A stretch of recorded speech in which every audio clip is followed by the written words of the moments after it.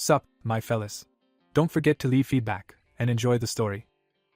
The last prince of the fallen kingdom of Brielle was looking for a way to end his miserable life. One day, someone appeared who would do it with a single swing of his sword. 10 years ago, Yuri, our protagonist, was mired in a quagmire of gambling. One evening, he was accused of cheating, which infuriated the proud aristocrat. Having hinted that the dogs had contacted the prince of the kingdom of Brielle, Yuri started a real fight with these people.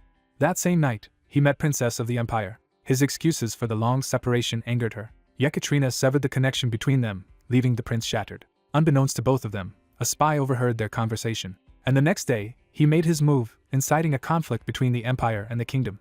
After the surprise invasion, the gate burned before Yuri's eyes. The war lasted for years, taking the lives of many. Due to the disappearance of the protagonist's father, the king, the knights of the empire began to gain the upper hand. Yuri could not accept that the Princess Yekaterina had leaked the kingdom's secrets. He wanted to believe he was mistaken, but after receiving a note of apology from her, he was completely defeated.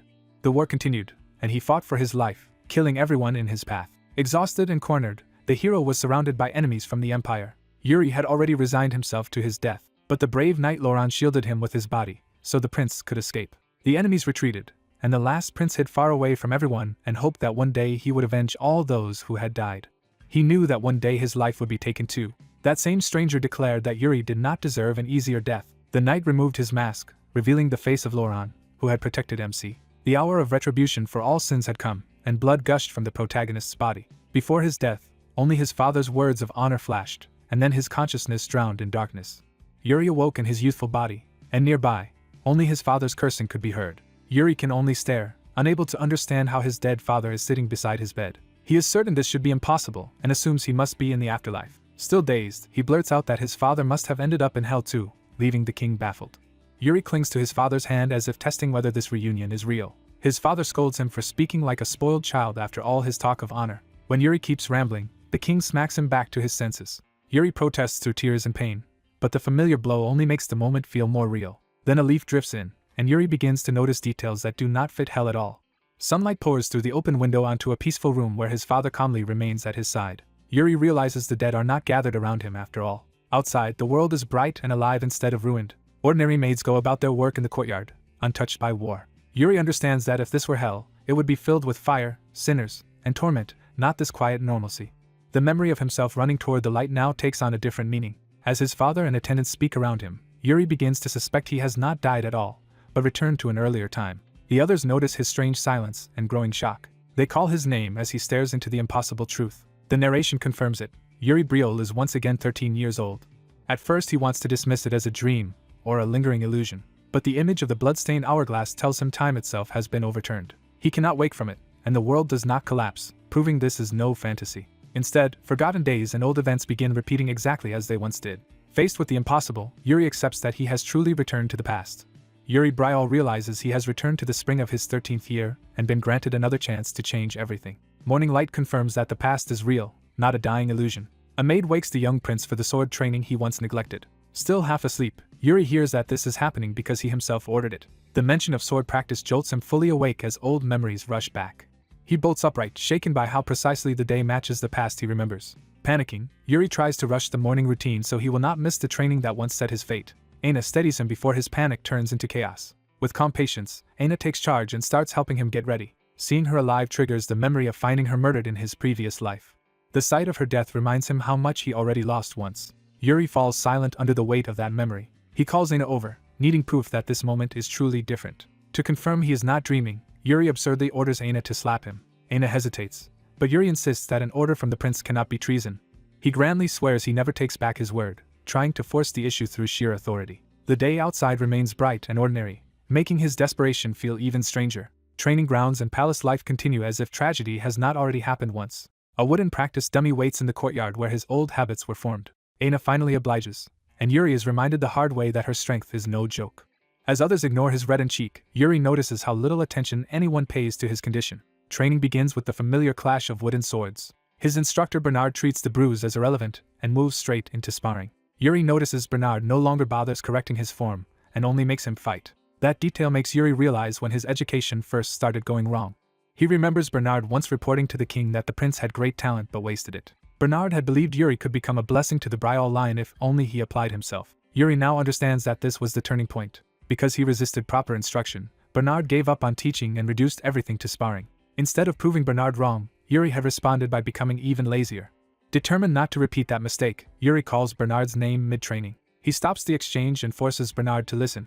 Yuri asks to be taught correctly from this day forward. He openly vows that this time he will truly give his all. Bernard is skeptical, but he recognizes the seriousness behind the prince's sudden change. Yuri answers with a strained smile, pretending confidence while bracing for what real training means. Bernard drops all restraint and reveals the terrifying skill that once earned him the name Sword Demon. He declares that if Yuri wants proper instruction, then the easy days are over. Bernard immediately begins real training by attacking with overwhelming force. Yuri instantly regrets asking, but it is too late to retreat. Bernard closes the distance so fast that Yuri can barely track him. Yuri remembers just in time that Bernard's true level is far beyond what a spoiled prince should face. The strike comes with killing precision despite being only practice. Bernard advances like a monster, making clear that his lessons are meant to break bad habits, not comfort students. Yuri recalls that Bernard had once been feared long before entering Brial's service. That fearsome reputation was the Sword Demon, and Yuri is now experiencing why. He realizes this is what genuine training under Bernard actually looks like. Even with the instincts he gained as a mercenary in his previous life, Yuri still gets knocked flat. Lying there exhausted, he measures the gap between his current body and his old experience. Even so, he judges the pain worthwhile because this kind of pressure will make him improve quickly. Bernard, meanwhile, is startled that Yuri managed to block every attack he launched. Before Yuri can recover, Aina arrives with urgent news. She orders him to stop training at once and come with her. The king has summoned Yuri immediately. When Yuri hears that Count Johannes has brought his son, he is instantly alarmed. He remembers that Johannes' son was the traitor who later opened the kingdom's gates to the empire. The name comes back to him with hatred, Got Barkvar. Yuri turns to Aina, already planning his next move. He demands to know where that future traitor is right now. The scene shifts to the royal dining hall where the nobles' children are gathered. At the king's table, the royal family and guests share a formal meal under careful observation. Others quietly note how much the third prince has changed. His improved physique is obvious enough to draw comment. The king dismisses the change as if Yuri must have eaten something strange, refusing to take it seriously. Count Johannes praises Yuri while subtly promoting his own son as the more sensible child.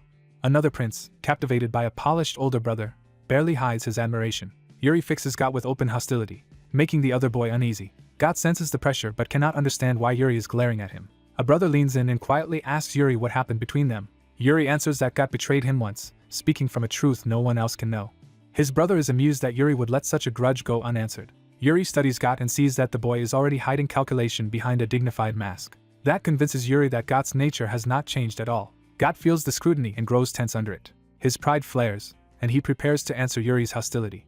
Yuri dismisses him inwardly and decides that this dangerous temper must be corrected early. Remembering the ruined kingdom, Yuri swears that the last life's disaster will not repeat itself. He recalls that he fought Got around this same age before, and wonders whether that petty clash helped shape the later betrayal. In that old memory, Yuri challenged Got after hearing he was decent with a sword. Yuri mocked the narrow-minded ideals of knights to provoke him.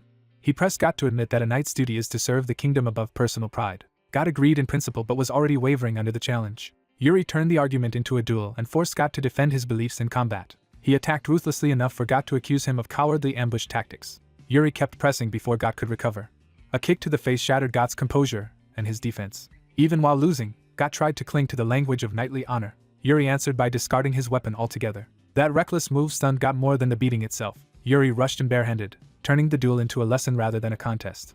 He knocked Got down decisively and stripped away the illusion of superiority. Got crashed to the ground, humiliated and furious. Yuri seized control of the moment before Got could recover his pride. Standing over him, Yuri accuses him of eventually selling his father's honor and the kingdom itself for information. He reminds Got that his father's title and respect exist because the kingdom grants them. Then he demands that Got think about what such status is actually for. Yuri says he understands the desperation to survive, but not the weakness of betraying the land that raised you. He resolves that under his watch no knight, including himself, will be allowed such feeble conviction. Yuri repeats the question in simpler terms, forcing Got to confront the source of his family's power. He leaves Got with a final lesson: understand the essence of every situation and reflect on it deeply. Got walks away shaken, carrying the humiliation and the warning with him. Back in the present, Yuri's brother praises the old fight and teases him for ever doubting the outcome. The brother cheerfully admits he absolutely expected Yuri to win. Yuri asks what kind of person his brother truly thinks he is. The answer is blunt: Yuri is known as the kingdom's worst troublemaker and gambler.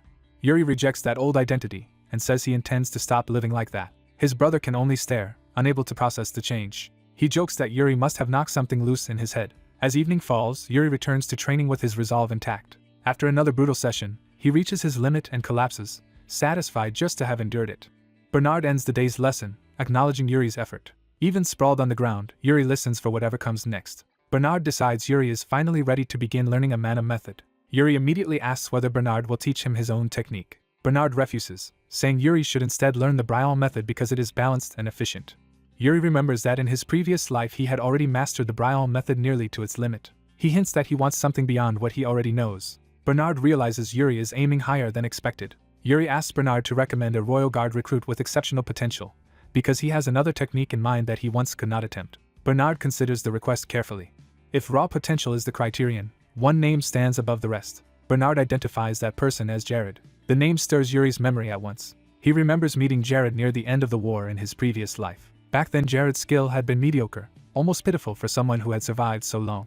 That weakness had frustrated Yuri because it concealed enormous natural talent. Jared himself had lamented that if he could start over, he would train properly, but by then his gifts were already wasted. When war finally came, both Yuri and Jared were fighting as dulled versions of what they could have been. Remembering that regret, Yuri decides he will not let the same waste happen again. He sets out at once to meet the knight Bernard recommended.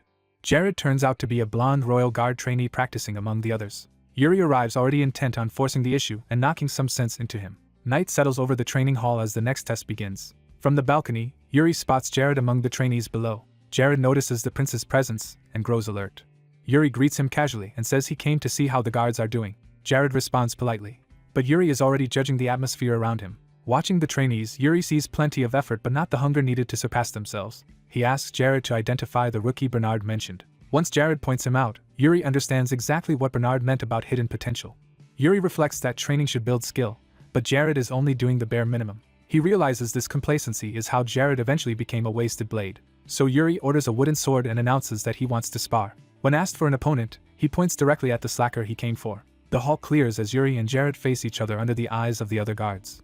The onlookers cheer the rookie on, treating the match like entertainment. Jared, already uneasy, is told that the prince has heard he possesses great potential. Yuri asks him to prove what kind of knight he really is. Caught off guard, Jared can only accept. As the duel is about to begin, Yuri steps forward, ready to drag Jared onto a different path. The young prince throws himself into the sparring match, eager to prove he can meet Jared's expectations. Jared receives the charge with calm confidence, showing no sign of being rattled. The prince's opening rush is stopped immediately by Jared's superior timing. Even as the exchange continues, the onlookers praise Jared's precision and urge the prince to endure. At first Jared seems merely impressed that the prince is holding up, but he quickly senses something unnatural in the rhythm. The prince keeps pressing from close range, forcing Jared to keep defending. Jared studies the clash more carefully as the prince refuses to break pace. He realizes the prince is maintaining an unnervingly perfect distance throughout the fight. The prince swings again, still matching Jared's movements instead of overcommitting. Jared understands that the prince has been deliberately syncing his pace to his own, and taunts him for turning the duel into a dull performance. As their wooden swords lock, the prince decides to stop playing along. He openly challenges Jared to fight seriously, and the clash instantly sharpens. Jared blocks the sudden escalation, and the prince acknowledges that Jared's reflexes are every bit as monstrous as expected. The prince launches a faster sweeping attack to break through Jared's guard. Jared slips around the pressure and repositions, still controlling the flow. Annoyed that his restraint is no longer enough, Jared admits he had been taking it easy. He answers with a heavier counterattack meant to overwhelm the prince outright. The prince barely holds, already knowing that a straightforward contest was never going to work. He reminds himself that even with memories from a past life, he cannot beat a veteran knight like Jared head-on. Still, he refuses to settle for losing cleanly. Jared senses a sudden shift and realizes the prince is about to try something unexpected. The prince darts in under Jared's guard, aiming not for victory but for a single decisive opening. He commits himself to landing at least one hit before the match ends. Using a reckless aerial maneuver, he twists his body into a surprise descending strike. Believing he has finally found the moment, the prince celebrates too early. The spectators are stunned that the prince's desperate attack actually seemed to work and cheer him on. The prince presses Jared, accusing him of still holding back, and Jared silently confirms that he has not shown everything. Even while dominating the exchange, Jared is unsettled by the feeling that the prince is somehow cornering him instead. Jared plants his footing and prepares to end the strange pressure decisively. He swings with far more force, no longer treating the bout lightly. The prince sees how close he came and readies one more gamble. Jared's patience snaps, and he decides to stop indulging the prince's tricks. The watching knights panic and shout at Jared as they realize he is going too far. Their alarm grows when Jared begins using a mana technique in a spar against the third prince. The prince is caught off guard by the sudden surge of blue power, while the others desperately try to call Jared back to his senses. Jared himself seems to wake up only after crossing the line. The cost of that moment is immediate, as the prince's hair is sliced away by the empowered strike. The prince realizes just how close he came to being seriously hurt. Jared, horrified, calls out to the prince at once. The spectators condemn Jared's recklessness and rush to check whether the prince is safe. The prince calms everyone down, insisting that injuries are part of sparring even as they point out he was actually cut. Instead of ending the match, he orders Jared to pick up his sword and continue. He refuses to let the duel stop just when it was becoming truly exciting. With that declaration, the prince attacks again and forces Jared back into the fight. Jared braces himself, now fully aware that the prince will not retreat. The prince unleashes a rapid sequence of attacks, driving Jared into constant defense. As he fights, Jared realizes the prince is unlike anyone he has ever faced. He sees that the prince is pushing himself beyond ordinary limits just to keep advancing. The prince goes even further, feeding on the pressure instead of breaking under it. Jared is forced into a tight guard as the prince's relentless offense keeps finding new angles. At close range, Jared understands that the prince is still accelerating despite already being at his limit. The two finally separate for a breath, both having been driven to the edge by the exchange. Jared is shaken by how fiercely his blood is stirring in response to this fight. He realizes he has never felt this kind of exhilaration even against stronger opponents. The prince meets his next strike head-on without flinching. Jared cannot reconcile that intensity with the prince's youth and weakness. He shifts his footing for one final answer. The prince commits to a finishing blow of his own. Jared feels something rising inside him as the prince's attack finally breaks through and lands. Jared curses as the prince succeeds in drawing blood. He tightens his grip and answers on instinct with a crushing counter. Jared's empowered downward strike smashes through the prince's defense. The prince's wooden sword splinters under the impact. The broken weapon flies apart, ending the duel by force. Jared's final swing carries through as the prince is left disarmed.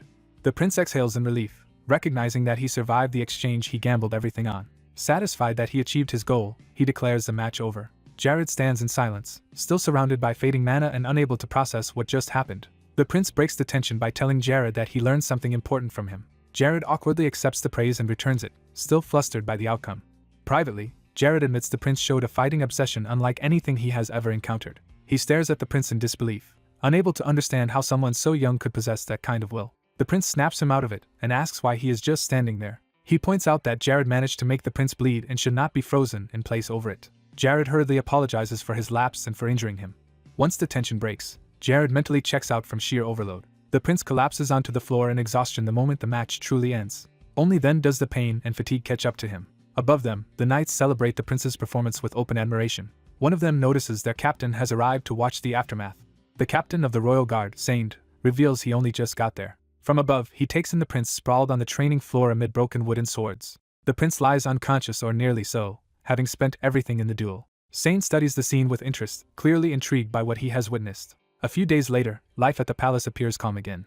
Jared walks through the palace grounds after the incident. He is suddenly addressed and turns in surprise. He finds the third prince waiting for him in full formal dress. The prince greets him with a knowing smile. Without explanation, the prince orders Jared to come with him somewhere that day, brushing aside Jared's wish to keep training.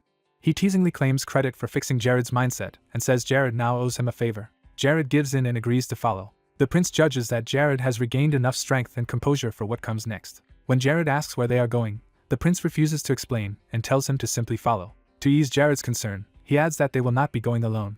Jared asks who else is coming. The prince calls out to someone nearby. The person who answers is Fernando, the court mage. The prince asks Fernando to assist him on an errand. Fernando tries to decline because he has other business. The prince instantly offers to pay off Fernando's gambling debt. Fernando is stunned that the prince knows exactly how to buy his cooperation. The prince confirms he is serious and reminds Fernando that he still owes him from before. Fernando asks whether the prince has ever lied to him, then undercuts the point by admitting that most of their dealings happened in a gambling den. The prince cheerfully pretends that still counts as trustworthiness. Fernando dryly points out that he has never seen the prince anywhere except that den, making the claim far less convincing. Even so, the prince repeats his promise and leads both men away. Fernando decides that if the debt will truly be cleared, he is willing to hear the rest. He abruptly produces a contract and demands the prince sign it first. The prince is momentarily speechless at Fernando's shamelessness. Fernando mocks how little the title of third prince seems to be worth if his promise alone cannot be trusted. The prince turns to Jared and insists that Jared act as witness to his word instead. He frames Jared as the guarantor of the promise, leaving Jared no room to refuse. Fernando accepts that arrangement and joins them with a grin. He then asks where a prince would need both a knight and a mage for. The answer shocks them both. The prince is taking them to Sword Mountain. The prince's expression hardens as he finally reveals his true objective. He declares that they are going to loot the ancestors' dungeon. The three descend through a hidden underground passage beneath the palace. Jared is astonished to learn that such a route even exists under the royal residence. As they advance through the old tunnel, he asks what lies at the end. The prince explains that it leads to Sword Mountain, the place tied to the legend of Brial's progenitor. He confirms that the legend is real. He recalls that in his past life, after Brial fell to the Empire, a dungeon was discovered inside Sword Mountain. That discovery revealed the progenitor's legacy and caused a major upheaval. Because this hidden route had only been meant as an escape path, Brial lost the chance to claim that legacy before the Empire did. This time, the prince vows not to repeat the life in which he only ran away, but to move forward and seize what was lost. He resolves to see with his own eyes what inheritance his ancestor left behind. The tunnel finally opens into a dense forest. The prince pushes open the concealed exit and steps outside first. Jared and Fernando follow him into the wilderness beyond the hidden door. Fernando assumes the rest of the trip to Sword Mountain should be straightforward and asks for confirmation. Instead, he questions where the prince even got the artifact key that opened the hidden door, since such an item should not have been easy to find. The prince remembers that in his past life the key had been hidden in the study, and that ignorance about it once cost him dearly. But he refuses to explain himself. As they move deeper into the forest, Fernando carelessly brushes against the razor-edged plants and gets cut. The prince warns him that the vegetation itself is dangerous and orders both men to stay close and avoid getting hurt. He takes the lead, clearing the way through the overgrowth. Fernando quietly turns to Jared with a private concern. He asks whether the prince has been acting strangely lately, because his behavior feels increasingly bizarre. Before Jared can answer properly, the prince impatiently calls them forward, and Fernando notes that at least the prince's temper remains familiar. The prince suddenly senses something ahead and stops. He orders Jared and Fernando to wait where they are. After scouting ahead, he reports that a pack of dire wolves is nearby. He warns that they hunt in groups, meaning there could be many more than the few already seen. When asked how he knows that, he casually claims he read it in a book.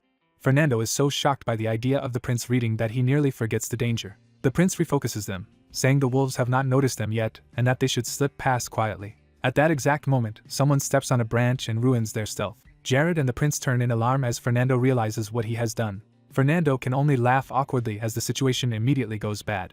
A white-haired mage casually apologizes as a dire wolf lunges, showing he can end the threat without fear. Jared panics and calls for Sir Hernando as the attack seems about to land. A sudden arc of power cuts through the charge before it reaches them. The dire wolf is struck down mid-leap and dies instantly. Hernando lowers his guard only after confirming the beast has been cleanly killed. The prince praises Jared for recognizing the direwolf's coarse fur and using the right mana technique, but warns that the real danger is still ahead. Their skirmish has drawn the attention of the pack's alpha. A howl summons the rest of the dire wolves to surround them. Hernando steps forward alone as the wolves close in around the prince and Jared. He orders the other two to stay behind him while he holds the line. The pack bares its teeth and prepares to overwhelm him from multiple sides. Two direwolves leap at once, trying to crush him with numbers. Hernando steels himself and commits to meeting them head-on. He answers with a decisive blue flame slash that tears through the assault. The white-haired mage notes that Hernando fights exactly as expected of a royal guard of Brial. But even while acknowledging his skill, he judges that Hernando still falls short against what is coming. Hernando begins to strain under the pressure of the continuing fight. The prince calls Hernando's name, signaling that he has made a decision. The mage reminds Hernando that the king trusts his abilities and pushes him to prove worthy of that faith. He openly suggests that Hernando should use his full strength as a battle mage. Hernando is caught off guard by the sudden lecture even as he blocks another wolf at close range. At the same moment, a fire spell erupts beneath the battlefield and changes the flow of combat. Hernando uses the opening to drive his blade through a direwolf's head. He kicks away from the kill to escape the blast zone. The fire detonates through the pack, wiping out the immediate threat. Later, as they near Brial, Hernando reflects that he expected direwolves but not other monsters on the road. The prince agrees the journey was delayed by those attacks, but says they have finally reached their destination. He reveals that the place before them is the peak of Sword Mountain. Hernando doubts the location because there is no visible relic or sign of anything important. The prince insists this barren summit is exactly where they were meant to come. Even so, he admits something should have been visible by now. Then he spots a tiny red glint hidden in the ground and realizes he has found the clue. He rushes over and orders Hernando to help pull it free. The mage complains theatrically that injuring a mage's hands would be disgraceful, leaving the labor to Hernando. For a brief moment the mountain is quiet, as if holding its breath.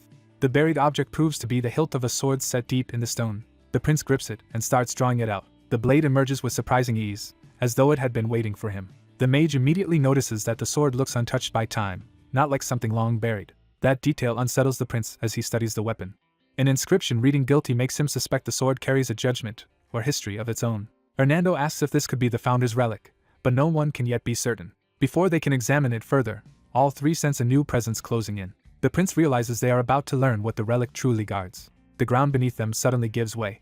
All three plunge into the collapsing mountain together. A shaft of light opens below them as the hidden chamber is revealed. They crash into an ancient underground corridor lit by enormous blue crystals. The prince lands hard but remains conscious. Hernando ends up sprawled on the floor with the prince on top of him, both shaken by the fall.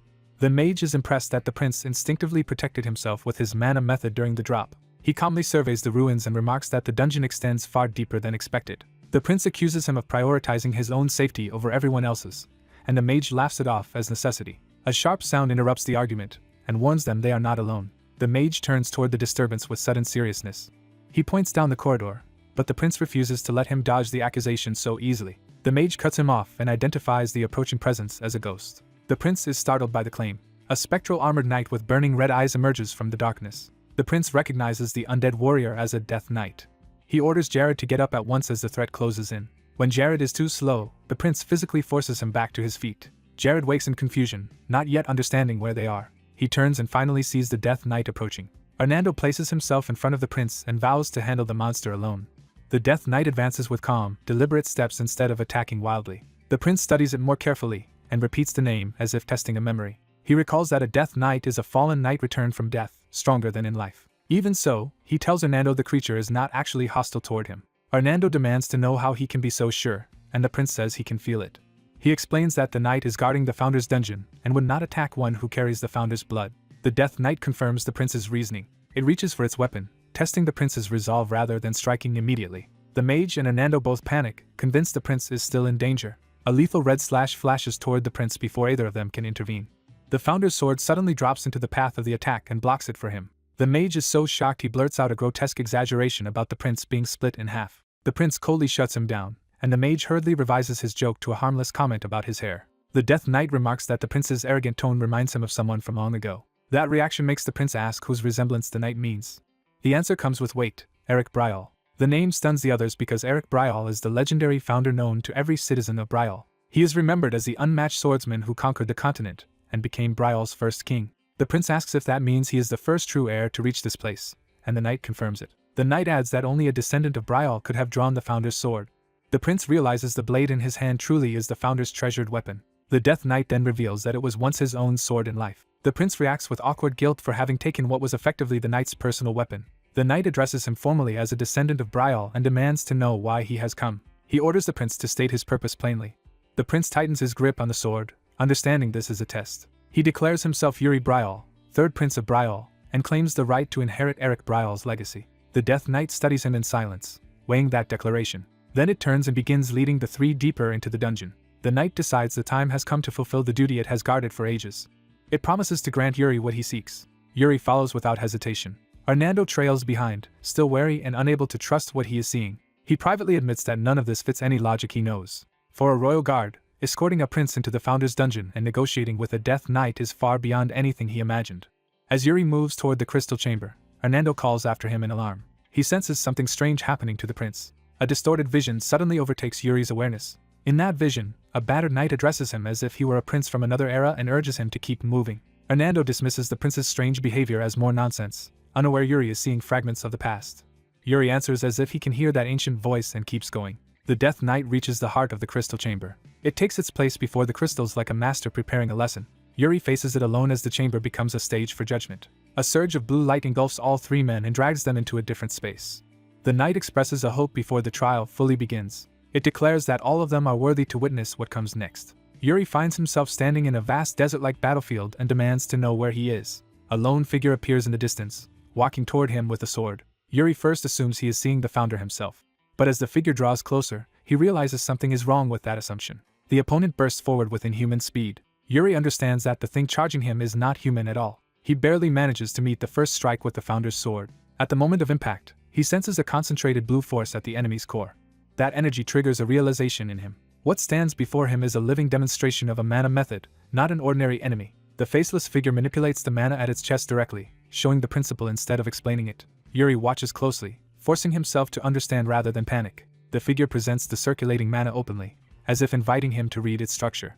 It channels that mana into the sword until the blade ignites with blue power. Yuri realizes the founder is showing him how mana itself is operated. The figure gestures for him to imitate it immediately. Yuri protests that being told to copy a mana method in the middle of combat is absurd. Even while complaining, he recognizes that his ancestors' training style is completely unhinged.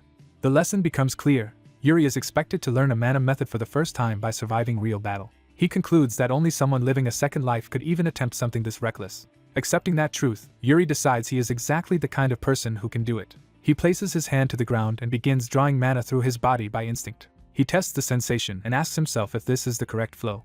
The faceless teacher snaps his attention back before he can hesitate. Since Yuri still does not fully understand the process, he chooses to learn by action instead of theory. He commits to the fight and stops overthinking. Yuri resolves that he must become stronger no matter what it takes. He remembers the future he is trying to prevent. The Empire will soon invade Bryal.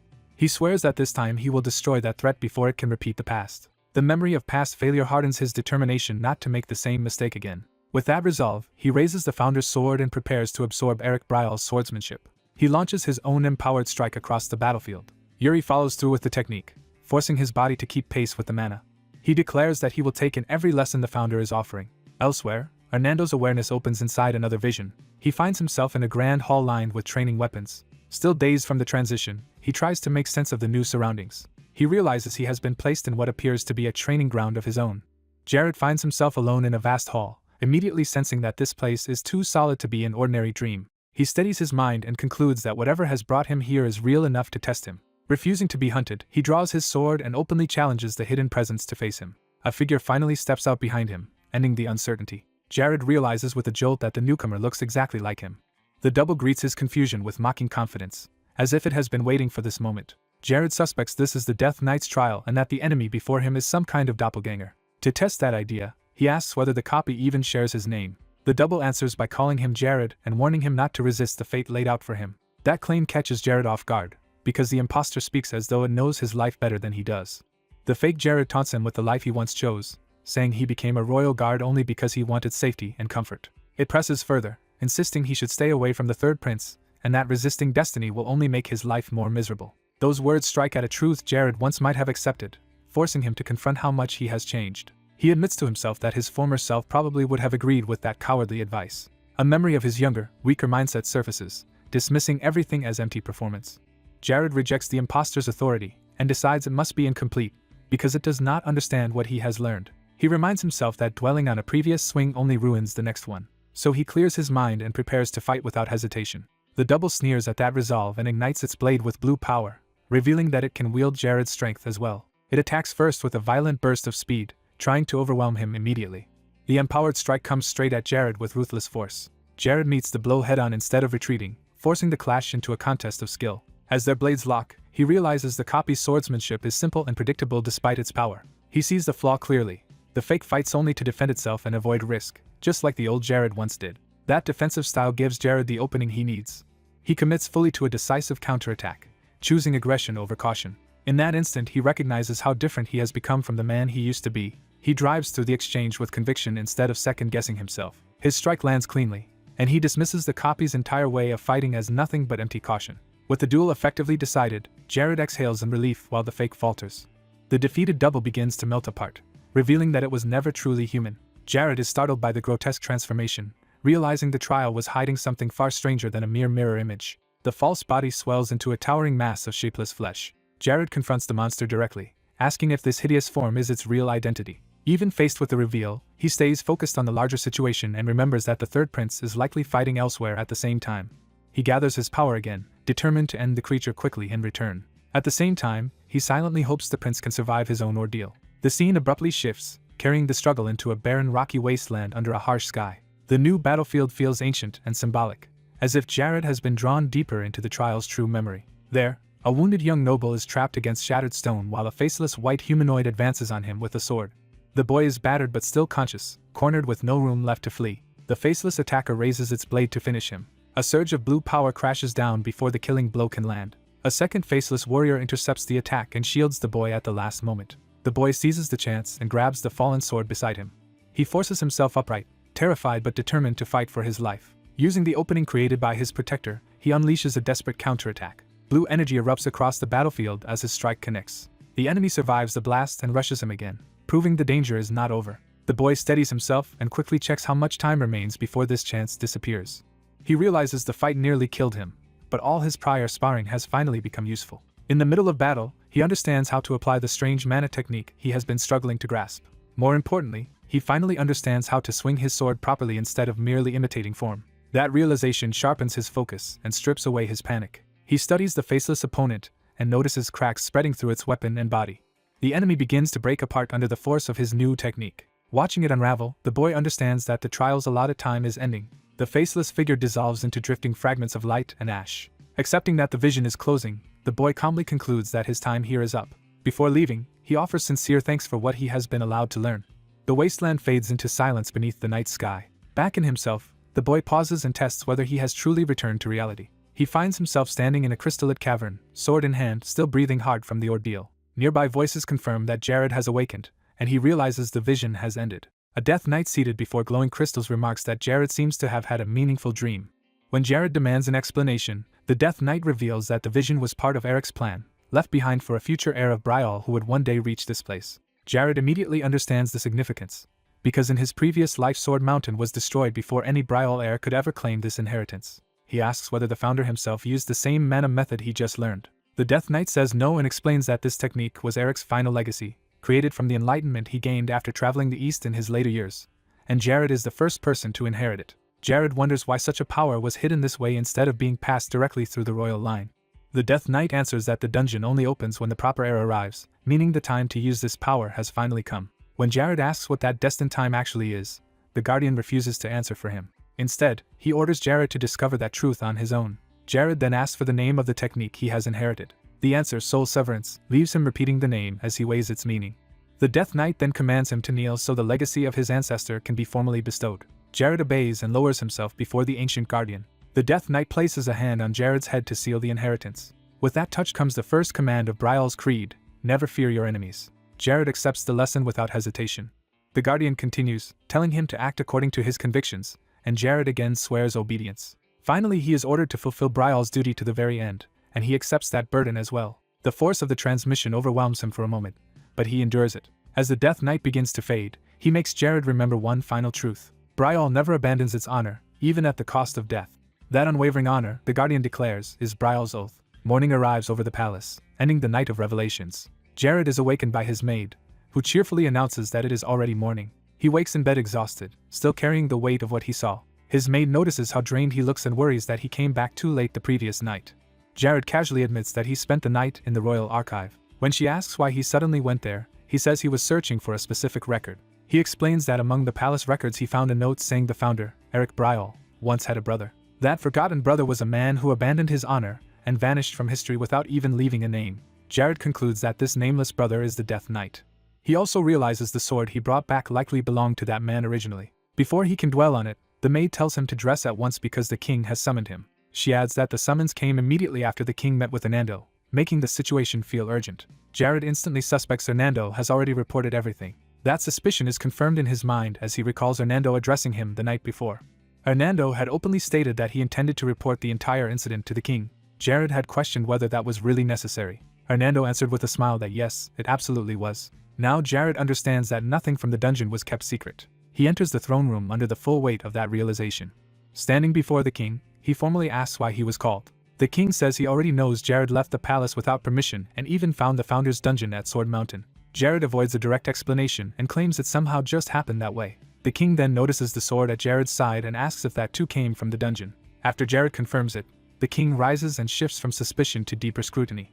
He says he has heard that Jared has changed greatly. The king lists the people who have noticed it, from Jared's maid to Bernard, Saint, and now even Hernando. Then, placing a hand on Jared's head like a father testing a son, he demands to know what caused this transformation. Jared hesitates, knowing the truth is dangerous to reveal. His hand tightens around the sword as he searches for an answer that is honest without exposing too much.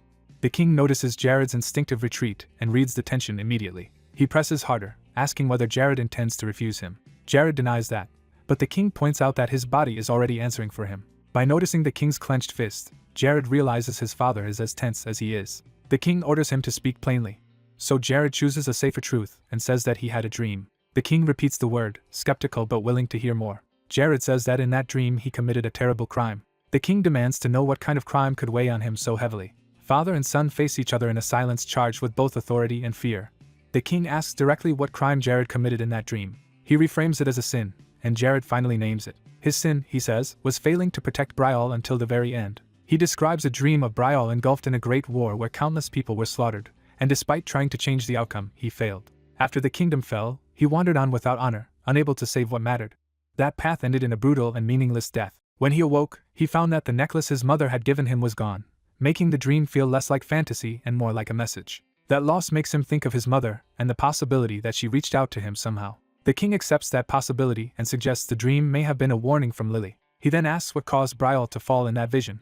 Jared nearly says too much. He stops himself, realizing it is too early to mention the Empire when the future is still changing and that invasion may yet be prevented. So he answers carefully that he could not identify the invading army. The king appears to accept that answer, at least for now. He says that whether the dream was a nightmare or Lily's warning, he is relieved to see Jared improving. Jared privately questions whether improvement is really what is happening to him. He thinks of his efforts not as growth but as repentance for the sins of the life he remembers. Before the conversation ends, the king says there is one more matter to settle. He tells Jared to bring his sword. The focus shifts fully to Fiori Brial, the king himself. Fiori is remembered as a prodigy who mastered the sword almost from the moment he could walk and carved his name into history through unmatched martial talent. At this point in time, Jared knows his father is already counted among the continent's strongest warriors. More than that, Fiori stands as the single greatest sword master on the continent. When Jared enters his father's personal training hall, he realizes he has never been invited into this place before. Fiori reveals why he called him there by saying he had believed none of his sons possessed any real talent for swordsmanship. Yuri bluntly declares that he believes he has real talent. His father seizes on that confidence and challenges what Yuri even means by talent. To press the point, the father draws his sword and turns the conversation into a test. With a blade held before him, Yuri is forced to define what makes a swordsman exceptional. His father lists the usual answers like strength, speed, reflexes, and even wisdom, only to question whether any of them are enough. He continues building the argument, making Yuri confront the limits of ordinary skill. The father asks whether possessing every admirable trait would truly make someone a great swordsman. His own answer is immediate and absolute: it would not. Yuri is left startled as the lesson turns more serious than he expected. His father says the decisive quality is something that lets a person break past their natural limits. He narrows that idea further into a force stronger than fear and stronger than duty. As he speaks, a dangerous intensity rises from him and Yuri senses the mood shift. Yuri abruptly realizes this is no longer just a calm lecture. He recognizes that his father's aura has changed into something ominous and oppressive. Even while controlling that pressure, the father admits the idea is hard to explain directly. He settles on calling it a swordsman's calling rather than mere talent. That word hits Yuri hard and leaves him searching for meaning. He tightens his grip on his sword as he tries to process the lesson. Yuri wonders if this calling is simply another name for fate. His father refuses to give a simple answer and leaves the question unresolved. Yuri falls silent and turns inward. He remembers that in his previous life he had never been meant to walk the path of the sword. That memory makes him question whether this life might be different. As the thought deepens, the scene around him begins to slip toward another reality. His father's voice presses him with a harsher question about whether he truly belongs to the sword. The challenge becomes existential. If he faced death in the distant future, would he still be holding a sword then? Yuri admits that he cannot honestly say yes. He confesses that he feels no such irresistible pull toward the blade. That answer twists his father into a monstrous presence in Yuri's perception. Terrified, Yuri can barely recognize the figure before him as his father. The vision overwhelms him with countless predatory eyes and the sense of impending ruin. He can only gasp as the nightmare takes hold. Then desperate voices break through, urging Prince Yuri to flee. The cries multiply into pleas for rescue from people dying around him. A burning eye and a shouted title drag him fully into a memory of catastrophe. He finds himself in a future where Brial is engulfed in flames. In that memory, armored soldiers trample the fallen amid the destruction. The invaders butcher Brial's people without mercy. Yuri appears there as the armored prince standing in the inferno. He is stunned to realize he is seeing Brial's destruction firsthand again. He looks around in disbelief at the city burning before him. The enemy identifies him as the third prince, and the kingdom's last surviving heir. Imperial soldiers close in once they recognize their target. Yuri sees the invading empire massed beyond the flames and understands the scale of the siege. He begins to grasp that he has somehow returned to that doomed moment. Looking at his armored hand, he realizes he is back in the body of the prince during Brial's fall. The truth settles in. This is the day Brial was under siege. The city's landmarks burn exactly as he remembers. He is shaken by how real the scene feels. The enemy attacks, determined to kill Brial's prince where he stands. Yuri forces himself to respond instead of freezing. He meets the first assault head-on and clashes blades with the attackers. The strain of battle and memory bears down on him at once. He cuts one enemy down in a desperate counter. A loyal retainer begs him to flee while the defenders hold the line. Others echo the plea, insisting that the prince must survive even if they die. The defenders continue throwing themselves into the enemy to buy him time. Their bodies fall at Yuri's feet as the last stand collapses. For a moment he wonders if this horror is only a dream, but the blood and fire say otherwise. He is forced to confront the possibility that Brial may truly be doomed in the end. His sword lowers toward the ground as despair threatens to overtake him. He admits to himself that he cannot stop the disaster. Even so, he stands again before the enemy amid the corpses and flames. He draws on his sword with renewed resolve. More imperial soldiers rush him with spears and blades. Remembering an oath, he refuses to let fear rule him. A stern inner voice urges him to act according to what he truly believes. That conviction becomes a command to carry Brial's duty to the very end. Yuri answers by unleashing a powerful blue sword strike. The slash tears through the attackers and drives them back. He follows through, cutting down another soldier in one motion. Bloodied but steady, he keeps fighting despite the cost. A spear shoots toward him before he can recover. He blocks the thrust with his armored arm and sword, barely holding the line. He twists the enemy's weapon aside and creates an opening. The attacker dies on Yuri's blade. Yuri remains standing over the fallen, exhausted but unbroken. He struggles for breath as the battlefield closes in again. The enemy commander declares him a dead man walking and demands surrender. Yuri thinks of Brial's people and refuses to betray the meaning of their sacrifice. He raises his sword and resolves not to discard their honor even in the face of death. That resolve becomes action as he launches himself back into battle. He hurls himself over the enemy ranks, carrying Brial's duty to the very end. The vision suddenly breaks and the burning future vanishes. Back in the training hall, Yuri repeats the final words of that vow as if they still echo inside him. His father grabs his shoulder and calls to him, trying to pull him back to the present. Yuri snaps out of it in shock, still hearing his father's voice from both realities. His father urgently explains that an army was what Yuri thought he saw. Yuri blurts out that it was the Black Army, revealing how vivid the vision felt. His father calms him and insists that what he witnessed was only an illusion. Yuri looks down at his sword and steadies himself, but inwardly he questions whether something that real can be dismissed so easily. His father watches him in silence, reading the change in him. At last the father admits that his earlier judgment was mistaken. He tells Yuri that he will indeed wield the sword. Yuri is too surprised to answer immediately. Then relief and confidence return to his face. He accepts the decision at once and without hesitation. His father studies him with a grave expression that Yuri does not understand. Yuri notices that look and jokes to himself that the man seems to expect his death. He reaches toward his father, trying to ease the tension. With forced cheer, Yuri tells him not to worry so much. He boasts that his own brilliance will take care of things. That finally draws a small, weary laugh from his father. The father lifts a hand as if to answer, but the scene shifts away. Outside in the training yard, a wooden practice dummy marks the start of a new exchange. The setting opens into the castle grounds where Yuri's training continues. A swordsman named Bernard turns at Yuri's approach. Yuri addresses him with princely formality. He asks whose handiwork left the bruise on his head and learns it was his father's. Bernard remarks that the king must have trained him more harshly than usual, but warns that today's session will still be strict. Yuri accepts that without complaint. Privately, he realizes Bernard remained in Brial because of a promise connected to his father, so he directly confirms that Bernard stayed only on the condition that he could duel the king. Yuri then asks whether Bernard would remain even without that duel if he personally requested it. Bernard's interest sharpens at the unexpected proposal, but he immediately refuses, blunt enough to irritate Yuri. His amused smile shows he is enjoying the prince's reaction. Still, he admits that Yuri's wish for him to stay has meaning. He says he could be persuaded if Yuri offers something truly convincing instead. The price he names is the swordsmanship of Yuri's ancestor Eric Brial. More specifically, Bernard wants the founding king's sword technique. Yuri admits that the request genuinely interests him as well, but he refuses to promise it lightly, noting to himself that such a demand suits someone called the Sword Demon. Bernard dismisses Yuri's hesitation and says mastery is unnecessary for the bargain. Yuri answers that his refusal is not about lacking mastery, but because teaching it would not truly help Bernard. He explains that the technique is inseparable from a mana method. Bernard is intrigued because he has never heard of a sword art structured that way. Yuri gathers his thoughts before clarifying further. He says that without the mana method Bernard would receive only half of the technique, making it incomplete.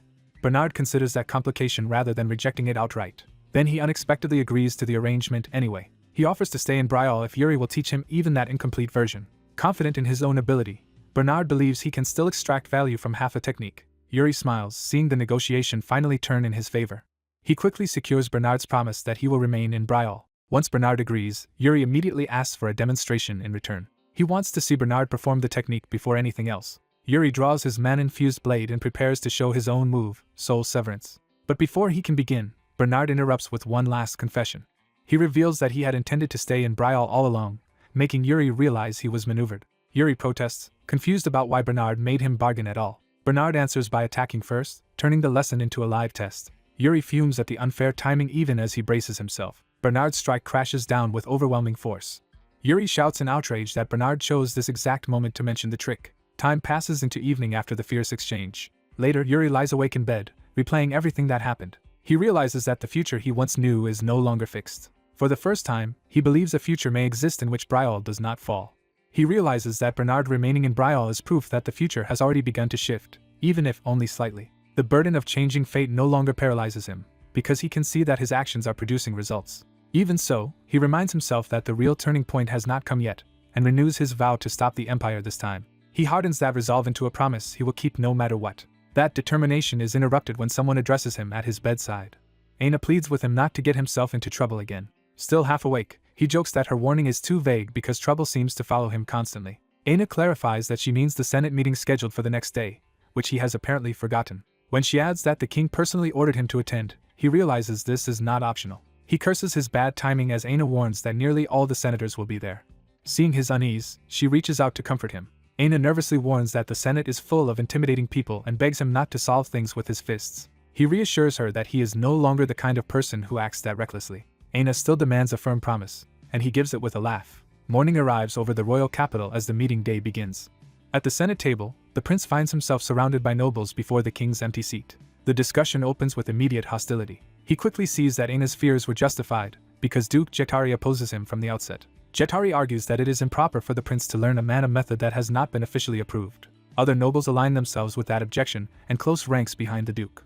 To the prince, the meeting already feels less like governance and more like a coordinated attack. He concludes that the Senate has become a place where the king's authority is openly challenged, which explains why his father avoided these sessions. Jetari presses further, insisting the prince should study the Brial method instead of the founder's method. Another noble counters that calling the founder's legacy unapproved is absurd, since the founding king himself left it behind. Jetari twists that defense into a challenge of the prince's judgment, and tries to frame dissent as disloyalty. He then softens his tone, and pretends his objections come only from concern for the prince's safety. The prince answers with sarcasm, noting how touched he is that an entire Senate meeting was convened over his training. Privately, he remembers that Jetari later betrayed Brial and submitted to the empire the moment the kingdom fell, so he dismisses the duke's concern as worthless. Jetari tries to strengthen his case by calling on Captain Saint of the Royal Guard. Put on the spot, Saint hesitates under the pressure of the room. He admits he cannot reach a firm conclusion yet. Saint explains that every mana method has advantages and drawbacks, and that their effects differ from person to person. Jetari immediately seizes on that uncertainty and recasts it as proof that the founder's method is too dangerous. He pushes for the method to be discarded altogether. Another noble tries to correct that distortion and point out what Saint actually meant. But Jetari's faction drowns him out and reduces the issue to protecting the prince from harm. Several senators stay silent, unwilling to confront the duke directly. Watching the room tilt against him, the prince realizes the situation is turning bad. He knows he is losing control of the discussion. As more voices side with Jetari, he sees that the duke has gained the upper hand. He considers arguing that a recently learned mana method can still be changed. But he knows that after the battle inside the founder's illusion, soul severance has already rooted itself in his core, making that impossible. Since he cannot reveal that secret, he struggles to find a believable answer. Before he can speak, someone else decides to intervene. The prince is startled when a new voice claims his explanation already sounds convincing enough. The interruption shocks the room. A man casually asks for permission to speak. He introduces a different angle by asking how many of the assembled nobles have ever actually fought an orc. The question unsettles the military men at the table. Even the nobles who had been speaking confidently are caught off guard. Jetari demands to know who this insolent speaker is, and what right he has to be there. The stranger rises without any sign of intimidation. He identifies himself as Calcio Arantia, a free baron. That only provokes more outrage, because a mere free baron should not be attending a Senate meeting. Calcio shrugs off the insult, and says he came only because Count Sitter requested it. The mention of Sitter instantly changes the prince's attention. He recognizes the name at once. Calcio reminds the room that Sitter is the frontier lord who spent his life guarding Brial's border and earned a reputation as a true soldier. That makes his sudden decision to send a representative to the Senate deeply unusual. A noble demands to know why Sitter would bother sending Calcio at all. Calcio answers that seeing high-ranking nobles waste time on palace politics finally made him understand why Sitter sent him. He argues that on the battlefield the name of a mana method matters far less than the person wielding it. Then he turns the question back to the prince and asks for his own view. The prince declares that as a prince of Brial, he sees nothing controversial about mastering the founder's method and will do so regardless of objections. He adds that if the prince who bears Brial's sword has chosen to follow the founder's will, that should settle the matter. Calcio then asks why people with no real stake in battle are making such a fuss. He bluntly says that such complaints usually come from people who have never drawn a sword. Jetari rebukes him for speaking so recklessly. Calcio apologizes with biting sarcasm, saying that years of fighting orcs on the frontier have left him with little courtly polish. He repeats his challenge and asks again how many in the room have truly fought orcs. Then he asks whether those monsters care in the slightest which mana method their enemies use. One noble tries to concede the point while still insisting the prince is too young to choose correctly. The prince cuts in and asks whether that logic means they would abandon and rewrite the kingdom's mana method every time a ruler made a mistake. He points out that such a reversal is impossible anyway. Calcio notes that the prince clearly has no intention of yielding and mockingly asks whether the nobles plan to rip the method out of his core by force. That suggestion shocks them, and their protest only exposes how empty their position is. Calcio presses the prince to admit that this whole gathering is doing nothing but burdening him. He openly mocks the capital's nobles for having enough leisure to torment a boy while pretending it is governance. Jatari explodes at the insult, and tries to defend the frontier situation by claiming things have been quiet lately despite the funding sent there. Calcio tears that claim apart, asking whether quiet only counts if hundreds are dying each day, and accuses them of ignoring the daily reports from the border. He reveals that even on the day he left for the capital, 4 soldiers died. He makes the cost personal by saying he had to cover his friend's corpse with a shroud after sharing breakfast with him that same morning. Calcio reminds them that orcs do not rest and live only for slaughter. The room falls into uneasy silence as his words land. The prince seizes on the opening and starts thinking beyond the mana dispute. He recalls that there is also a border crisis involving the Klein Duchy. He connects the reports and remembers that while Brial and Klein were clashing, orcs exploited the chaos to cross the border and devastate the region. When he asks whether the orcs' movements have changed, Calcio confirms they have become far more ominous than usual. The prince immediately asks what Klein has been doing. He points out that Klein's army should also be stationed along that border. Calcio admits that Klein's border forces suddenly withdrew. As a result, the border towns were destroyed and many civilians were either killed or dragged away as slaves. The prince realizes the timing is too exact to be coincidence, and starts suspecting a deeper scheme. His thoughts jump to the duke's troublesome third son as a likely source of the chaos. That possibility visibly unsettles the nobles who had been pushing the meeting. The prince keeps his suspicions to himself and thinks through the implications. He abruptly ends the meeting, declaring that enough has been said for one day. Jatari tries to object, but the prince no longer entertains him. He says that instead of wasting time debating his mana method, the Senate should be discussing urgent threats. He names Klein and the Orc crisis as the matters that actually deserve attention. With that final rebuke, he leaves the room and tells them to stop obsessing over a teenage boy. By evening, the focus shifts away from the palace to a quieter corner of the capital. Elsewhere, a scarred man receives word through a crystal ball that the third prince was the one who disrupted the Senate. Calcio reports that rumors say the prince has changed completely and asks what should be done. He repeats the prince's sharp question about Klein's army, showing how perceptive the boy was. That answer seems to amuse the man listening. Calcio admits the prince had a striking look in his eyes. The man decides the third prince is worth investigating and orders Calcio to look into him further. Calcio notes that little is known about the prince so far and asks whether he should dig deeper. He is told to do so if necessary, and the exchange ends.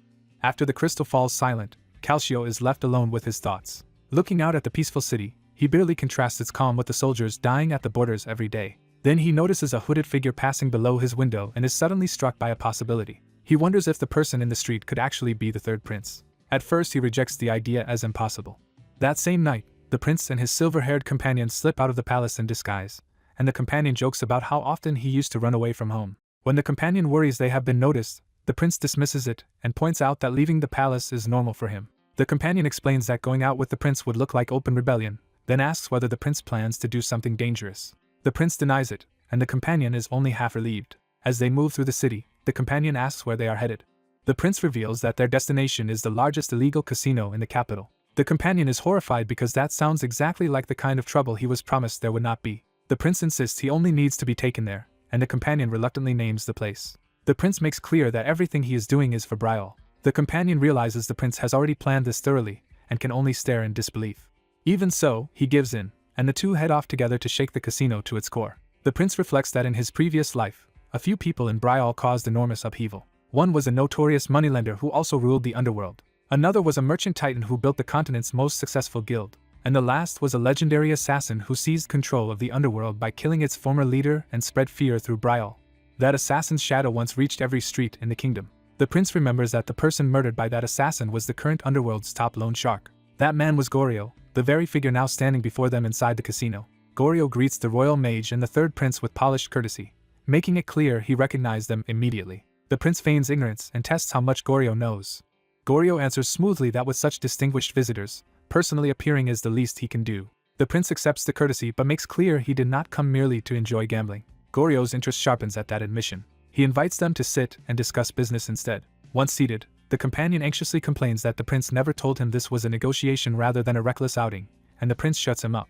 Goryo quickly guesses that if the prince did not come to gamble, then he must have come to borrow money. The prince confirms it and says he intends to invest whatever he borrows, which leads Goryo to suspect he wants to build a private fund outside official channels. When Goryo starts probing for the prince's larger ambitions, the prince cuts him off before he can pry too far. He reminds Goryo that interrogation is not part of a lender's role. Goryo immediately backs down and apologizes for overstepping.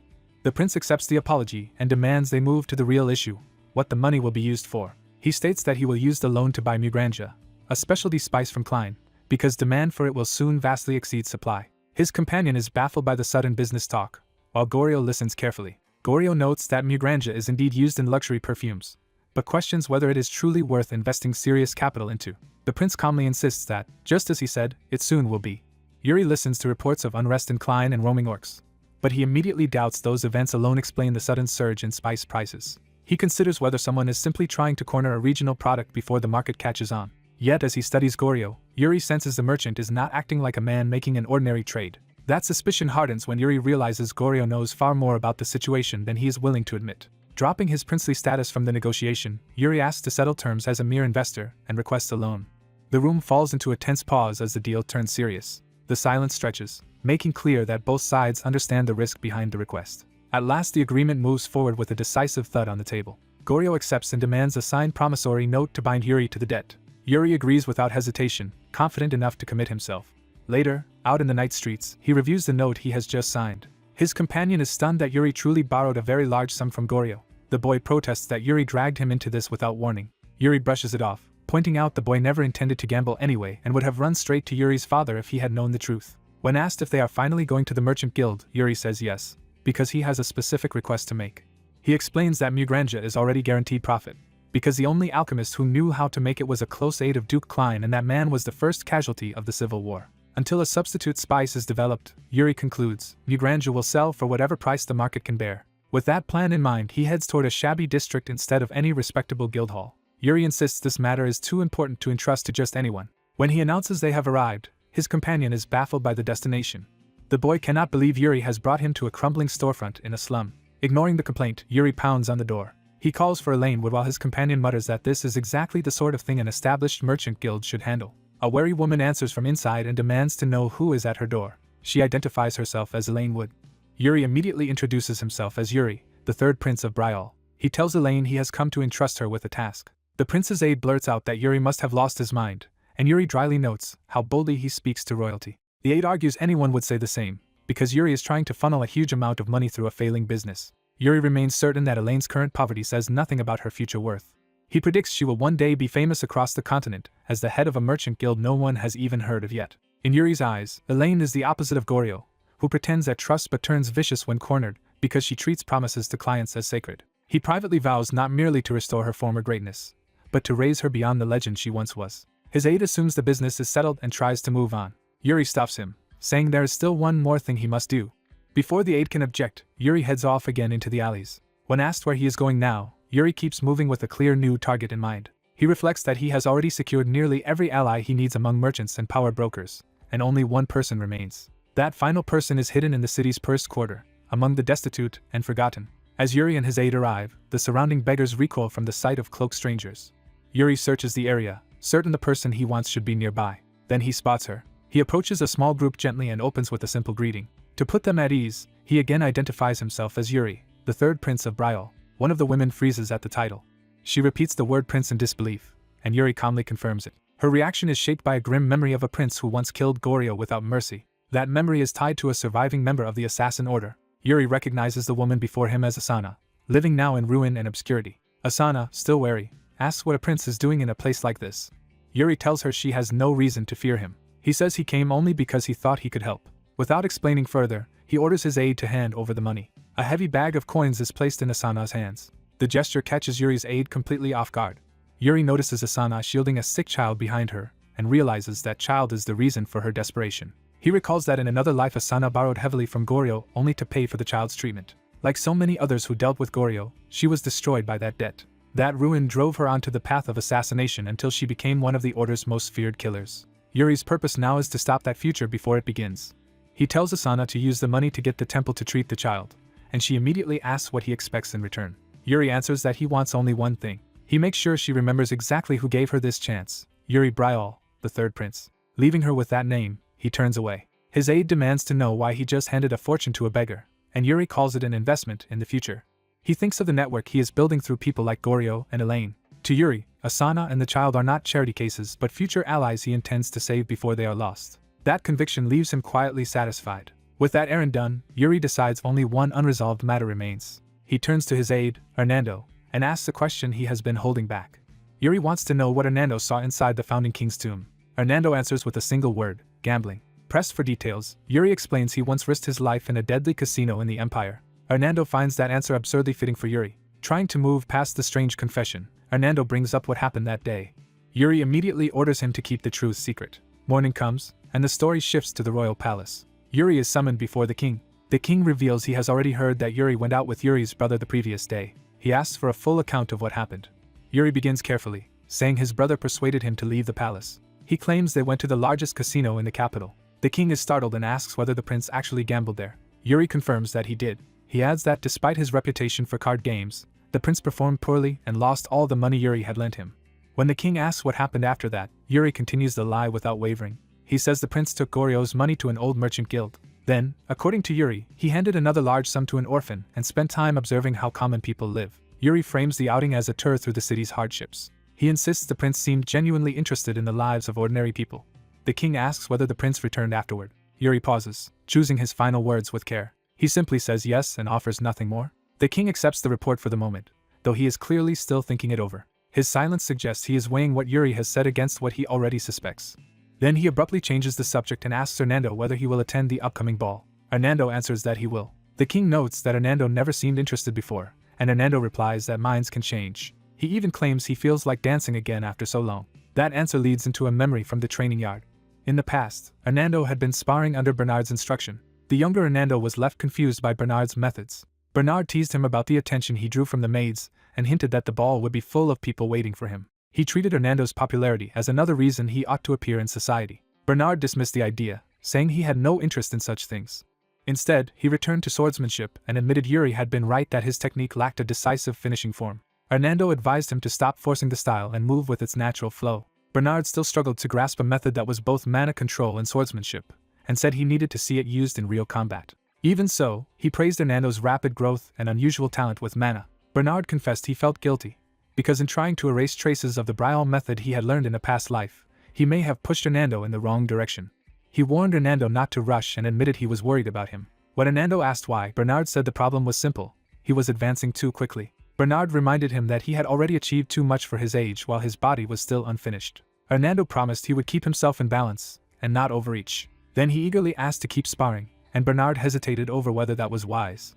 Hernando answered by casting aside the wooden practice sword. He demanded they switch to real blades, insisting he needed to become stronger as fast as possible. Bernard accepted the challenge and took his stance. Hernando tried to raise the stakes by proposing that if he landed a real hit, Bernard would have to attend the ball. Bernard refused to trust any wager from someone he considered utterly unreliable. Hernando answered by attacking anyway, determined to force the issue through action. His first strike crashed into the ground with explosive force. He pressed forward with everything he had, swearing he would land a blow. The memory breaks as carriages begin arriving for the ball. A few days later, on the night of the event, the palace fills with guests. Inside one carriage, the Empire's second prince, George Ivarnagranzayan, arrives in elegant confidence. Watching the palace through the window, George notices his companion's attention fixed outside. The Empire's princess, Yekaterina, answers brightly when he addresses her. She admits she is excited not only for the ball itself, but because there is someone she wants to meet. Elsewhere in the palace, Yuri prepares for the same event. Dressed in formal wear, he judges his own appearance with obvious discomfort. When his maid Aina decorates him more lavishly, Yuri complains that the outfit has become cluttered and tells her to simplify it. Once she finishes adjusting him, Yuri falls briefly silent as if struck by a memory. He calls Aina back before she can leave. To her astonishment, Yuri asks her to dance with him. He explains that he wants to practice before the ball because he lacks a proper partner. Aina is flustered and unsure whether he can be serious. Yuri takes her hand and warns her not to sabotage him by stepping on his feet or tripping him on purpose. Aina answers by moving with sudden confidence, making clear she is not joking either. She catches Yuri off guard, dips him, and calmly tells him to follow her lead slowly. The unexpected closeness leaves her blushing despite her composure. Recovering quickly, Aina says he should not underestimate her because she is actually very good at dancing, then asks who taught him before. Yuri boasts that he has danced with many people, though never with someone this short, and insists the height difference will not matter. A moment later he points out that she has already stepped on his foot. Aina cheerfully pretends each mistake is just an accident, while Yuri grows increasingly resigned. The ball itself begins in full splendor with live music. Couples fill the floor as the palace turns into a display of wealth and ceremony. Above them, a royal observer watches the festivities with a glass of wine. The king surveys the ballroom from his throne, drinking in silence as he studies the gathering. Among the guests below, Yuri is already engaged in conversation with two young nobles, stepping into the political stage the ball was meant to open. At the royal ball, the young prince quietly studies an older noble whose presence immediately puts him on alert. He realizes Count Cedar has come in person this time, confirming the visitor is important enough to hear what ordinary knights could not. That recognition sharpens his attention as he senses the meeting matters more than it first appeared. His older brother approaches, composed and elegant, drawing him out of his thoughts. When the younger prince worries that his brother's eyesight is worsening, the elder brushes the concern aside and refuses to discuss his condition. A ceremonial horn announces the arrival of a distinguished guest. The hall turns toward the entrance as the gathering shifts from idle celebration to formal reception. A blond prince in a red cloak enters with the confidence of someone used to command. He comes face to face with the host king, and the room waits to see how the two powers will greet each other. The king welcomes him politely, and the visiting prince returns the courtesy with equal warmth.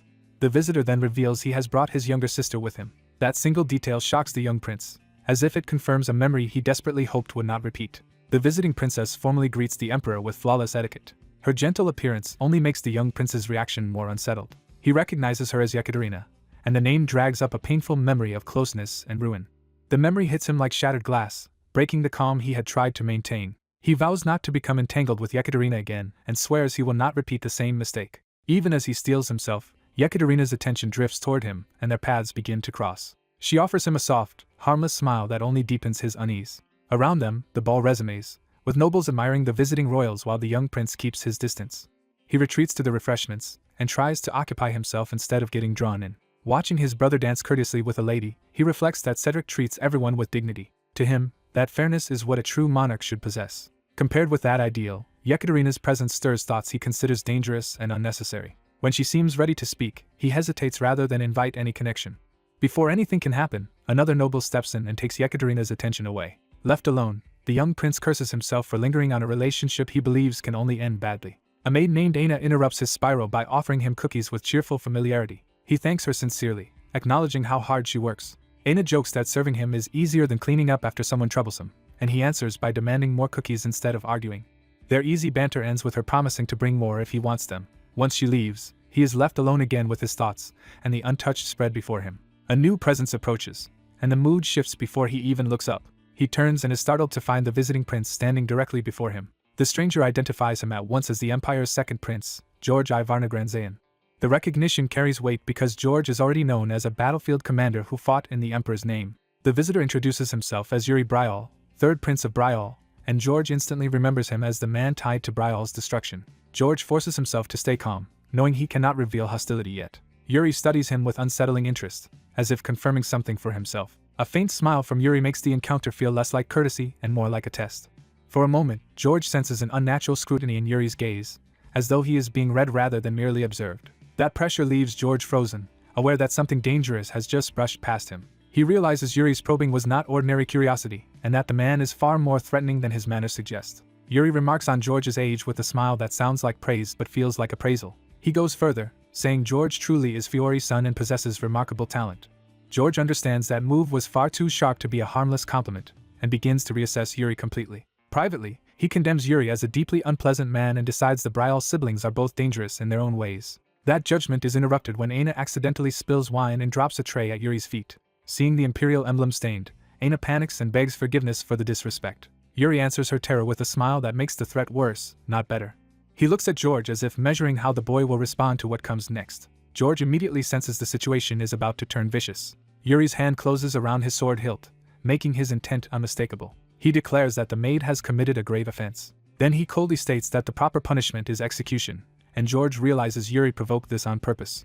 The festive hall falls into a suffocating silence, as everyone waits to see whether anyone will intervene. Yuri repeats that the girl has erred, framing the matter as a formal issue rather than an accident. Aina trembles as he invokes imperial law to justify what he is about to do. Before Yuri can carry it out, the king steps in and demands to know whether he has come to disrupt the ball. The king warns him that if he wants bloodshed, he can do it in his own country, not here.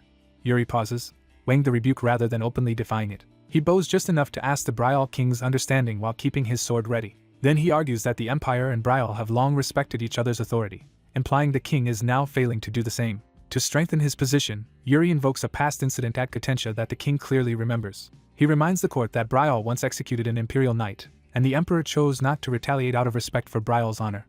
Yuri insists this case is no different and claims he is acting to preserve the peace and dignity of both nations. George recalls that his father truly did behead an imperial knight in the past, which makes Yuri's argument dangerously effective. The king realizes that by invoking precedent and honor, Yuri has turned the matter into a challenge to the imperial family itself. Yuri makes it plain that anyone who blocks him now is effectively insulting the Empire. George sees the trap clearly. Duty, ideals, and force are being twisted together until violence can be called justice.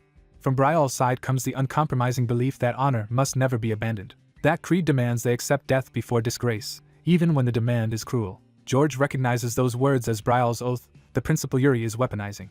As Yuri lowers the blade toward the kneeling maid, alarm erupts through the hall. George steps forward and claims Aina as his own attendant, exposing Yuri's scheme and refusing to let her die. The king immediately backs him, declaring that if the maid is George's person, then her fault is his responsibility as well. George adds his own plea, reminding the court that he is still of royal blood and asking that this be taken into account. Though he feels trapped by sins and consequences he cannot escape, he still chooses to act. Instead of allowing a summary execution, George demands a trial by combat. The hall goes still again as everyone absorbs the audacity of the request. George stands firm, offering his own life in place of the maid's. Yuri laughs, amused rather than offended by the challenge. He repeats George's name and title as if savoring a new toy. When George asks to address him more casually, Yuri permits it with easy confidence. That small concession only heightens the sense that Yuri is enjoying the game. The king decides the objection is legitimate and asks whether accepting the duel will satisfy Yuri. Pressed by law and appearances, the king agrees, though the decision clearly costs him. Yuri accepts and says that, for the dignity of the imperial family, he will appoint a champion instead of fighting personally. He adds another insult by promising to send the youngest squire in the guard, pretending it is mercy suited to George's age. With the duel arranged, Yuri withdraws for the moment, promising they will meet again at the trial. Aina is left shaking in relief and guilt after nearly being killed for a staged offense. George kneels beside her and gently tells her to stand, shifting the moment from politics back to simple human concern. He orders her to go rest instead of blaming herself. When Aina breaks down over the trouble she caused, George refuses to let her carry that burden. Other maids hurry her away while George remains behind, already thinking ahead to the duel. He leaves the hall alone, carrying the weight of what he has just set in motion. As he walks, Yekaterina notices him, and their eyes meet again. She watches him in silence, her expression unreadable but attentive. George cuts off any thoughts about her, deciding they are a distraction he cannot afford. He heads out with renewed focus, leaving the ball behind. Elsewhere, a silver-haired observer calmly drinks and watches events unfold with unusual interest. Night gives way to a quieter corridor where George is intercepted by his older brother. Cedric approaches after him, clearly intending to question what just happened. The brothers stop together in the empty hall, away from the crowd. Cedric demands to know what George was thinking when he challenged Yuri. George turns, caught between guilt and resolve. He answers simply that he could not stand by and watch Aina die. Cedric softens, though only slightly, because he understands the impulse even if he disapproves of the risk. He admits he had no better option himself, and reassures George with a hand on his head. That gesture steadies George more than any formal praise could have. The touch reminds George of another time he faced something like this, linking the present to a painful past. Cedric addresses Yuri by name in George's thoughts, as if already measuring the man as an enemy. He offers to become George's opponent in the trial, presenting it as help. George immediately understands the hidden meaning. Yuri's chosen champion is meant to kill him under the cover of fairness. Cedric warns that if the fighters are close in skill, an accidental death during the duel would be easy to arrange. George refuses the offer, insisting that because he caused this crisis, he must resolve it himself. Cedric smiles at that answer, recognizing George's stubborn sense of responsibility. He finally yields and says he trusts Yuri Brial to handle the ball's aftermath, while trusting George to face the duel. Cedric promises to manage the political mess himself, and orders George to rest. George accepts, thinking that if Brial had not been destroyed by the Empire, Cedric would have made an excellent ruler there.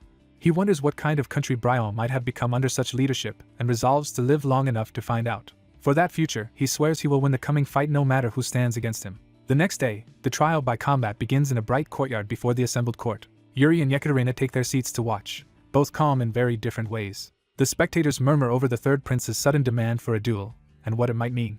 As the imperial squire demonstrates his swordsmanship, onlookers note that his stance is exceptionally stable for someone so young. His skill confirms that Yuri's so-called mercy was another calculated insult, because this is no harmless opponent. One observer worries for George, while the silver-haired man beside him smiles instead of sharing the concern. That smile reveals he expects something far more interesting than a simple execution. George enters the arena in light armor, stretching as if he has no reason to fear the match.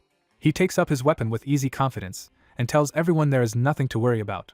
At the same time, another thread of the story reveals a hidden watcher from the Magic Tower, a grand wizard who has reached a realm beyond ordinary mages. This wizard belongs to the rare few who achieve Manhwa, a level no one else can easily approach. Among those powers is a formula that allows him to glimpse the fate of the world itself. That miracle, Heaven's Mandate Observation Formula, is a power Hernan alone had reached. Now, while pretending to be an ordinary gambler, Hernan recalls how George once ruined him at cards in a way that should have been impossible. Even after gaining his prophetic power, Ernan had never lost money in a serious game until he faced that boy. He concluded it was not coincidence. His vision could read an opponent's hand and even their luck at a glance, yet George reflected nothing back to him at all. What he did see instead was a future image of the third prince of Brial, bloodied and defiant amid flames. In that vision, Yuri kept fighting through terrible wounds and only collapsed at the very end. Ernan now suspects everything began from that moment of resistance. A warning he once dismissed as misunderstanding has become real suspicion in his mind. Because of George's strange behavior during their last encounter, Ernan used his precious formula again to confirm the truth. He became certain of something impossible. Prince Yuri has no fate that can be read. Back in the arena, George's calm smile suggests he already knows the duel will not go the way anyone expects. He tells the Imperial Squire he is ready and mocks him for wasting effort striking at empty air. Yuri, watching from his seat, asks whether George truly needs no more preparation. George answers that he is ready to begin immediately, and the Squire agrees. With both sides prepared, the king gives the order and the trial by combat officially begins. In the cathedral arena, a black-haired young swordsman faces a red-haired armored opponent in a formal duel. The black-haired fighter opens aggressively, rushing in before the other side can settle the pace. The red-haired knight catches the attack and realizes the challenger is faster than expected. That realization turns to alarm as the exchange immediately slips out of his control. The black-haired swordsman seizes the bind and forces the red-haired knight off balance. He follows with a relentless flurry, driving his opponent backward through a chain of precise strikes. A heavy slash lands cleanly, showing the black-haired fighter has the upper hand. He settles with quiet confidence, already reading the duel as his to command. The red-haired knight braces himself and prepares a stronger counterattack. Watching from the seats, the king calls on Ernan to give his judgment. Ernan answers the king with formal respect. The king asks how this duel is likely to end. Ernan studies the match carefully before answering. On the field, the red-haired knight unleashes a more dangerous technique to reverse the flow. The black-haired swordsman cuts through the assault instead of retreating, refusing to yield momentum.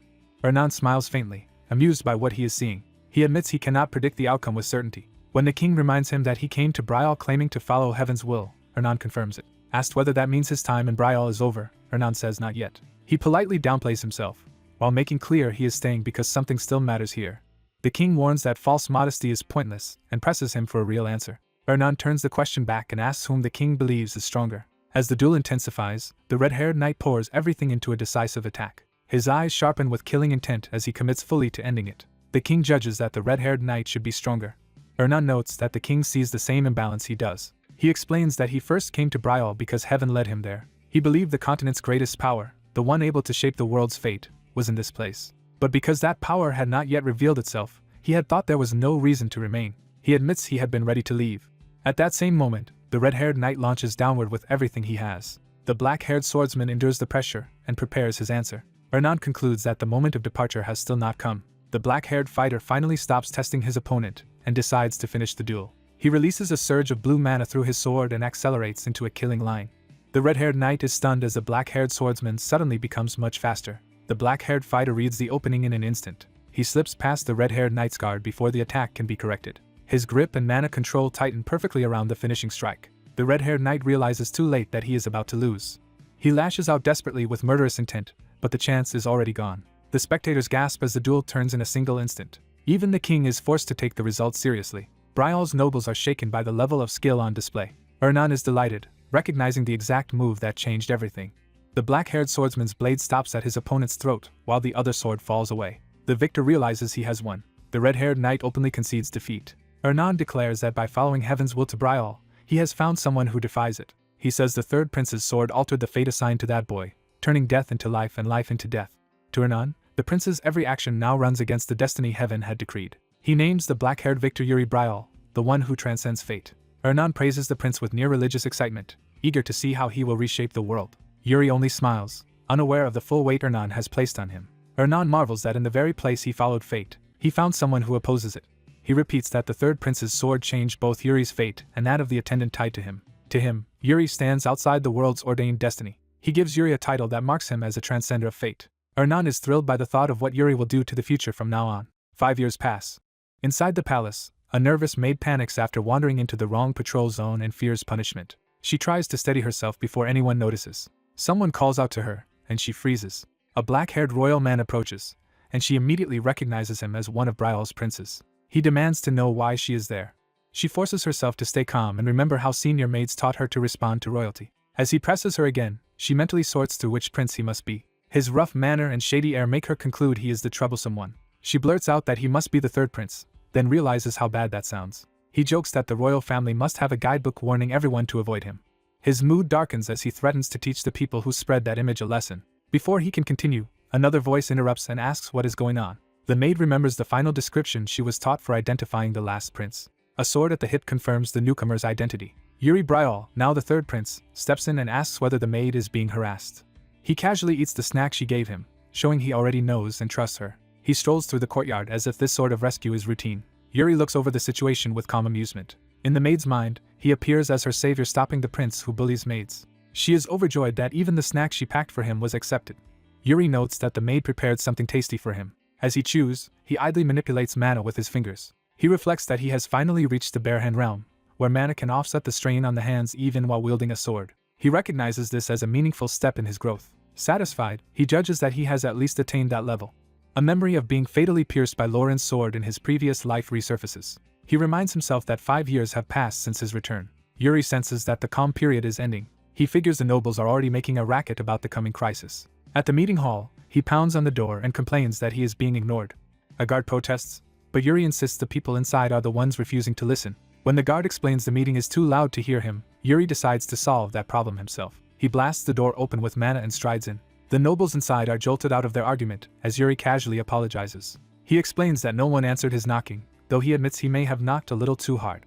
Yuri tells the king he will attend the meeting as well. The king allows it and orders the discussion to continue. A noble argues that his territory cannot spare troops for the empire's proposed alliance army. Another denounces that refusal as irresponsible and demands more support. Yuri sees that the room is full of men calculating only their own gains and losses.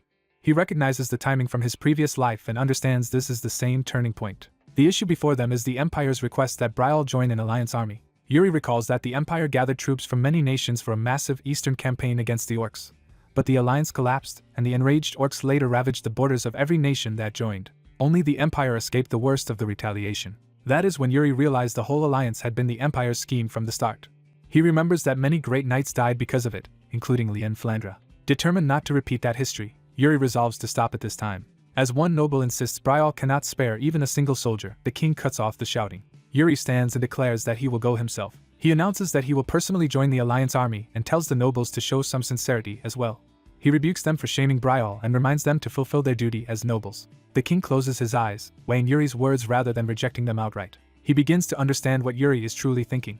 Later, Yuri trains in the courtyard, crossing blades with an older swordsman. His brother runs up to him after the meeting.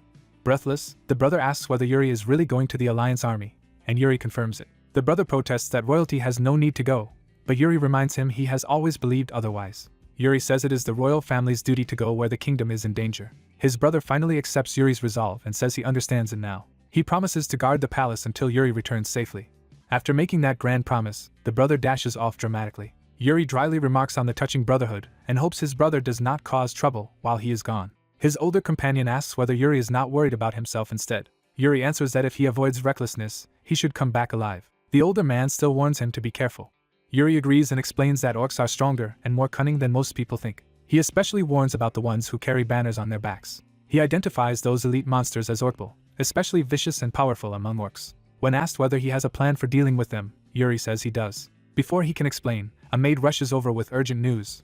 She reports that a guest has arrived with the item Yuri ordered. The older man asks what kind of plan Yuri means. Yuri answers with a smile that it is a very special one. Soon after, Yuri meets a merchant representative in a private room. He enters to find the visitor already waiting.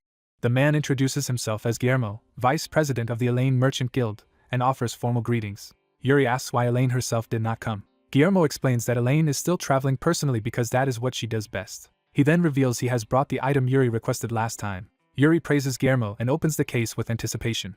Inside are the Elementarian, a set of ornate daggers. When Guillermo wonders whether such decorative blades are truly valuable, Yuri says they are extremely valuable. He explains that they are ancient magical artifacts and demonstrates by making one float with mana. Guillermo panics as the dagger moves on its own and seems ready to strike him. Yuri reassures him that he will not die and confirms he is controlling it with mana. Guillermo admits he had no idea Yuri was that strong, and Yuri jokes that he is not merely wasting his days. As Yuri studies the dagger, something about it catches his attention. He brushes off Guillermo's concern and hides whatever he noticed. Yuri asks Guillermo to pass along his greetings to Elaine and to report next time on how the Empire's branch is preparing. After Guillermo leaves, Yuri relaxes and tells the hidden person in the room that they can come out now. A shadowy subordinate slips into the prince's chamber to report in secret. Yuri summons Asana while lounging with complete confidence. He immediately asks what became of Goryo. Asana explains that she delivered the warning Yuri had ordered. Her warning was brutal enough to terrify Goryo in his own bed, and Yuri approves because the man keeps targeting Elaine's money. Asana hesitantly brings up the rumor that Yuri truly intends to join the Union Army, and he confirms it without hesitation. She urges caution, but Yuri makes clear he has no intention of going into danger alone. When she asks what he means, Yuri decides on the spot that she will accompany him. He tests her resolve by asking whether she can keep up with him. Asana accepts at once, saying any destination with him is better than the life she came from, and then slips away to await further orders. A few days later, the day of departure for battle arrives. In the square, Yuri stands in armor while a bespectacled companion calls out to him. The friend offers a quiet farewell and tells Yuri to stay safe. Yuri answers with swagger, promising he will return victorious and elevate the Brial name. Their parting carries the warmth of old familiarity, with Yuri teasingly accepting one last bit of concern. The friend smiles, clearly trying to hide how worried he really is. Unable to leave it at words, he embraces Yuri and promises they will meet again. Yuri returns the promise and assures him he will come back. A ceremonial horn sounds over the Brial banner, calling the gathering to order. A senior commander announces that the departure ceremony will begin. Yuri steps forward to receive the formal charge. He presents himself with calm determination before the assembled army. His father asks whether he is nervous, and Yuri denies it completely. Instead of accepting that answer, his father tells him to look at the soldiers behind him. Yuri sees the ranks of men he is about to lead, and his father reminds him that every one of those lives will rest on his shoulders. Yuri silently vows that even if some must die, he will not let them suffer the miserable death he once knew in another life. His father presses him one last time to prove he can bear that burden, and Yuri starts to answer with confidence. Before he can finish, his father suddenly unleashes killing intent directly at him as a final test. The murderous pressure crashes down so hard that it feels like death itself is charging at Yuri. For a moment, Yuri realizes his body is locking up under the threat. He cannot move, and panic begins to creep in. Even so, his instincts tell him that what is coming is genuine death if he fails to respond. He understands that trying to simply avoid it will get him killed, so he searches for a way to reject the killing intent head-on instead of fleeing from it. Yuri finds his answer and commits to it. Blue power erupts around him as he draws his sword with sudden force. His eyes sharpen, and he cuts through the pressure with a decisive counter-stroke. The clash rings out as Yuri's blade meets his father's attack instead of yielding to it. His father breaks into a proud grin, satisfied that Yuri answered properly. Yuri realizes the attack was not an execution but a replacement for the usual letter of departure. His father tells him not to drag things out and to return alive, and Yuri accepts the command. Yuri steadies himself, now fully aware of what leadership will demand. He raises his sword toward the sky to address the army. He formally declares himself Brial's third prince, Yuri Brial, before the assembled soldiers. Then he asks them to place their trust in him. With that, Yuri gives the order for the soldiers to march. The story shifts from ceremony to a darker place hidden behind the front lines. A heavy lock is turned open somewhere deep inside a prison-like corridor. Behind the bars, a monstrous captive snarls and rattles its cage. An older scarred knight greets Yuri after 5 years and addresses him as the third prince. As evening falls, Yuri's march continues toward the war zone. The army makes camp in the forest, and Yuri watches his men rest while he remains thoughtful. Even at rest, he stays alert and withdrawn, still carrying the weight of command. He asks Sir Raymond how far they have traveled, and learns they are already near Sidr. Raymond confirms they should reach Sidr soon. He explains that after passing through Sidr, the route will continue through Gid and into Balshad. Yuri checks whether their pace is acceptable, and Raymond assures him it is. Their discussion is interrupted when someone addresses Yuri directly. That voice triggers a grim memory, and Yuri is reminded that everything began because of Laurent Flandre. He recognizes Laurent as the man who killed him in his previous life.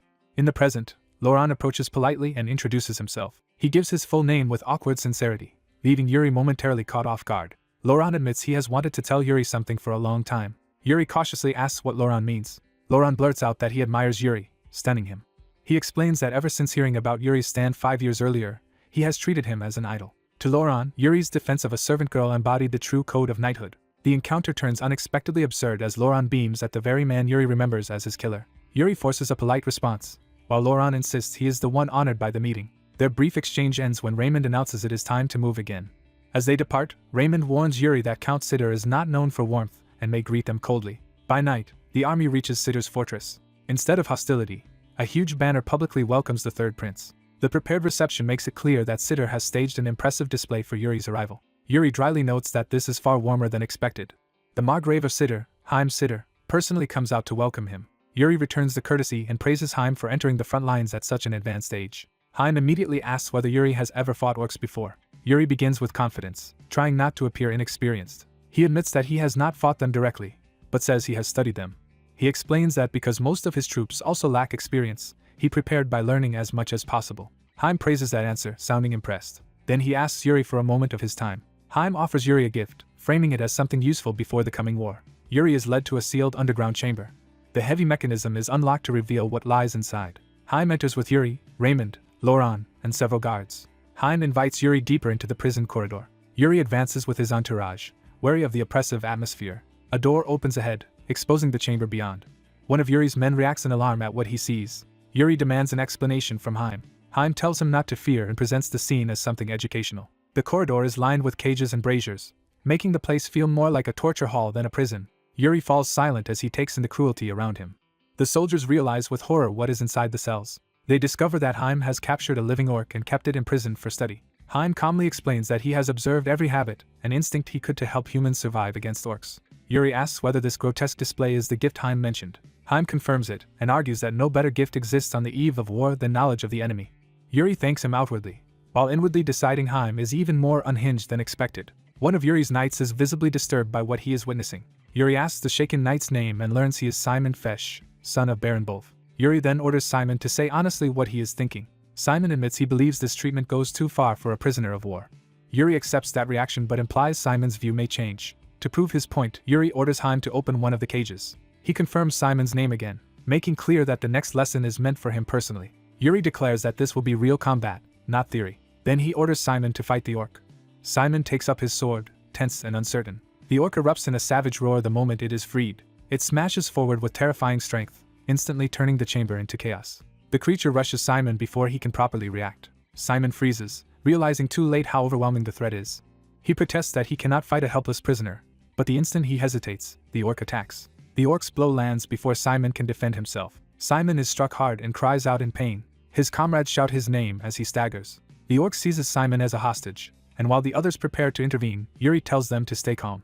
Haim reveals that the orc has already been crippled by severed tendons and should not be able to kill quickly. Yuri remains silent, watching Simon's fear rather than rushing to rescue him. Haim reminds Yuri of the lesson: this is an orc. When someone begs Yuri to save Simon, he coldly points out that the orc has been weakened enough that Simon is unlikely to die immediately. The orc bellows while tightening its hold, turning Simon's terror into a live demonstration. Yuri asks whether the creature is taking Simon hostage, and then calls for an interpreter. A hooded figure appears from the shadows to translate the orc's speech. The interpreter introduces himself only as Cory. Yuri is briefly puzzled by the unfamiliar name but moves on. Cory translates the orc's threat: if the humans do not lower their weapons, Simon's bones will be broken one by one. The threat is punctuated by Simon's scream as the orc begins to crush him. Yuri orders Laurent to take his turn, and Laurent steps forward with green magic gathering in his hand. Laurent prepares a restraining spell instead of a direct attack. His magic coils around the orc and Simon together, pinning the monster in place without killing the hostage. Yuri uses the opening to move, praising Laurent's timing as he charges in. He reaches Simon and the orc in a single burst, slipping into the narrow gap Laurent created. Yuri drags Simon free and throws him back towards safety. The orc roars in fury as its prey is taken away. Yuri asks Haim whether this is an ordinary orc, and Haim explains that despite its smaller size, it is battle-hardened and unusually experienced. He adds that the creature was captured while eating a knight alive and has already killed many men. Simon, enraged by that revelation and his own humiliation, wants to kill the orc immediately regardless of the hostage risk. Yuri stops him and orders him to calm down. He makes clear he is not rebuking Simon, only forcing him to see the battlefield clearly. Yuri tells him to look beyond the single opening in front of him, because in real war countless enemies will be searching for chances to kill him. He drives the lesson home: this is training, and Simon must learn how to kill orcs. The knights answer by drawing blades wreathed in blue power and surrounding the fallen monster. The orc lashes out by hurling a burning brazier in a desperate counterattack. Laurent catches the flaming weight overhead with a blue barrier, shielding Yuri and Haim without flinching. At the same moment, Raymond lunges in from the side with a decisive strike. Raymond's blade cuts cleanly through the orc, ending the lesson with a single lethal blow. A veteran knight walks past the corpses of monsters after a brutal training exercise meant to harden men for war. Even so, the sight leaves him unsettled, and he cannot fully hide his discomfort. His unease is cut short when one of the supposedly dead creatures suddenly rises to attack. He reacts on instinct and meets the charge with his blade before it can reach him. The creature is struck down and spits blood, ending the ambush. Catching his breath, the knight realizes he survived only because he struck first without hesitation. A young nobleman named Sir Haim praises the result, pleased that the lesson worked. Seeing the knight's silence, Haim correctly reads that he is troubled by what he just did. Haim argues that fighting weak, near-defenseless monsters may feel shameful, but this training will keep the knight alive in the coming war, and he should be grateful to Sir Haim for arranging it. The knight still clutches at his conscience, wondering whether such methods betray knightly honor. An older commander dismisses that concern, insisting these creatures deserve no chivalry, and leads the group onward to show something worse. As they leave the blood-soaked hall behind, he explains that the monsters here are only crude imitations of the true horror. He warns that in real orc villages, far more terrible things are happening. He opens the next chamber and tells them they are about to see the aftermath of what orcs have done. One knight immediately senses the nature of the atrocity before he can even name it. The prisoners inside are revealed to be half-orcs, not full monsters. The young prince beside the commander is shocked by how many there are, and the commander notes bitterly that such births are supposed to be rare. He explains that orcs capture human women for amusement, and these half-orcs are the byproduct of that cruelty. The prince asks the commander directly whether he hates orcs. The commander answers without hesitation that he will hate them until he dies.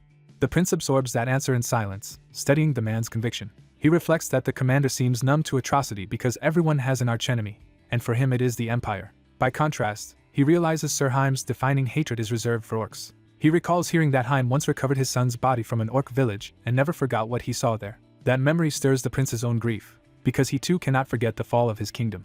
The story shifts to the prince at dawn as his retinue addresses him formally. Before the army departs, the old commander orders that the hooded half-orc interpreter be taken along. The prince recognizes the hooded figure from the cellar, and the half-orc introduces himself as Corey. The prince immediately values him as a rare asset because he can speak the orc language. Corey tries to warn him about something important, but the prince cuts him off before he can speak. When Corey is confused, the prince calmly says he already knows what Corey is worried about. He dismisses the concern and offers Corey a gift as a token of goodwill for their future cooperation. Corey is overwhelmed by the generosity, but the prince is already turning to military matters. He asks Sir Raymond whether the road ahead is already the borderland, and Raymond says it is, though bandits should not pose much danger. The prince rejects that complacency and insists bandits, like orcs, are still a threat to the border. He declares that such threats should be wiped out completely. Soon after, a merchant caravan moves through the forest unaware that danger is closing in. The horses continue forward as the travelers remain exposed on the road. A mounted bandit leader and his riders descend on the caravan with practiced confidence. The merchants realize too late that armed raiders are upon them. The bandit leader's expression hardens as he prepares to butcher defenseless prey. He raises his sword from horseback, ready to cut down the merchants in a single sweep. At that same time, the prince's force advances under Brial's banner through the same forest. The prince notices something ahead and turns his attention toward it. He thinks ahead about the trouble Corey's identity could cause in the platoon, but trusts Anando to manage it because Corey now serves him directly. He treats the problem lightly, confident his subordinate can handle the unrest. Studying a marked map, he begins assessing the region and possible targets. He calls for Jared to join him and assist. Jared rides up beside him while the prince continues reading the map in motion. The prince assigns Jared to reconnaissance and orders him to scout a marked location and report back. When Jared points out that the marked place belongs to bandits who will likely flee, the prince insists they still must be hunted because they prey on merchants in the borderland. He needles Jared's hesitation, framing the mission as something a capable man should be eager to do. Jared inwardly complains that the prince is a prodigy with the sword who does not understand how frightening such tasks are for ordinary soldiers. Still, stung by the challenge, Jared rushes off to prove himself. Sir Raymond observes that the prince seems unusually fond of Jared. The prince brushes that off with a small smile, though he clearly keeps Jared close for a reason. As they ride on, the prince asks Raymond a more personal question. He wants to know what Raymond fights for. Raymond admits it has been a long time since anyone asked him that, but he still has an old answer. His answer is that he fights for the safety of Brial. The prince quietly approves of that answer. He orders the column to keep moving while he goes to check on Jared himself. Leaving the others behind, he rides off alone into the forest. He soon finds a hidden encampment tucked beneath the trees. At the edge of the camp, Jared is suddenly seized and bound before he can escape. The prince arrives in time to pin Jared's captor and silence him before an alarm can spread. With a blade at the man's throat, he coldly remarks that anyone in this line of work should value his life more. Jared, now watching through binoculars, reports that he has found the bandits' base. The prince praises him, but immediately questions why the bandits sent only one scout instead of a proper pair. He presses the captive to confirm whether he was truly sent alone. Terrified, the man admits it is true. The captive tries to excuse himself as a rookie who knows little, but the prince notices something hidden on him. A glowing red pendant slips into view, drawing the prince's attention. The captive panics as the prince tears the item free. The prince studies the pendant and realizes it is no ordinary trinket. The captive says it was given to him by the boss to carry during patrol, but it does not belong to him. The prince identifies it as a magical artifact and demands to know what spell is embedded in it, but the man swears ignorance. Accepting that the scout knows nothing useful, the prince decides the only answer is to seize the boss himself. He resolves to capture the bandit leader and question him directly. As the sun drops behind the mountains, the hunt moves toward its climax. By evening, the prince is already in position, watching the camp while his horse waits hidden nearby. His men report that they have sealed the likely escape routes and sent scouts to assess the enemy's internal strength. Satisfied, the prince says that if they create chaos inside the camp, the bandits will trap themselves. Without explaining further, he orders an immediate advance, promising the men spoils if they are not late. Before anyone can stop him, he laughs and spurs his horse forward alone. Raymond chases after him, shouting that charging in by himself is reckless. The prince ignores the warning and calls for the soldiers to follow. He gives the order to charge, launching the assault. Inside the camp, the bandits hear the commotion and only begin to realize something is wrong. Their confusion lasts only a moment before the attack reaches them. The prince crashes straight through the camp on horseback, cutting men down and scattering the rest in terror. As the survivors reel, he mockingly introduces the attackers as if arriving at a formal meeting. Then he names them for what they are and turns the raid into a massacre of bandits. By nightfall, Raymond and the others race in after him, still trying to catch up. They arrive tense and breathless, expecting a desperate battle. Instead, they find the prince sitting calmly among the dead, telling them they are too late. Raymond scolds him for taking such needless risks, but the prince only complains that his men are late and overly fussy. Raymond confirms that no bandits escaped and that Brial suffered no losses. Pleased, the prince immediately turns practical and orders the captured provisions turned into supper. He cheerfully announces that the night's meal will be field-style skewered meat. When Raymond remarks that it will smell unpleasant, the prince says that is exactly what makes it good. They decide to camp there for the night and resume marching in the morning, while the wounded bandit leader is left alive nearby. As the camp settles, Raymond reports on the next leg of the journey. Before reaching Balshad, the allied rally point, they will first pass through Gid, where another kingdom's army will also converge. The prince asks which kingdom that is while casually finishing off the surviving bandit leader. Raymond answers that it is the Holy Kingdom. The prince is pleased to hear they are a nation that uses holy magic. Raymond hopes that means the Holy Kingdom might heal Brial's wounded once relations are established, though he is not fully convinced. A rumor reaches them that the commander of the allied forces is the princess of the Holy Kingdom. The rumor adds that she is politically vulnerable and desperate to produce results that will secure her standing. It is even said that, because of that pressure, she will do anything within the allied forces to get what she wants. The prince turns that over in his mind with interest. When Raymond asks whether they should investigate further, the prince declines. He decides he will simply meet the princess in person and judge her himself. At Gid, the allied armies are warned that the city is an independent midpoint supply hub, and any disorder there will be punished under military law. The prince orders his troops to camp outside the city and keep strict discipline, then goes in alone to meet the local lord. The lord of Gid receives the prince of Brial with exaggerated warmth and ceremony. The prince returns the courtesy, formally thanking Gid for supporting the allied forces. The lord flatters Brial's royal line by praising the prince's father for his past victories against orcs, and claiming the orcs must now fear the sun as well. Their conversation is interrupted when a servant approaches with urgent news. The servant quietly informs the lord of another important arrival. The lord announces that the princess of the Holy Kingdom has also reached Gid and asks whether the prince wishes to meet her immediately. The prince agrees at once, eager for the encounter. Moments later, the room prepares for a second royal guest. The second princess of the Holy Kingdom, Sibylla our saint, enters in full armor with an escort, carrying herself like a commander rather than a court lady. She introduces herself formally and with clear authority. The prince greets her with polished courtesy, though he remains lounging instead of rising. Sibylla immediately notices his posture and asks whether he is merely one of the lord's retainers. The prince looks up at her, amused by the mistake. Before the lord can explain, Sibylla asks that the supposed retainer leave so she can speak privately with the prince. One of her guards erupts in outrage at what he sees as disrespect toward the princess.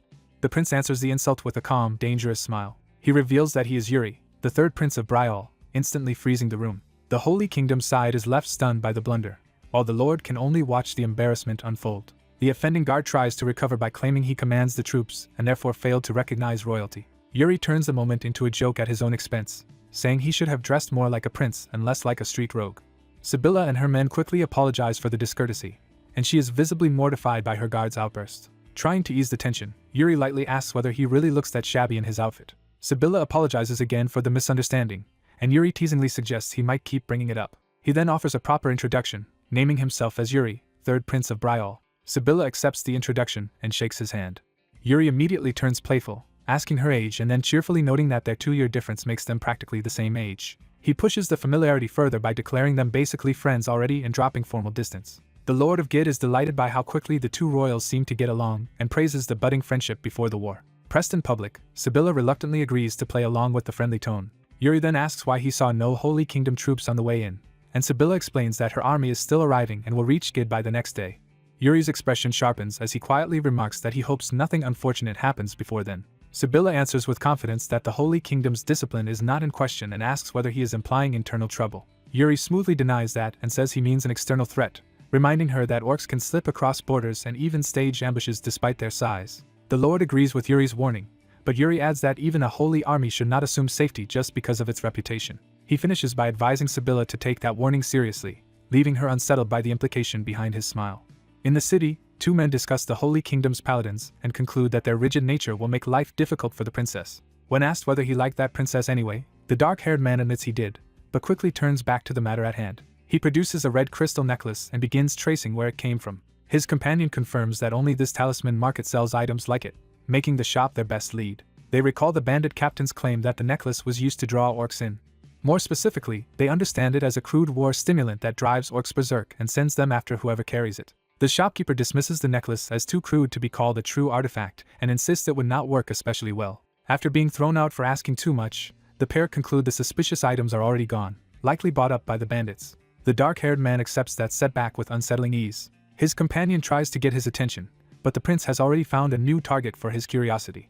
He points out soldiers of Brial entering a bar and notes that gambling seems to be going on inside. Seeing allied soldiers gambling, he decides this is the perfect excuse to impose discipline. He heads for the bar with a predatory smile, declaring that the army clearly needs stricter order. Elsewhere in the city, Holy Kingdom officers gather near their quarters. A subordinate confirms that he has already spoken with the local lord. Vice Commander Fennec of the Holy Kingdom mocks the rumors that Brial's prince has fallen to the bottom of public esteem. He goes further, sneering that Brial's age as the kingdom of knights is over, until a female superior tells him to stop slandering their allies. Even so, he keeps belittling Brial's prince as a lowly mercenary in both dress and conduct. Fennec crosses the line by implying Brial may lose its prince during the coming orc raid, forcing another warning. He backs down outwardly, then asks whether there is any problem with the main force.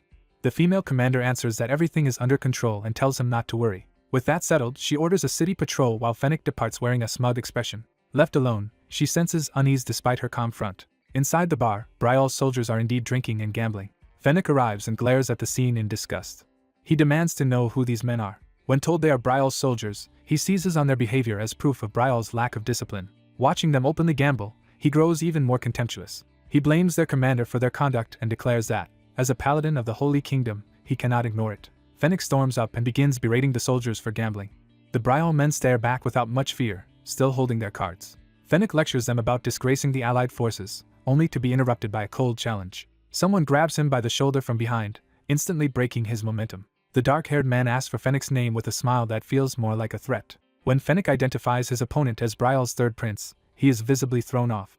Even so, he tries to recover by preaching that such behavior harms both a commander and his soldiers. He smugly says a soldier should hold a sword, not a card, and implies the prince knows nothing of proper swordsmanship. The prince only laughs at the attempted insult. He presses Fennec for his name again and pointedly asks whether the Holy Kingdom has forgotten rank and order. Fennec falters, suddenly aware he may have challenged someone above his station. Before he can recover, both men are interrupted by a new arrival. A female Holy Kingdom commander enters and coolly reminds Fennec that he was supposed to be on patrol. Fennec immediately bows and apologizes. She curtly orders him to wait outside. Humiliated, Fennec obeys while she remains in control of the room. She turns a sharp, assessing gaze on the Brial prince. She offers to apologize for Fennec's conduct, but the prince waves it off. Instead, he remarks that controlling every subordinate is difficult, a line that quietly lands on her. Recognizing the point, she says she will repay the favor another time and withdraws. The prince watches her leave in silence. He recalls hearing that she is politically weakened and now understands why she is so sensitive about results. Deciding it is not his problem, he lets the matter go. Outside, his men continue their card game as if nothing serious happened. Fennec fumes in frustration while the female commander stands nearby. He accuses her of already siding with Brial's prince, but she refuses to indulge that complaint.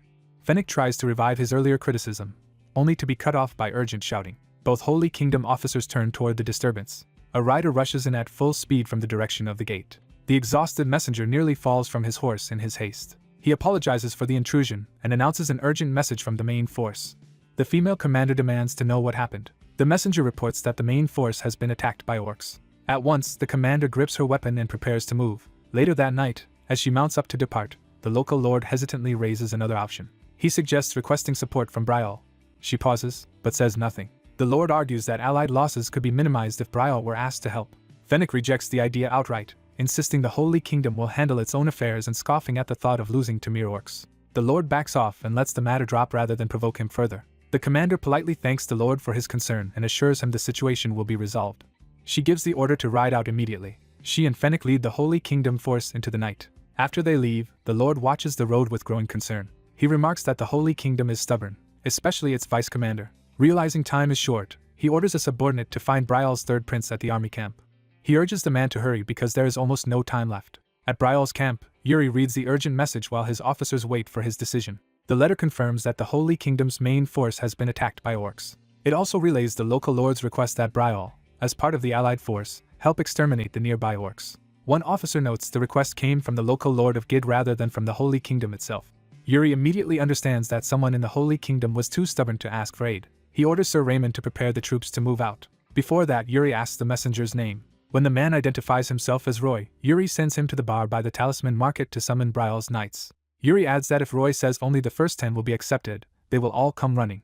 Roy races off to deliver the message while Yuri turns to his own preparations. He sets the letter aside and makes up his mind. Drawing on his power, he begins channeling magic through himself and his mount. With a grin, Yuri treats the coming battle like a simple night walk. He rides out with a small group under the moonlight. Looking back at his men, he jokes that they still seem a little drunk. They loudly deny it, and Yuri seems satisfied by their spirit. He notices Jared looking pale, but Jared insists he is fine. The force keeps pushing forward at speed. Another night, Laurent addresses Yuri as they ride. Laurent praises Yuri for forgiving the paladins who insulted him and still choosing to save them. He admires Yuri's refusal to sink to their level and calls it profound judgment. Yuri awkwardly laughs it off, privately wondering whether Laurent has always been this intense. Still, Yuri acknowledges Laurent's loyalty and reflects that both of them have changed from who they once were. Laurent beams at being recognized, which only deepens Yuri's bemusement.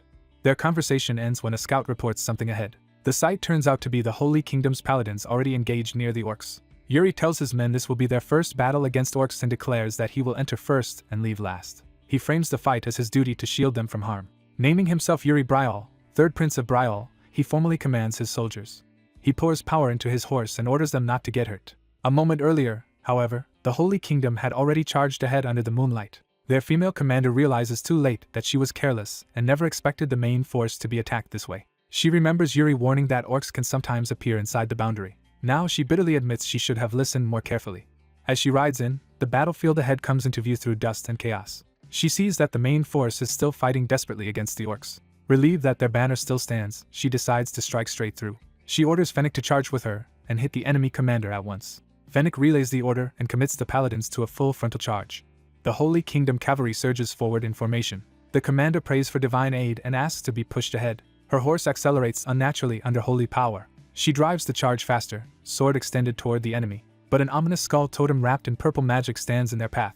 The totem activates, revealing itself as the center of a prepared spell. A massive magic circle erupts beneath the charging paladins, turning their advance into a trap. The ground collapses under the commander's horse. She realizes too late that the enemy lured them in. The entire vanguard plunges into a hidden pit as she cries out in horror. Falling into darkness, she wonders if she has once again chosen the wrong path. Battered at the bottom, she lies stunned and half-conscious. Her mind drifts back to childhood, when awakening holy magic made everyone praise her. She remembers how warm that praise felt, and how it pushed her towards swordsmanship to meet those expectations. But the first time she surpassed her brother, she realized that success had only made her a threat. From then on, victory stopped being a blessing and became a mistake. A priest's revelation named her as the chosen head of the allied forces, and her brother began forcing her toward the battlefield. He dressed that cruelty in holy words, promising salvation if she fought in God's name. Now, broken in the pit, she sees through that lie completely. She understands that she was sent here to die. Around her, surviving paladins cough and struggle to rise among the wreckage. Despite her injuries, she forces herself up and orders everyone to regroup. As she grips her sword, she notices a slick substance coating it. She realizes the trap was prepared with oil. Looking up, she sees orcs lining the rim of the pit with torches in hand. The reflected fire in her eye tells her exactly what comes next. An orc raises a torch, ready to ignite the oil-soaked trap. She understands the enemy plan at last. Ambush the main force, then burn the trapped reinforcements alive. Facing death from every side, she despairs over how she can possibly survive. Her resolve starts to break as she questions what all her effort was ever for. Then something strikes before the fire can fall. A calm voice tells her to open her eyes. The same voice chides her for refusing to ask for help. She looks up to find Yuri standing above the pit, holding a torch harmlessly in one hand and wrapped in blue power. As he reaches down with a rope, the balance of power shifts completely in her favor. A battered knight is pulled up from danger by an armored hand. Once safe, the wounded woman gratefully acknowledges the rescue and promises to repay the favor. She realizes her rescuer is Prince Yuri and addresses him with sudden formality. Fennec, vice commander of the Holy Kingdom, formally introduces himself to the third prince of Briol and apologizes for his earlier disrespect at the tavern. He goes further, swearing lifelong gratitude, leaving both Yuri and the woman stunned that such a proud man would humble himself.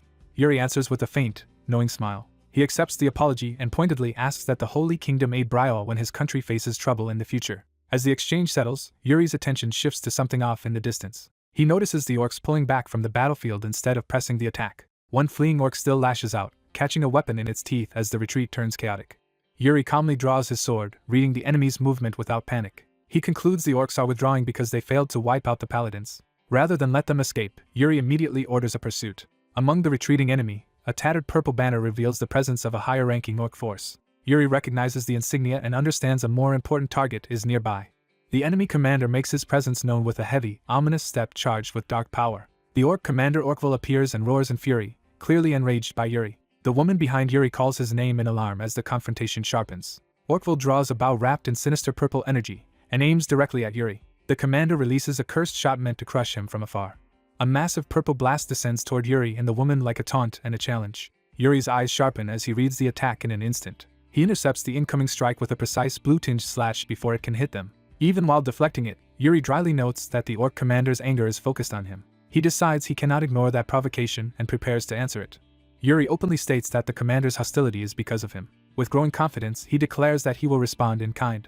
Blue energy gathers around him as the retreating orcs continue to flee uphill. The woman watches in disbelief as Yuri becomes enveloped in power and steps forward alone. He tells her he will return shortly, treating the coming clash as a brief errand. She immediately realizes he intends to go by himself and worries at the recklessness. Ignoring the warning, Yuri launches straight into the enemy line at overwhelming speed. The first orc barely has time to react before Yuri is already upon him. Yuri's blade flashes with lethal precision. At the same time, another hostile projectile streaks toward him from deeper in the field. Yuri notices the incoming threat mid-charge and adjusts without breaking rhythm. That instant triggers a memory of Burner explaining the technique called Soul Severance 5 years earlier. Burner had taught that battle is full of endless variables, and mastery begins with training the body to answer them. But Yuri's gift, Burner said, was different. He could grasp the whole situation at once and turn the best response into swordsmanship. When Yuri asked for a simpler explanation, Burner told him understanding would come naturally in the decisive moment. The essence, Burner said, was that Yuri's body would move first toward the most efficient kill. Back in the present, Yuri follows that instinct as another attack closes in. He catches the exact trajectory and timing in a single glance. The projectile tears past where he had been, missing because he already chose the better path. Yuri drops low and plants himself for the next motion. He drives his sword down in a crushing strike that detonates an enemy at close range. Without pause, he spins through the opening his own attack created. He surveys the surrounding orcs and instantly maps the next sequence of cuts. The nearby enemies finally realize they are the ones being hunted. Yuri carves through them in a blur, blood spraying as he passes. Even with enemies shouting around him, Yuri remains unnervingly composed. 3 more orcs rush him together, hoping numbers will stop him. Yuri judges the 3-on-1 clash too dangerous to meet head-on in a normal exchange. But after so long away from a true battlefield, he refuses to waste the chance to test himself. Excited by the challenge, he commits fully to the fight. Then his perception sharpens further, as the decisive pattern finally becomes clear. He sees the enemy formation as if their bodies were already marked with fatal lines. At last he identifies the most optimal sword path. Yuri plunges through that path in one seamless killing motion. To him, the orcs' bodies become a web of intersecting weak points.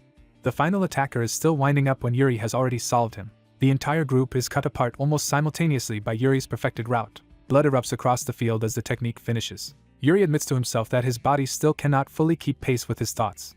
But the result is good enough for now. He stands alone among the corpses, bloody but steady. Spotting a fallen spear, he picks it up instead of wasting time closing the distance on foot. He raises the spear and sights the fleeing commander. Orkvul, now armed with twin axes, turns just in time to see Yuri's next move. Yuri hurls the spear with explosive force. The weapon streaks across the battlefield like a blue bolt. Orkvul barely manages to block it by crossing his axes. Seeing the commander forced into defense, Yuri smiles in satisfaction. The thrown spear still smashes through the commander's banner and sends the message Yuri intended. The surviving orcs freeze, shaken by how close their leader came to being struck down. Orkvul glares back with murderous hatred. The ruined banner and lodged spear mark his retreat as a humiliation rather than an escape. The commander growls in rage but no longer advances. The remaining orcs hesitate instead of charging again.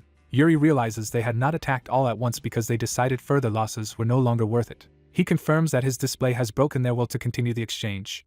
With a smug grin, he decides this is enough repayment for the arrow the commander fired at him earlier. The woman rushes over and anxiously asks whether he was hurt. Yuri brushes it off with an easy smile and insists he is fine. He turns the moment light again, remarking that the battle seems to be over. Then he asks Sibylla how it feels to claim her first victory as part of the Allied forces.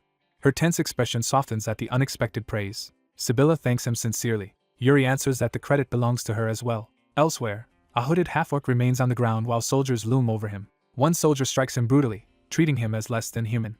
Pinned against a tree and surrounded, the half-orc is accused and threatened. He endures the abuse in silence, his anger and humiliation burning beneath the surface.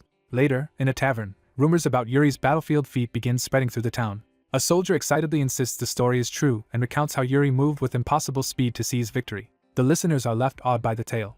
One admits he had believed Yuri was merely an unskilled prince surviving through gambling, not a real fighter. A blonde knight rejects those rumors outright as lies. He goes so far as to claim Yuri carries the king's bloodline more strongly than anyone else. Drunk on admiration, he tries to launch into a full list of Yuri's achievements until others realize he has had far too much to drink. At another table, a hooded woman quietly judges that Yuri is far too perceptive and dangerous to be ordinary royalty. She reflects that he saw through the assassination techniques she had hidden all her life, and now even throws himself alone into battle as if he knows the future. She calls the innkeeper over, having made up her mind to act. When he approaches, she says she is searching for someone. She describes a dark-haired swordsman with a blade at his waist and exceptional sword skill. When that proves too vague, she adds that he speaks the continental language poorly, and may have a foreign accent. That detail finally triggers the innkeeper's memory of a matching traveler. He recalls a strange man who ordered bland risotto and asked for directions to Balshad. Satisfied, the woman decides that is enough. She pays for the information, and the innkeeper happily accepts the unexpected reward. Left alone again, she notes that Balshad is the Allied army's assembly point. Realizing the swordsman is heading where Yuri is headed, she decides to move ahead of time and find him first. Her thoughts reveal who she seeks, one of the continent's 10 strongest, the swordsman from the east. After the battle at Gid, Yuri and the Allied forces continue on to their next destination. During the march, the army repeatedly makes camp at night, and now prepares far more thoroughly than the Holy Kingdom once did. Yuri is pleased that the soldiers have grown used to the work and no longer need every step explained. Raymond confirms that repeated practice has made the men's bodies remember how to build camp efficiently, and Yuri credits him for that progress. Yuri leaves camp management to Raymond and goes to inspect the surroundings himself. As he walks alone through the forest edge, the unusual quiet makes him uneasy despite the number of troops nearby. He begins to suspect the risk of a night ambush is higher than he first estimated. His thoughts are interrupted by a soldier's furious insult aimed at someone hidden in the brush. Yuri finds 2 soldiers berating a kneeling hooded figure for straying into camp. Their abuse reveals the captive is a half-orc, and they spit the label at him like a curse. One soldier insists the half-orc must be a spy trying to deceive Yuri for enemy purposes. The half-orc desperately denies it, trembling under the accusation. The soldiers dismiss his pleas and keep manhandling him. When they find a flask on him, they immediately assume it is stolen and demand it back. One even threatens to destroy it, until Yuri steps in and calls out to them. He rebukes the pair for harassing someone while the rest of the camp is working. When they still hesitate, Yuri coldly repeats himself and orders them to leave. The soldiers instantly submit to Yuri's authority. They flee in embarrassment, apologizing as they go. Once alone with the half-orc, Yuri asks if he is alright. The half-orc, startled by the kindness, thanks Yuri respectfully and addresses him as His Highness. Yuri sits beside him and gently asks whether he wants the soldiers punished, but the half-orc declines. Instead, he explains that people naturally cling to beauty and reject what they find ugly, so he does not blame them. He admits that accepting Yuri's help would make life easier for a while, but it would also take him farther from the dream he truly wants. When Yuri asks what that dream is, the half-orc says he wants to live among ordinary people after earning their recognition. Yuri recognizes how difficult that wish will be to fulfill. Still, he decides the half-orc can remain with the soldiers for now under the pretense of serving as an interpreter for the orc language, at least until the current raid ends. The half-orc is stunned that Yuri would offer him a place instead of driving him away.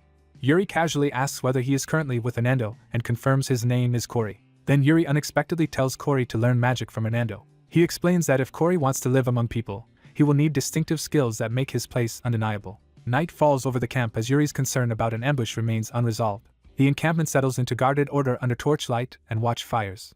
Yuri gathers his officers and asks exactly how much preparation has been made against a night attack. They report that supply depots are covered with flame-retardant cloth and that lookouts have been stationed around the palisades and barracks. One officer wonders whether such extensive precautions and the unusually large guard assignments are really necessary. Yuri reminds them they are deep in orc territory, where nothing would be strange, especially after what happened to the Holy Kingdom. He warns that the enemy may well try the same fire-based assault again, just as they did before, and the room snaps to attention.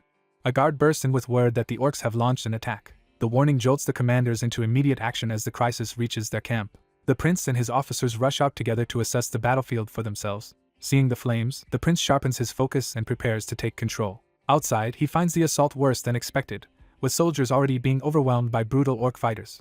A massive blast tears through the camp, confirming that the enemy is using more than simple brute force. The prince remains calm in the chaos and studies the source of the destruction. He realizes the explosions are not gunpowder at all but twisted sorcery. Hernando concludes the orcs are likely throwing pre-made magical bombs, so the only answer is to stop the throwers directly. The prince accepts that conclusion without hesitation and immediately decides on a counterstrike.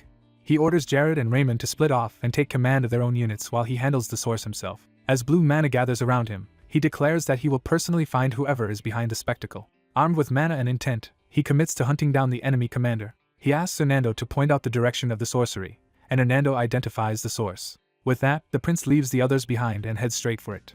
He launches himself across the battlefield at high speed, using mana to cut through the chaos. Mid-charge, he notices a particular enemy presence, and realizes he has found someone important. The sight of a distinctive axe marks out an elite orc warrior waiting ahead. He crashes into a knot of enemies and fixes on the elite as his true target. The orc elite meets him head-on, clearly confident enough to stand his ground.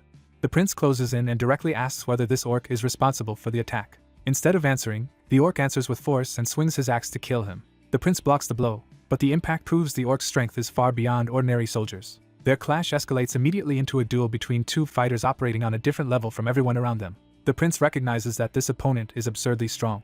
He also realizes the orc's movement is refined and experienced, not the crude style he expected. Knowing a close exchange favors the orc's raw power, he tries to create distance first. The orc refuses to let him disengage and keeps pressing with relentless swings. The prince is forced into a defensive retreat as the axe carves up the ground around him. The orc's aggression only intensifies, showing no opening at all.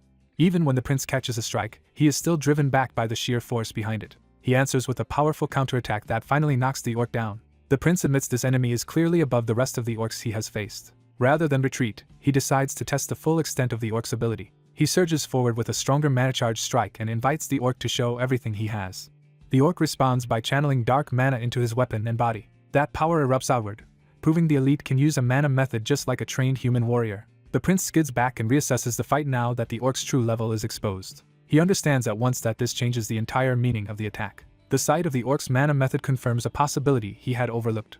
He recognizes that if orc sorcerers can manipulate mana, then elite orc warriors can be taught combat methods as well. The two face each other again, now as true peers in a mana-empowered duel. The prince blames himself for not realizing sooner what the enemy's use of sorcery implied. He recalls the earlier twisted mana in the explosions and sees the pattern clearly now. From that, he concludes that the orc's elite troops have also learned structured mana techniques.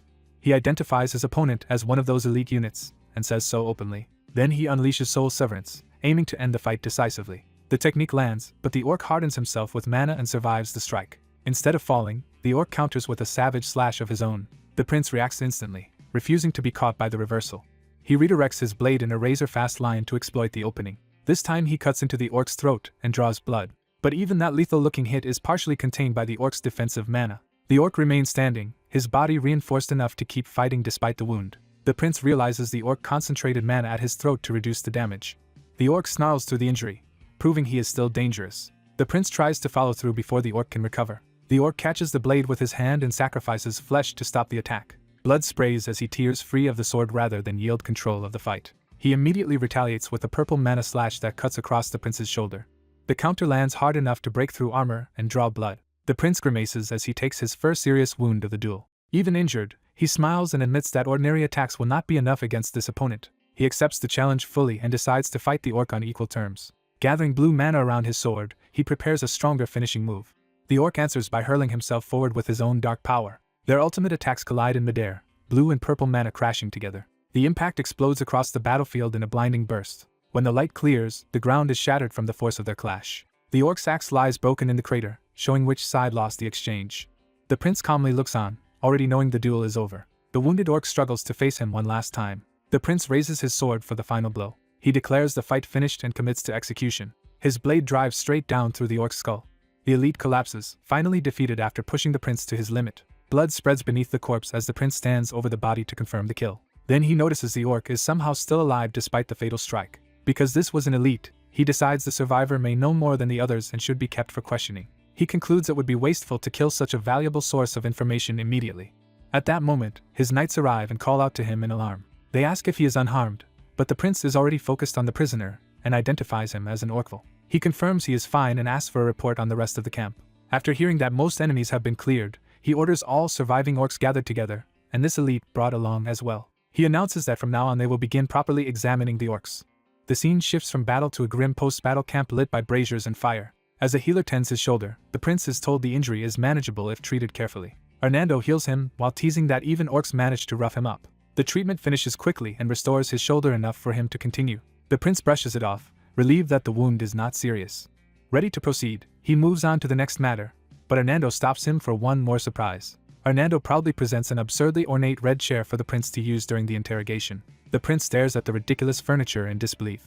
Hernando insists that interrogating from a Grand Commander's chair is only fitting. Though baffled, the prince is told that majesty is part of command.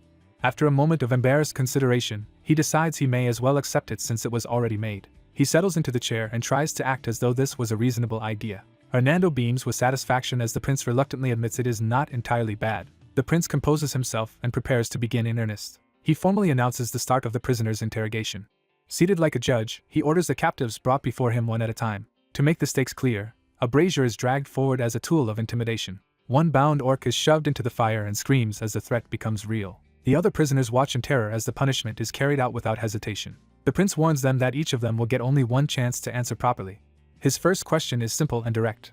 Who ordered the night ambush? The first orc spits back an insult instead of cooperating. When the translator hesitates over the abuse, the prince dismisses it and says he can tell it was just an insult. Jared steps in to enforce discipline on the prisoner. He grabs the orc and drags him toward the brazier. Without emotion, Jared slams the prisoner into the fire. The remaining orcs visibly lose their nerve as they watch what happens to those who refuse. Even the translator flinches, realizing the prince's camp is far harsher than expected. Another prisoner is burned, turning the interrogation into a demonstration of consequences. The prince reinforces the rule that he will ask each prisoner only once. He adds that a truthful answer may earn a painless death, while defiance will not. To underline that promise, he drives his mana sword into the brazier with overwhelming force. Jared is told to set one prisoner aside, suggesting the prince has found someone worth hearing out. That orc hurriedly tries to speak before he is chosen for the flames. Through the translator, the prince learns the common soldiers know little, but one of them is ready to betray his superior to survive. The prisoner claims the ambush order came from the Orkville and begs to be spared if that leader is punished instead. The prince laughs at the desperation but notes that the orc is at least trying to be useful. He narrows the issue to a more specific question. He asks whether the ambush order ultimately came from someone named Okwa. The unfamiliar name unsettles the nearby knights, who have never heard it before. For the prince, however, the name is a major revelation, because he recognizes Okwa as the king of orcs and the true architect behind the war. He remembers Okwa as the enemy who must be eliminated at any cost. When another prisoner asks to be spared in exchange for honesty, the prince agrees to hear him out. The translator relays the offer, and the prisoners scramble to take it. One of them then says the Orkville wants the prince's oath before speaking further. The demand catches the prince off guard. The Orkville argues that if the prince breaks his word after demanding surrender, his honor would be disgraced. Rather than taking offense, the prince is intrigued that an orc would care about such a thing and concludes this one has fought many humans before. He decides to give the oath anyway, despite Jared's immediate objection. When Jared protests the danger of releasing a prisoner, the prince calmly tells him not to panic. The questioning resumes, and the Orkville confirms that the ambush order did come from Okwa through a tribal leader. The prince presses further and asks how the orcs learned the allied army's route. The answer is frustratingly incomplete. Okwa has some way of obtaining that information, but the Orkville does not know how. Jared points out the implication that Okwa somehow discovered their route in advance and arranged the ambush accordingly. The prince agrees and connects it to another suspicious incident involving the Holy Kingdom, seeing a larger pattern in Okwa's methods. He asks one final question: just how strong is Okwa? The Orkville's expression shifts into grim certainty before he answers. Everyone present waits tensely for the response. The translator reports that even a dozen Orkvilles like this one would stand no chance against Okwa. That claim spreads unease through the knights as the scale of the threat becomes clear. The prince accepts the warning but notes that humans are far more cunning than orcs realize. As he says it, a red crystal pendant in his possession flares ominously. He reveals the pendant with a knowing smile, hinting that he has his own hidden means and is not as straightforward as he appears. At the same time, the bound Orkville suddenly decides to test the prince's oath by charging him despite the restraints. The watching knights shout in alarm as the prisoner starts breaking free and the interrogation turns dangerous again. A brutal clash begins with a crushing blow that shakes the battlefield. A monstrous orc surges forward with dark power, trying to overwhelm the Brial forces. Someone urgently orders the prince's attacker to be stopped, while another voice reacts with cold amusement. The third prince of Brial judges the enemy's talk of honor as hypocrisy and contemptuously rejects it. As his men surround the orc, he declares the creature unworthy of honor and takes control of the fight. Without hesitation, the prince gives the order to execute the orc. The command is carried out at once, and the prince walks away as the enemy is cut down behind him. That night, the war camp settles into a tense quiet under the moon. Inside the medical tents, the wounded groan in pain as healers struggle to keep up. An exhausted priest reassures the injured that he will reach them soon, even as more calls for help come in. The overworked healer is revealed to be Germain, a priest of Brial, rushing from patient to patient. Sir Hernando steps in to direct the flow of treatment, easing Germain's burden so the worst cases can be handled first. A hooded half-orc named Corey brings water to assist, earning simple praise for helping. Germain blesses the water with holy magic and warns everyone to stand back. Corey watches in awe as ordinary water is transformed by the priest's chant. The water begins radiating a sacred aura unlike anything Corey has seen before. Germain explains that the holy water will cleanse the toxic aura clinging to the soldier's wounds, and Corey accepts the task. Even while instructing Corey, Germain is immediately called away to yet another patient. Left to observe more closely, Corey becomes fascinated by the priest's magic. As Germain resumes healing, the fear and strain on the patient's faces start to soften. The priest's magic calms the wounded almost as quickly as it treats them. Corey trembles, overwhelmed by what this power can do for suffering people. He realizes for the first time that this is what true magic looks like. By dawn, the long night of emergency treatment finally ends. After the crisis, Germain, Hernando, and Corey sit together in weary relief. Germain thanks Hernando for helping stabilize the situation and notes that things are finally under control. Hernando also praises Corey, who shyly insists he barely did anything. Germain warns that the damage could have been far worse once the real battle begins. He admits that harsher suffering still lies ahead and can only pray for divine protection. Hernando answers with unexpected calm, suggesting the coming ordeal may not be as terrible as Germain fears.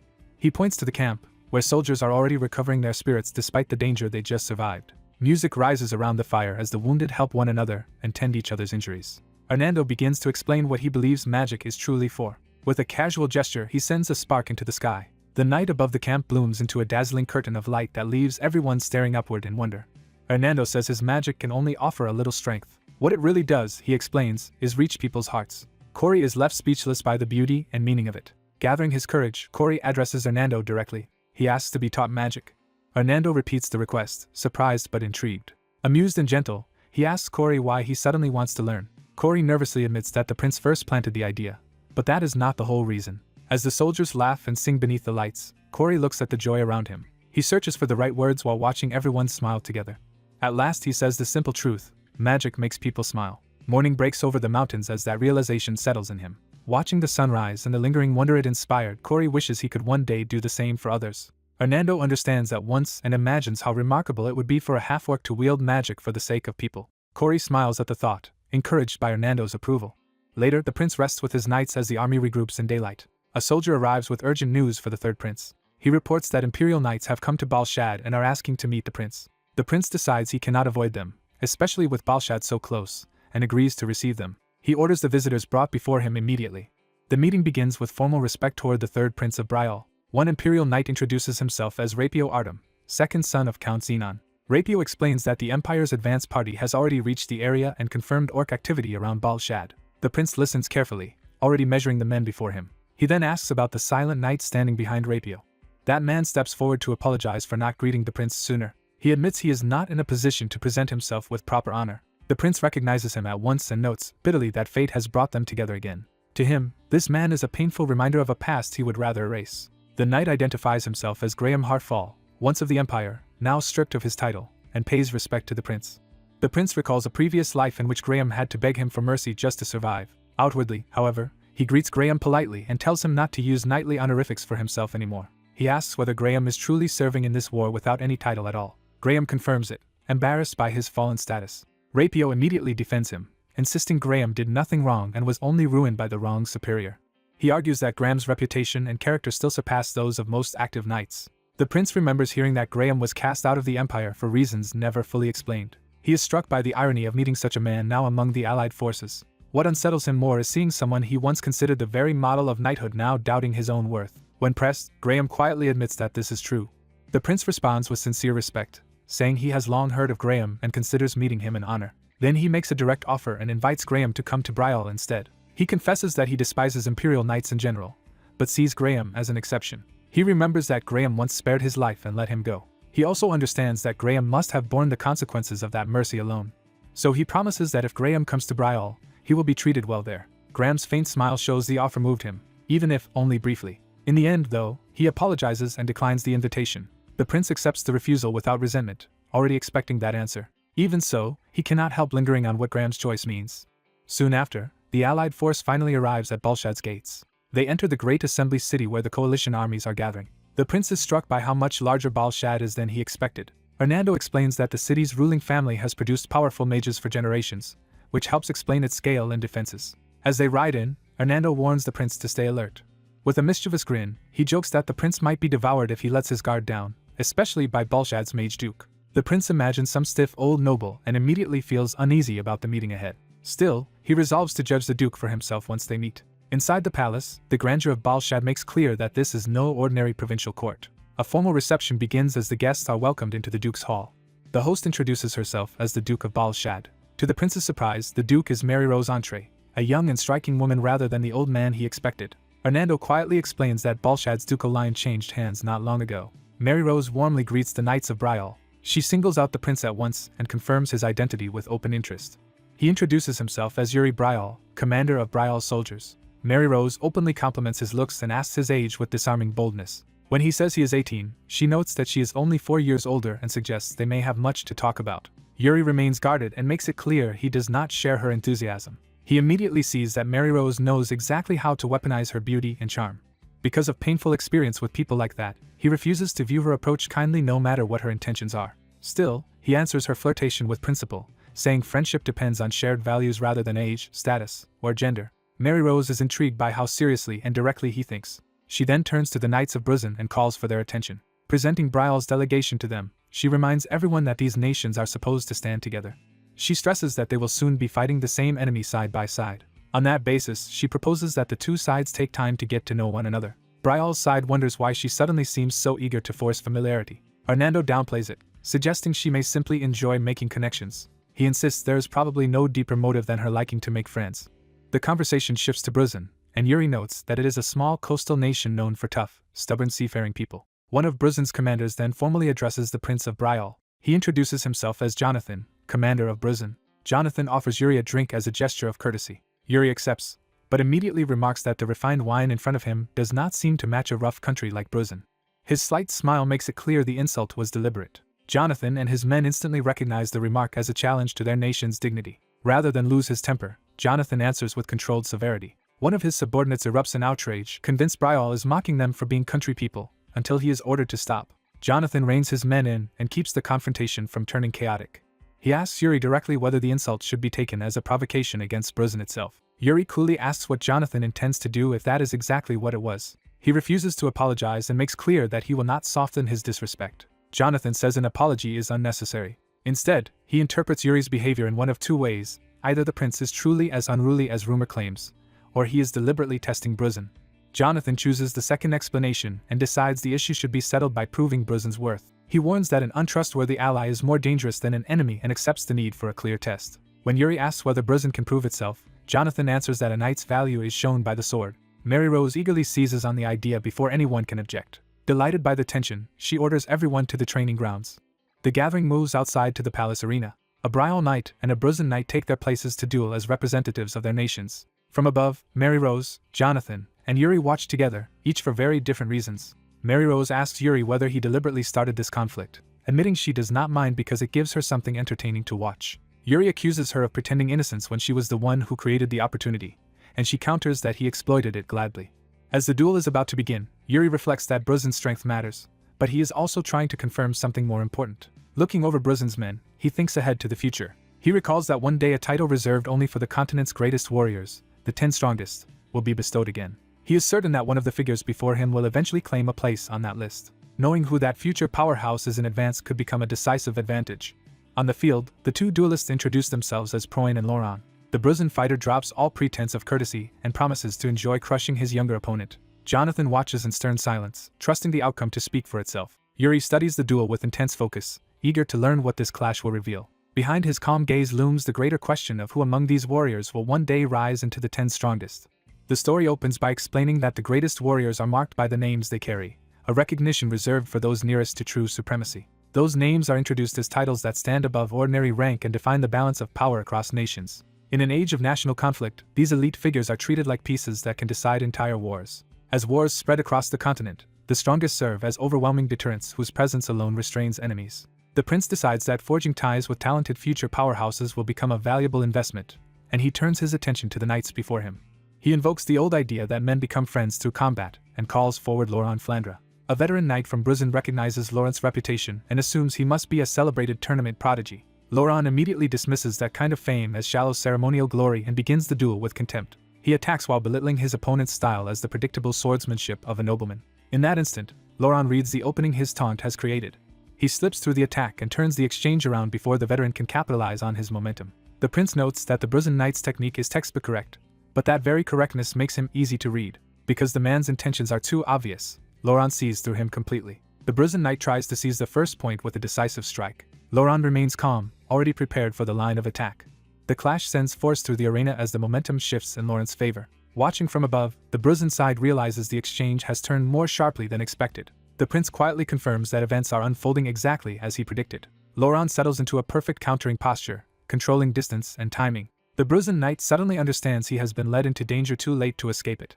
Laurent ends the bout with his blade at the man's throat, winning cleanly. The prince is pleased, seeing his judgment proven right. He explains that Laurent deliberately exposed his shoulder to lure the attack where he wanted it. The moment the strike came, Laurent twisted his wrist to rob the opponent of power. Then he shifted his weight inward with perfect timing to take control of the center line.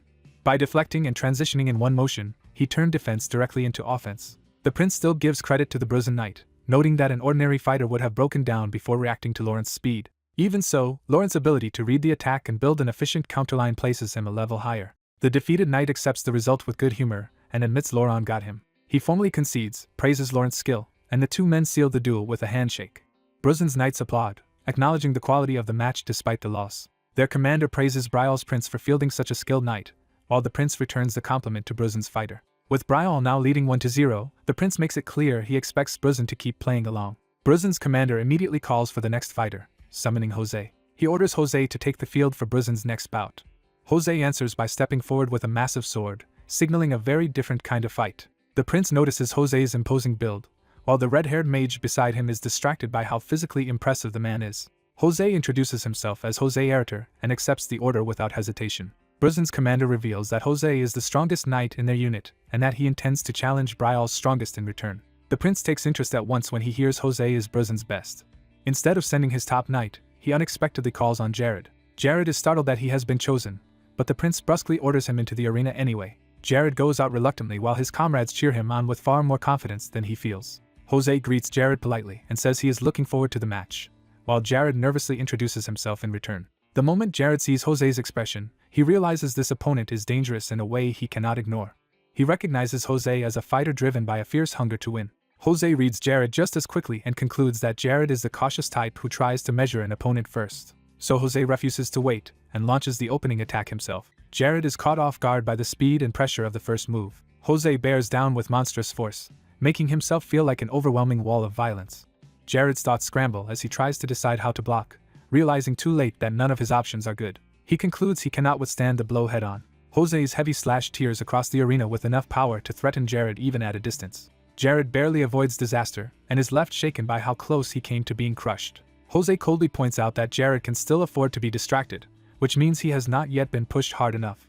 He follows with another sweeping assault, forcing Jared to defend against relentless pressure. Jared manages to catch the attack, but the impact drives through his guard and body. He strains desperately just to hold the blade back. Watching from above, the prince judges Jose to be both monstrously strong and technically refined. He notes that Jose combines brute force with excellent technique and can shift freely through many kinds of movement. That makes Jose seem like exactly the sort of knight who could someday claim a place among the continent's 10 strongest. Jose slips around Jared's defense and uses his body to break Jared's balance at close range. He drives Jared down and batters through his guard, ending the exchange decisively. Jared, battered and on the ground, calls for the fight to stop. Jose immediately eases off and praises Jared for lasting as long as he did against him. Jared accepts the loss with grace and says he learned a great deal from the bout. The match ends with mutual respect rather than humiliation. The prince declares the score tied at 1-1 and commends both fighters. With the point settled, Brial's side suggests ending the sparring session there. The prince asks whether this much fighting is enough for everyone to count as properly acquainted. He answers himself that it is close enough, because trust among allies matters more than empty ceremony. He then tells the Mage Duke that he is disappointed by something. The Mage Duke takes the remark personally at first, expecting a more intimate kind of attention. Instead, the prince reminds her that if getting to know one another is important, she should not keep avoiding him. She teasingly accuses him of postponing the chance to get to know her. Leaning close, she presses him with playful intimacy and calls him prince in a deliberately provocative tone. For a moment, even she is flustered by how far she has taken the teasing. The prince stays outwardly composed, though he clearly feels the pressure of the moment. He abruptly changes the subject and reminds the Mage Duke that she promised to show them her office. She recovers at once, admitting that her earlier behavior was mostly an act. The brazen commander asks if she can guide them there immediately, since many people are curious. She agrees without much resistance. When she invites the prince to come with her, he declines because he still has business with his knights. He cheerfully excuses himself and leaves before she can keep pressing him. The Mage Duke is left blushing and irritated, while the Bruzen commander laughs at the whole exchange. Her embarrassment quickly turns into open frustration at how slippery the prince is. Soon afterward, the allied forces as a whole arrive at Balshad. The arrival of the Empire's supreme commander raises the stakes and makes every faction more alert. Each allied nation begins quietly measuring the strength of the others. Brial alone refuses to play the same political game. When asked whether they should focus only on training, the prince answers yes without hesitation. His subordinate warns that the other commanders are already sharing strategies and forming alliances. The prince dismisses those arrangements as shallow and temporary. He explains that only the strongest representatives of each nation have gathered, and none of them will set aside their pride easily. Since everyone believes themselves superior, words alone will never settle anything among them. So he concludes that the only real answer is to demonstrate strength directly. With that in mind, he proposes another spar. A new challenger accepts the idea at once and addresses him with formal respect. The challenger approaches, saying it is an honor to cross blades with the prince. The prince tells him not to hold back. The blonde swordsman answers with quiet confidence. He releases pure blue mana and prepares to fight seriously. The prince instantly recognizes the man's mana as exceptionally pure, exactly what he expected from Laurent. He judges Laurent to be an ideal training partner. Laurent opens with a fast, low attack empowered by mana. The prince intercepts the strike cleanly, matching Laurent's speed without losing composure. Their footwork tears into the ground as both men fight for position. Laurent shifts into another mana-charged stance, preparing a more intricate sequence. The prince tracks the motion and cuts across the line with exact timing. Laurent answers by sending a storm of blue blade trajectories toward him. The prince sees at once how precise Laurent's control is. He reads the attack as a razor-sharp trajectory designed to leave no room for even the smallest mistake, and recognizes it as the same pure sword he remembers. That purity reminds him of a past life, when Laurent killed him with a blade that stayed true even against Laurent's own turbulent emotions. Remembering that, the prince thinks that if he were ever to entrust his back to Laurent's sword, it would be because that sword never wavers from its duty. He answers Laurent's barrage with a sweeping counter that tears through the incoming lines. The clash of their mana-laced strikes explodes across the field. Laurent lands and resets, while the prince remains steady at range. Another impact gouges the ground as the exchange continues at full intensity. The prince presses forward with growing excitement, clearly enjoying the duel. Laurent meets him head-on, equally eager to test himself. Their blades lock at close range, and both men grin through the pressure of the contest. Brial's knights cheer wildly, thrilled by the spectacle. One observer wonders whether a spar really needs to be this brutal. Another can only marvel that the Prince of Brial is this skilled. Laurent seems about to say something important as he stares at the prince. But before he can continue, Jose suddenly interrupts from the sidelines. Jose loudly asks the prince for a favor. What he wants is simple. He also wants a chance to spar. The prince finds the request amusing rather than bothersome. He agrees immediately. Then, instead of volunteering himself, he casually offers Jared to Jose as the next opponent. Jose happily drags the horrified Jared away while the prince laughs and tells them to enjoy themselves. Laurent, still respectful despite the interruption, thanks the prince for letting him learn through their exchange. The prince says he is already looking forward to their next spar. As Laurent leaves, the prince watches him go with clear approval.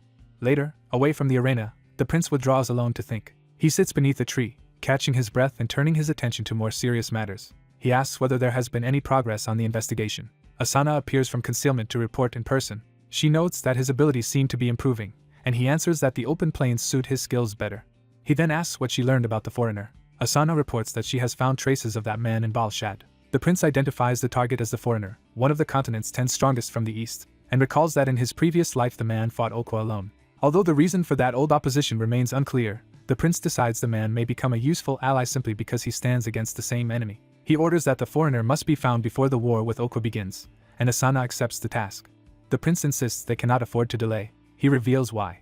When the battle against Okwa comes, the one forced out of the 10 strongest will be the Empire's supreme commander. That commander is introduced as the Emperor's half-brother. He is also the current supreme commander of the Allied forces, a man whose authority and power dominate the coalition. His name is revealed as Ragnar Gustav Granzian, setting up the true giant the prince intends to bring down. Yuri realizes the man before him is someone he knew in his previous life and instinctively tries to stop the moment from slipping away. Even while secretly holding hands, the danger of being discovered weighs on the woman beside him. Yuri dismisses her fear and reassures her that no one is around to catch them. She still hesitates, torn between desire and the risk of scandal. He boldly promises to bear the consequences himself, pushing her past her last resistance. Their kiss is cut short when an older man suddenly calls them out. The pair turn in shock and find the woman's uncle lounging nearby, annoyed rather than outraged. Yuri quickly realizes this uncle must be someone important, while the man complains about their fuss. Instead of punishing them, the uncle calmly decides to question Yuri. He asks whether Yuri truly cares for her, and Yuri answers without wavering that he does. The uncle drops the matter with a laugh, apparently satisfied by Yuri's composure. He leaves them to handle the rest themselves, ending the confrontation on unexpectedly easy terms. From that brief encounter, Yuri judges the man to be far more formidable than he first appeared. At the Allied War Council in Balshad, Yuri identifies that man as Ragna, the Emperor's half-brother and supreme commander. Others treat Ragna's presence as a political opportunity, while Yuri notes bitterly that even in wartime the nobles are still playing power games. Yuri is unsettled when Ragna calls the situation fortunate, sensing trouble behind the casual remark. Ragna notices the room's ease and pointedly asks since when they have all become so comfortable. His mere shift in posture is enough to make the room tense. Once seated in full authority, Ragna makes it clear that he is now in command. He warns them that any further complacency will not be tolerated. Then he crushes the room with killing intent and declares his hatred for cowards before anyone can object. The commanders are shaken as they recognize the terrifying Lionheart Prince of the Empire. Yuri, however, greets the display with dry amusement instead of fear. Ragna lays down the rules: anyone who flees will die by his hand, but those who fight well will be treated and rewarded as true knights. The others are left speechless, while Yuri reflects that he understands exactly how Ragna operates. Taking advantage of the opening, Yuri asks to speak directly. Even as he recalls that Ragna favors confidence and composure, Yuri uses that poise to ask for the Empire's assessment of the orc's strength. Ragna demands his name first, forcing Yuri to identify himself as Yuri Bryal, commander of Bryal. Ragna immediately recognizes him as the young man George had mentioned and takes a sharper interest. Pleased by the question, Ragna reveals that an orc named Okwa has united the three great tribes. He stresses that Okwa's rise has already become a serious threat. Ragna adds that the enemy vanguard is already establishing a camp around Balshad. He announces that battle will begin the day after tomorrow and that this will be the Allied forces' first true test. Then, without warning, he offers Yuri the vanguard position. The room stiffens as everyone realizes Yuri has just been singled out for the deadliest role. Yuri takes a breath, understanding the weight of what he has been handed. He accepts at once and declares that he will gladly stand at the front. Night falls over the camp as the decision settles into reality. Alone by the fire, Yuri quietly wrestles with the burden of leading men into battle. Mary Rose, the Mage Duke of Balshad, approaches him and asks what is troubling him so deeply. Yuri greets her politely and asks why she has come to the military camp. She praises him for winning the coveted vanguard post, but her interest clearly goes beyond simple congratulations. Noticing his unease, she presses him to explain what is really on his mind. Yuri accuses her of taking an unusual interest in him, and she answers that he never gave her a chance to know him before. Her tone turns serious as she admits she cannot trust lightly when the lives of Balshad's citizens are at stake. Yuri asks her to drop the worried expression and give him a direct answer as a prince. Mary Rose offers to support him on the battlefield if he will answer her honestly. When Yuri asks how, she reminds him that she is the Mage Duke. To prove it, she gathers blazing fire in her hand with effortless control. She boasts that on the plains she would be more useful than Hernando, making clear she wants a place in the coming fight. Yuri studies her in silence, weighing both her power and her intentions. At last he admits that there will be casualties the day after tomorrow. Mary Rose listens closely, sensing he is finally speaking from conviction rather than caution. Yuri explains that the vanguard is the most visible position and also the place where the most soldiers die. He looks at the ordinary men around the camp and thinks of the lives about to be spent. He states plainly that the men laughing and eating tonight will soon become corpses. Yuri accepts that this outcome follows from the decision he himself made. Though he claims not to be sentimental, he cannot ignore the responsibility pressing on him. He says he wants to carry that burden properly instead of pretending it belongs to someone else. Mary Rose is visibly moved by the sincerity behind his resolve. She says his answer has genuinely touched her. Then she teases him for still being too much of a man, more interested in the soldiers than in her. Before Yuri can respond, she reaches toward him with sudden intimacy. Mary Rose formally promises that she, the Mage Duke of Balshad, will help him in his first battle. Yuri accepts her offer with gratitude, and the two seal their cooperation with a handshake. A few days later, the first battle of the Allied forces arrives. The enemy advances with monstrous beasts at the front, their ferocity made plain before the clash even begins. The Orc army surges forward, and the Allied side recognizes that its first real battle has begun. Ragna and Mary Rose watch from above as the armies prepare to collide. Bryal's banner rises in the wind, marking Yuri's force at the forefront. Yuri addresses every soldier under his command. Standing before the vanguard, he orders them to prepare for battle. Ragna watches in silence, judging the young commander he chose. As the moment to deploy arrives, Ragna questions why Mary Rose is still present. Mary Rose answers that she is there because someone asked something of her. When pressed, she confirms that she was indeed asked. A battle horn sounds, signaling the final approach. Mary Rose reveals that the one who asked for her help was the Prince of Bryal himself. Across the line, the Allied commanders and champions ready themselves for Yuri's lead. Yuri asks his soldiers if they are ready. They answer with a unified shout, and the charge begins. The vanguard gallops straight toward the oncoming orcs without hesitation. Observers note in disbelief that the Prince of Bryal has placed himself at the very front. Ragna judges the move reckless and wonders whether it is mere bravado or something more. At that critical instant, Mary Rose asks the commander's leave to act.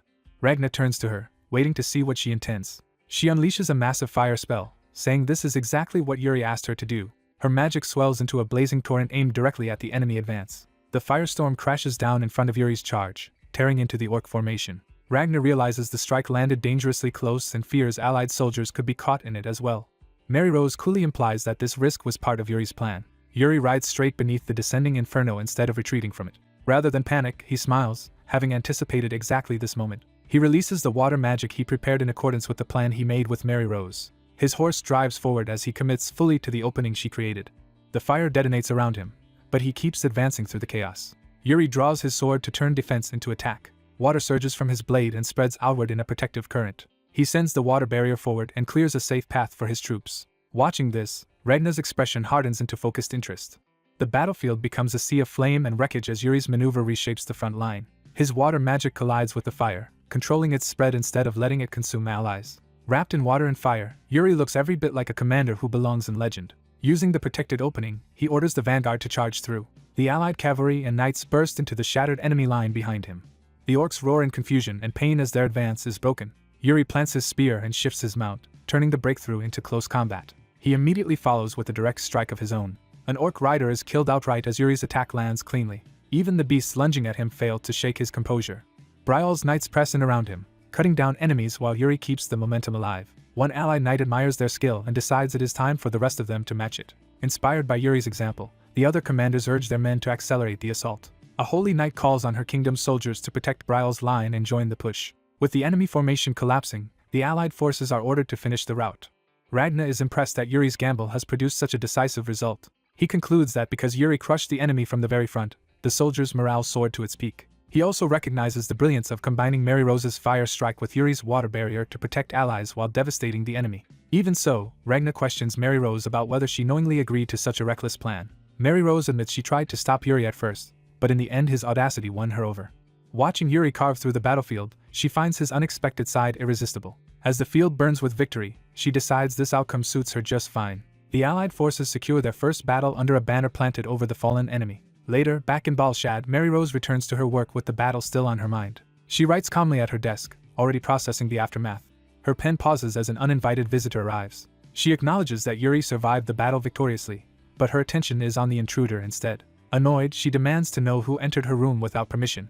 The visitor reveals himself as Hernando, and he tries to soften her irritation with familiarity. He reminds her that he was once her teacher, but she bitterly answers that a teacher who abandoned his student has no right to warmth.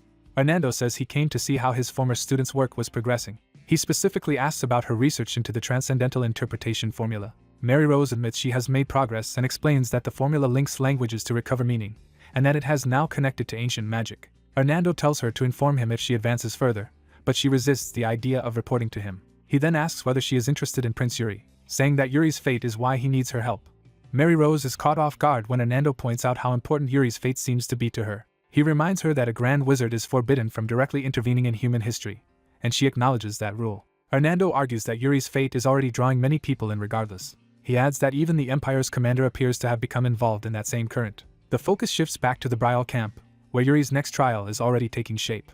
Ragnar summons Yuri and begins assigning him a new task. Yuri is startled to learn that the task is a reconnaissance mission. Ragnar's expression makes clear that this is another deliberate test rather than a routine order. Outside, the quiet camp contrasts with the danger of what is being planned. Yuri confirms that Ragnar intends to entrust the reconnaissance to him. Ragnar says they will enter the eastern plains, deep in orc territory, the very next day. He warns that ambushes are certain and that the entire army will be moving under severe strain. Yuri immediately grasps the real purpose. He is being asked to form a detached unit to shield the alliance's formation. He falls silent for a moment, measuring the burden of yet another dangerous role. Then Yuri answers diplomatically that Brial already took the vanguard in the last battle, and if fairness matters, another nation should be given the next chance. A commander makes clear that he values proven ability over prideful reputations. Because of that, he would rather entrust Brial's prince with the role. The prince answers by offering a different solution. His proposal is to support the march with a reconnaissance unit chosen to protect the main force. Instead of accepting volunteers blindly, he wants the applying nations to compete for the position. The idea excites the other commanders, who see that the prince wants only the strongest troops involved. They quickly understand that mediocrity will be excluded, and the challenge rekindles their fighting spirit. The prince sets the rules: hunt orcs along the route, cut off their right ears, and let the results decide future assignments. When asked directly, he admits the competition was his own idea. He explains that because the order comes from the supreme commander, every nation must participate, making the contest a true measure of strength. A Brial knight warns that reconnaissance warfare is unlike ordinary battle and may not suit them. The prince dismisses the concern and insists he already has a way to handle it. He reveals his confidence without explaining the method yet. As the main army advances toward the plains, the contest begins in earnest. The commanders are ordered to move into the surrounding area, track the orcs, and wipe them out. Whichever nation brings back the most theirs will gain priority in later missions. The female commander from another nation receives the terms in silence, taking the challenge seriously. The bearded commander from Bruzin also accepts the stakes with a hard look. Yuri, the Brial prince, meets the challenge head-on behind his helmeted calm. To mark the start, the blonde commander turns over an hourglass. With that signal, the competition officially begins. The rival commanders immediately split off in different directions to hunt first. The blonde commander watches them go with confidence in his own side. One of his men notes that he seems especially invested in Brial's prince. He admits Yuri has caught his attention despite his youth. As Yuri rides out with his unit, the commander decides that another strong showing could make him genuinely favor the young prince. Yuri leads his cavalry forward at speed, already focused on results. When asked for a plan, he answers that they first need to locate orcs. His subordinate protests that finding them alone will not be enough to win. Yuri only laughs and repeats that he has a method. Before he can explain, a scout suddenly reports movement to the northeast. Yuri turns at once toward the disturbance. The enemy reveals itself as an orc cavalry force. Rather than avoid them, Yuri decides to draw the orcs toward his side. He activates a red crystal necklace, putting his hidden plan into motion. The charging orcs immediately react to the crystal's pull and rush after it. Their aggression sharpens as they lock onto the lure. The orc riders close in, convinced they have prey in front of them. Yuri reminds his men that the goal is not slaughter for its own sake but collecting intact right ears. His soldiers ready their blades with that instruction in mind. He warns them not to overdo the killing and ruin the proof they need. Then Yuri gives the order to charge. His cavalry surges forward to meet the orcs head-on. A Brial knight collides with an orc rider in the first clash. The Brial troops begin cutting down the enemy with precise mounted strikes. One knight finishes an orc cleanly and keeps moving. The melee spreads as more orcs are cut down in rapid succession. Even the enemy mounts are brought down, breaking the orc charge. Another enraged orc rider tries to force his way through the chaos. Yuri rides straight into the thick of it, still controlling the crystal lure. An orc swings at him from close range, trying to catch him off guard. Yuri counters with overwhelming speed and cuts the attacker down before the blow can land. He remains composed, already thinking beyond the immediate skirmish. After the clash, Yuri reveals that he prepared two tools for this mission. One is the crystal necklace he took from bandits, and the other is still about to be shown. A subordinate reports they have already secured 10 ears and believes that should be enough to beat the other nations. Yuri rejects that complacency and says the result is still insufficient. His men are left confused by his refusal to settle for an early lead. To demonstrate his real method, Yuri drives his sword into the ground. A pillar of golden force erupts from the earth around him. The display shocks the soldiers watching nearby. Yuri stands within the surging power as if he expected it all along. He declares that they will not return until every orc in the area has been hunted down. He identifies the technique as soul severance, a strange mana art that can take any form according to the user's will. By combining it with an earth-imbued sword that senses vibrations, he spreads that perception through the ground. Through that expanded sense, hidden orcs begin to reveal themselves to his awareness. Yuri realizes he can identify everything moving across the land even without seeing it directly. That is why 10 ears are nowhere near enough for him. His true aim is total extermination of every orc nearby before withdrawing. He steels himself to carry that plan through. Back at camp, the blonde commander decides the time has come to judge the contest. He orders each nation to submit the pouches containing the orcs' ears. As the bags are placed before him, he begins the count. He demands to know which nation each pouch belongs to and mocks those who failed to earn a reconnaissance place. When one result proves worthless, he dismisses it with open contempt. He keeps checking bag after bag, unimpressed by the poor totals. Seeing how many nations failed to kill even one orc leaves him disgusted. Then one pouch finally catches his attention. It belongs to Bruzin. Bruzin has 6 ears, the best showing so far, and their commander credits luck and a chance encounter with an orc scout unit. The blonde commander replies that luck itself is part of battlefield skill. He also reveals that his own imperial army secretly sent out a scouting party because he refused to be left out. That extra effort gives the imperial side 12 ears, a respectable total that impresses the onlookers. Even Bruzin's commander, who already respected the imperial army, is unsettled that they doubled his result despite leaving later. The female commander bitterly realizes the other nations have effectively been reduced to decoys. The blonde commander smooths over the resentment by telling everyone that what matters now is what they achieve from this point on. Just as he thinks the counting is over, one final pouch remains. He is told the last bag belongs to Brial. The rival commanders fall silent as the final result is opened. The blonde commander is visibly thrown when he sees what is inside.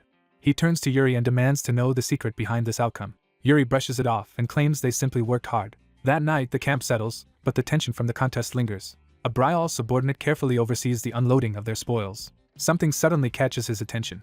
He notices Yuri quietly leaving and watches him with suspicion. Unable to read Yuri's behavior, he wonders what is wrong with him. He follows Yuri to a firelit corner of camp where Yuri is meeting with others. Yuri learns that knights from other nations have recently been provoking Brial. He treats the hostility lightly, saying they are probably jealous because Brial won the reconnaissance role and drew attention. Still, he says the real issue is something else entirely. That issue is the captured orc sorcerer, whose value may exceed the contest itself. Yuri asks the captive, through a translator named Cory, whether he has learned anything useful. The sorcerer erupts in alarmed speech. Yuri asks what the outburst means. Cory explains that rumors have spread among the orcs.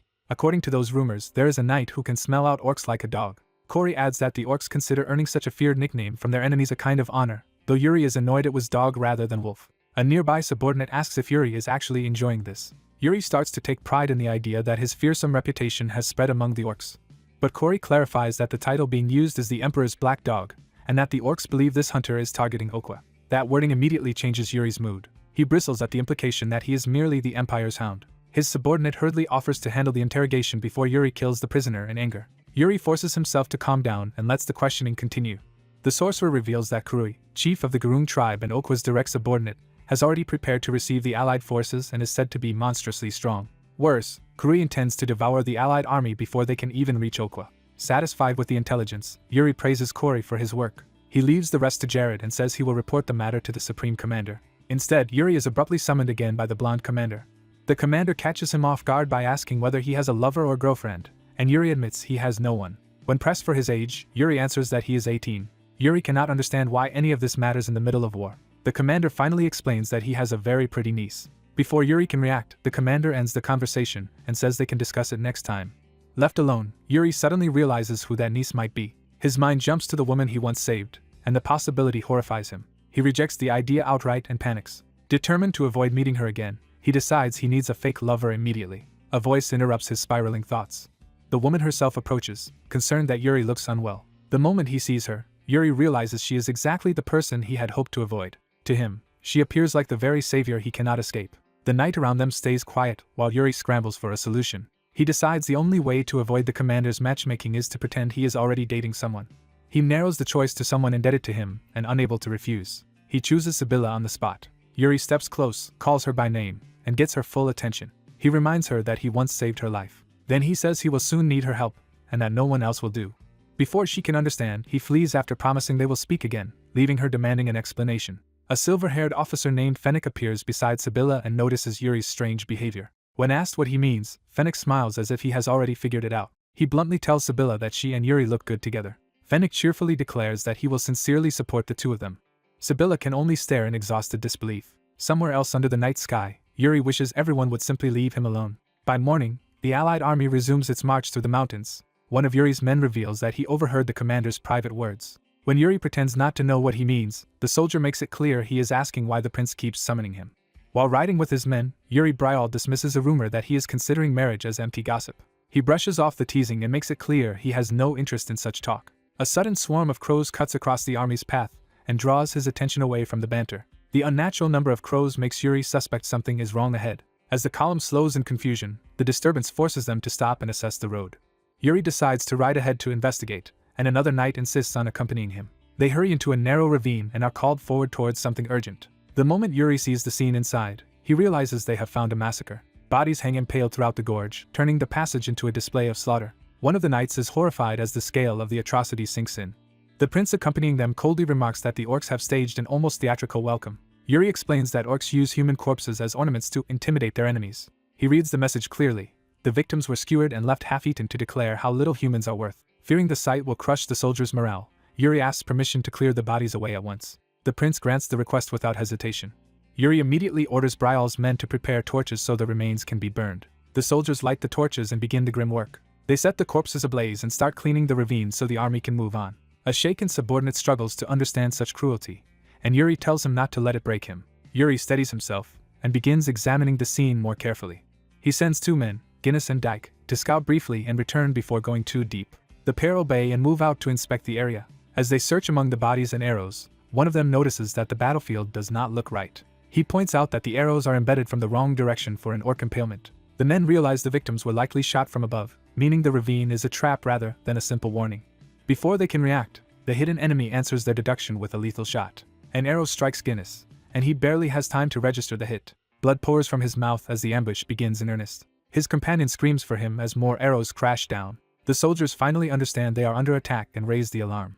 Orc archers reveal themselves on the cliffs and loose a coordinated volley into the ravine. The rain of arrows turns the narrow passage into a killing zone. Dyke panics and thinks of fleeing, but he cannot abandon the wounded Guinness. Yuri shouts precise instructions, telling Dyke where Guinness has been hit so he can be moved. He seizes control of the chaos and acts before the next volley lands.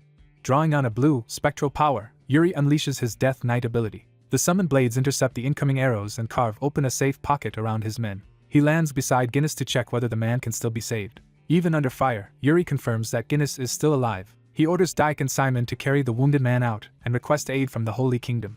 To ensure they are taken seriously, he tells them to invoke his full name, Yuri Brial. Yuri watches them go, already reading the enemy's intent. He realizes the orcs have completely outmaneuvered them with this ambush. Their withdrawal after the volley feels deliberately condescending, as if they only wanted to prove they could kill the humans whenever they wished. Yuri accepts the provocation and decides he cannot let it stand. He resolves to answer the insult personally instead of retreating. Elsewhere, the prince studies the report and identifies the attack as a hidden unit positioned on the right cliff. Since the army cannot bypass the ravine, he concludes the ambushers must be eliminated. He turns to Yuri and asks what he intends to do. Yuri answers that there is only one practical course of action. He asks for archers to pin the hidden orc unit in place so they cannot emerge freely. As he speaks, he prepares himself for a direct assault. Yuri declares that while the archers suppress the enemy, he will seize the top of the rift. The orc archers wait above on both sides of the cliffs, confident in their position. One of them notices movement and realizes the humans are counterattacking. An orc archer steps forward to meet the threat from the cliff edge. Human arrows streak upward in a suppressing barrage. The orc archers are forced to duck as the prince's archers pin them down. The prince calmly oversees the supporting fire while his bowmen keep pressure on the cliffs. He reminds them that their only job is to stop the orcs from coming out. Using the cliff face itself as a route, Yuri begins climbing straight up the ravine wall. His men follow behind, but it is clear Yuri intends to do the real hunting himself. The soldiers worry he is rushing ahead too recklessly, but he keeps climbing. One struggling subordinate warns Yuri to conserve his strength for the battle at the top, and Yuri mocks the man's poor stamina instead. He urges them on, knowing the archer's suppression gives them only a brief window. Mid-climb, Yuri senses a new danger before it reaches him. A massive rock is hurled down from above, threatening to crush the climbers. Yuri instantly summons more spectral blades to answer the attack. The blue swords whirl around him and launch outward. They slam into the falling debris and shatter it before it can wipe out the climbing party. Yuri uses one of the summoned blades as a foothold and anchor to keep ascending. By chaining the spectral swords into the cliff, he creates a path and surges upward with unnatural speed. He bursts through the last stretch of the climb and closes on the summit. His focus hardens as he prepares to enter the enemy's position alone. He drives a sword into the rock to halt himself and pull onto the ledge. Yuri hangs for a moment at the cliff face, then steadies himself at the top. Before advancing, he calls down to make sure the men below survived the falling boulder. They answer that they are unharmed and continue climbing after him. Satisfied, Yuri orders them to keep pace and follow. He sprints across the slanted rock toward the orc ambushers. Then he launches himself into their position in a direct assault. Landing among them, he greets the orcs with mocking gratitude for their enthusiastic welcome. Surrounded by enemies, Yuri taunts them for receiving him so warmly. When the orcs recognize him as Aquakai, Yuri openly confirms his identity and insults them back. The orcs answer with rage and charge him.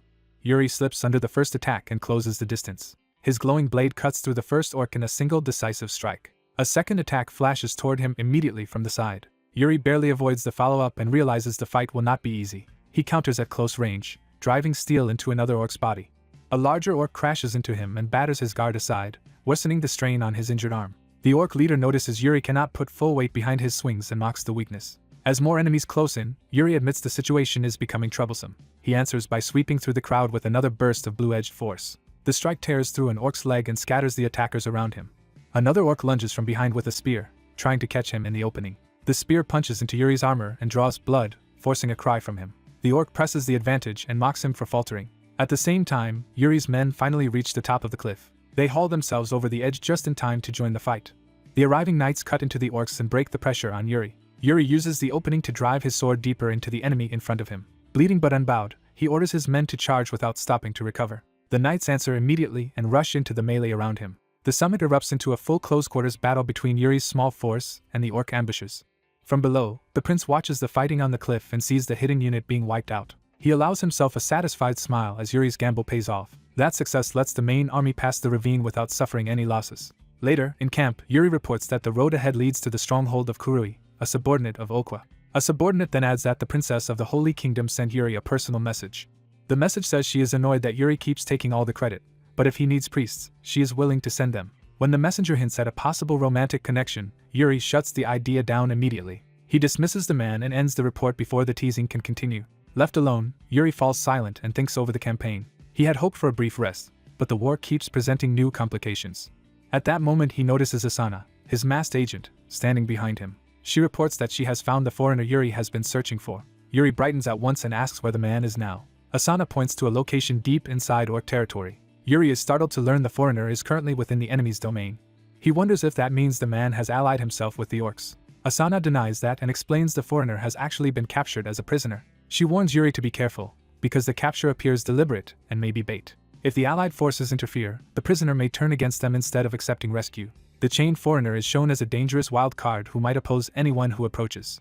Yuri repeats the key fact to himself. The foreigner is now an orc prisoner. When Asuna offers to return and investigate further, Yuri refuses. He decides the situation suits him better this way, because he can approach the foreigner directly and persuade him as long as they share the goal of killing Okwa. Yuri orders Asuna to infiltrate the orc barracks once tomorrow's battle begins and monitor the prisoner until he arrives. Asuna hesitates, and Yuri notices her concern.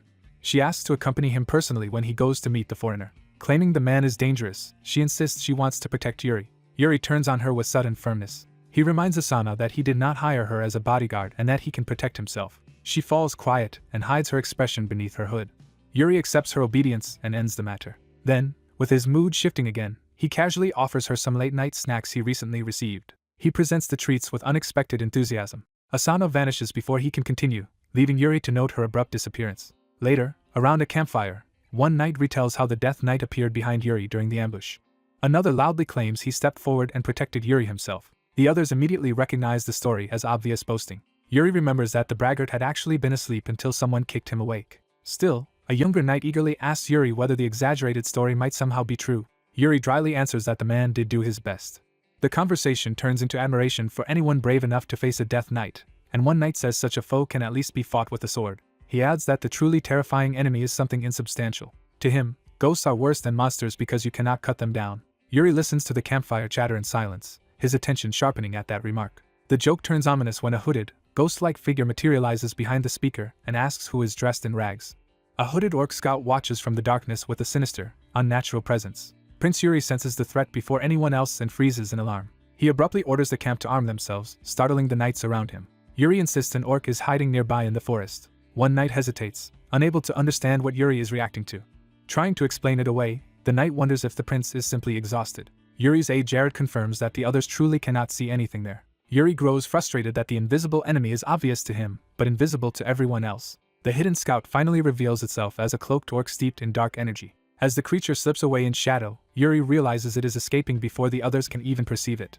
He throws himself after it, declaring that he will capture the scout himself. While pursuing it, Yuri concludes that only he can see the enemy and suspects it is a magically concealed scout. He draws on mana and readies his sword for a direct interception. Yuri unleashes a powerful strike, determined not to let the scout escape. The orc endures the attack with a grim, knowing reaction rather than simple fear. Yuri presses in close, continuing the chase and attack through the dark aura. But the creature's foul energy splashes onto him, leaving Yuri unsettled by the contact. He instinctively blasts mana through his body to purge the contamination. Even after forcing it back, Yuri realizes the taint was an impure aura unlike normal magic. He is disturbed that the corruption still lingers enough to make no sense to him. Later, Yuri reports that the enemy used an unseen avatar-like scout, making their infiltration far more dangerous than it first appeared. Because of that discovery, he rushes to consult Hernando, the royal family's personal mage, in the middle of the night. He finds Hernando casually gambling despite the urgency, which only sharpens Yuri's irritation. Hernando reasons that the scout was likely hidden by sorcery, and asks what can be done before such tricks disrupt the coming battle. Yuri explains that large, obvious spells can be interrupted and that earlier magical bombardment worked only under special conditions. Hernando then reveals his deeper suspicion that the enemy has mixed forbidden power with black magic. When Yuri questions the danger, Hernando assures him the magic tower has already studied this corruption and that quick response is the key. Yuri decides Hernando's priority will be dispelling the enemy sorcerer's tricks, and Hernando accepts the role. With the serious matter settled, Yuri turns to another issue involving Hernando. He warns Hernando not to sneak off to gamble again without inviting him, and Hernando cheerfully promises to remember. The mood briefly lightens as nearby soldiers ask whether Hernando won big. Their laughter shows how little they grasp the scale of the threat about to descend. Elsewhere, crows circle over a grim orc stronghold marked by death and bone totems. The enemy camp is introduced as the fortress of the orcs. Within it, the orc host gathers under a war banner as a major force prepares to move. The commander is revealed as Khan Damrave, a brutal leader seated amid trophies of death. The hidden scout from before reports back to him. Khan responds by invoking a blood-red command, signaling the start of a larger operation. The orc army answers with ferocious bloodlust. Their killing intent surges as the order takes hold. The host roars in unison, ready for slaughter. One of them speaks in the orc tongue as the war machine fully awakens. At dawn, a horn sounds the alarm for battle. A full-scale assault begins against Kuri's camp. Yuri is called to action as the attack erupts. The allied cavalry rides out under their banners to meet the enemy. They race toward the orc fortifications at speed. Orc archers rise behind the palisade and prepare a volley. Arrows rain down over the charging force. Yuri immediately orders a retreat rather than waste lives on a bad approach. The cavalry pulls back under fire, obeying his quick judgment. Even so, some riders are struck before they can escape the kill zone. Yuri forces himself not to be shaken by the losses and reminds himself to keep advancing the battle. From the walls, the orcs realize the riders were bait meant to draw their attention away from another attack. At the front gate, the allied commander launches the real assault and orders the gate broken open. A battering ram is brought forward at full force. The ram smashes into the gate and begins to crack it apart. Once the front gate opens, the Imperial army is ordered to charge through. Yuri halts his own group when he hears the front assault succeed. He judges that their role as bait is finished and that they should now rejoin the main attack. A subordinate argues that the enemy must be distracted and that striking from the rear would be more efficient. Yuri admits the idea has merit but sees a practical problem. Without siege gear, and with the rear built purely for defense, forcing that side would be too costly. Sir Jose then points out that brute force is not the only way to break through a wall. He confidently offers to handle the obstacle himself. Jose approaches the rear gate alone as if measuring it. Yuri recognizes that Jose is about to do something extraordinary. Jose gathers a massive current of blue mana around his great sword. The energy swells until even Yuri can only compare it to a tidal wave of mana. Jose brings that power down in a devastating strike. The rear wall explodes apart under the impact. A breach opens through smoke and shattered timber, exposing the defenders inside.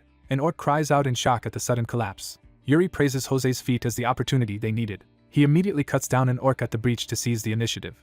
He calls for Brial's name as he rallies the men around him. Yuri orders the path cleared while the enemy is still reeling. The cavalry surges toward the new opening. Yuri urges them to carve the strength of the allied forces into the enemy's memory. The orcs answer with snarling resistance as the two sides crash together. Thrown weapons and blades begin flying through the breach. Horses pound over blood-slick ground as the melee tightens. The soldiers charge in Brial's name, turning Yuri's presence into a battle cry. A knight notices that Jared is acting far more excited than usual. Laurent decides he has to join Jared in the thick of the fight. Inside the camp, the allies discover not only orcs but monstrous wolf-like beasts and heavier resistance than expected. A strike lands hard in the chaos, showing how brutal the close combat has become. The enemy beasts and orcs roar together, adding to the confusion. Laurent cuts one foe down with a radiant slash and enters the fight in earnest. Blood splashes at his feet as the battle turns savage. He raises his sword and shouts his loyalty to Prince Yuri Brial. Jose's spectacular breach has inspired the allied soldiers, who refuse to be outdone. They throw themselves into the melee, determined not to lose to the Brial forces. From Yuri's perspective, the enemy line is thinning and the momentum has shifted in their favor. Even so, he becomes uneasy that the main allied force still has not appeared where it should have by now. At the same time, more orcs continue to gather under red banners, hinting that the battle is not unfolding as expected. A warning goes up that the orcvils have appeared, revealing a stronger class of enemy entering the field. One of those elite orcs cuts down a mounted soldier with terrifying ease. Another sweeping blow tears through horse and rider alike. The allies are stunned by how many of these elite warriors there are. An orcvil charges with a flaming red strike aimed straight at the allied line. Its confidence shows that it expects to break them by force. A soldier realizes too late that the attack is already upon them. Yuri intervenes and snaps Jared back to focus before panic can spread. He throws himself forward to meet the elite threat head-on. Yuri's blade clashes against the orcvil's heavy weapon, and he immediately feels the difference in raw power. As the monster bears down on him, Yuri taunts Jared into surviving long enough to tell this story more than once. He orders Jared to set his stance and stop wavering. The orcvil hammers Yuri's guard with another crushing assault. Yuri remains outwardly calm, reading the enemy instead of yielding to fear. Jared watches with growing dread as he realizes how dangerous this opponent is. Yuri counters with a sweeping blue strike that cuts through nearby enemies and relieves the pressure on Jared. One of the elite orcs is struck down, proving Yuri can kill them if he finds the opening. Jared apologizes for faltering, and Yuri warns him that the real danger has only begun. Yuri senses a deeper threat still hidden behind the battle in a dark tent within the camp. His suspicion sharpens as he feels that ominous presence more clearly. Inside, the main allied force is revealed to have been slaughtered, their bodies strewn across the floor. The true mastermind emerges as a monstrous skeletal armored orc champion holding a severed human head. Outside, the fighting intensifies as the allied soldiers exploit the broken enemy formation and push harder. Yuri turns to Jared, already deciding their next move. He confirms that Jared feels the same sinister presence, and orders him to follow into the tent. As they rush toward it, Yuri fears the main force may already have encountered whatever is inside and may not have survived. Before they can reach it, a body is hurled violently into their path. A red shockwave follows, forcing Yuri to halt and brace. The ground itself buckles under the weight of something enormous landing nearby. A second impact confirms that the enemy has arrived in person.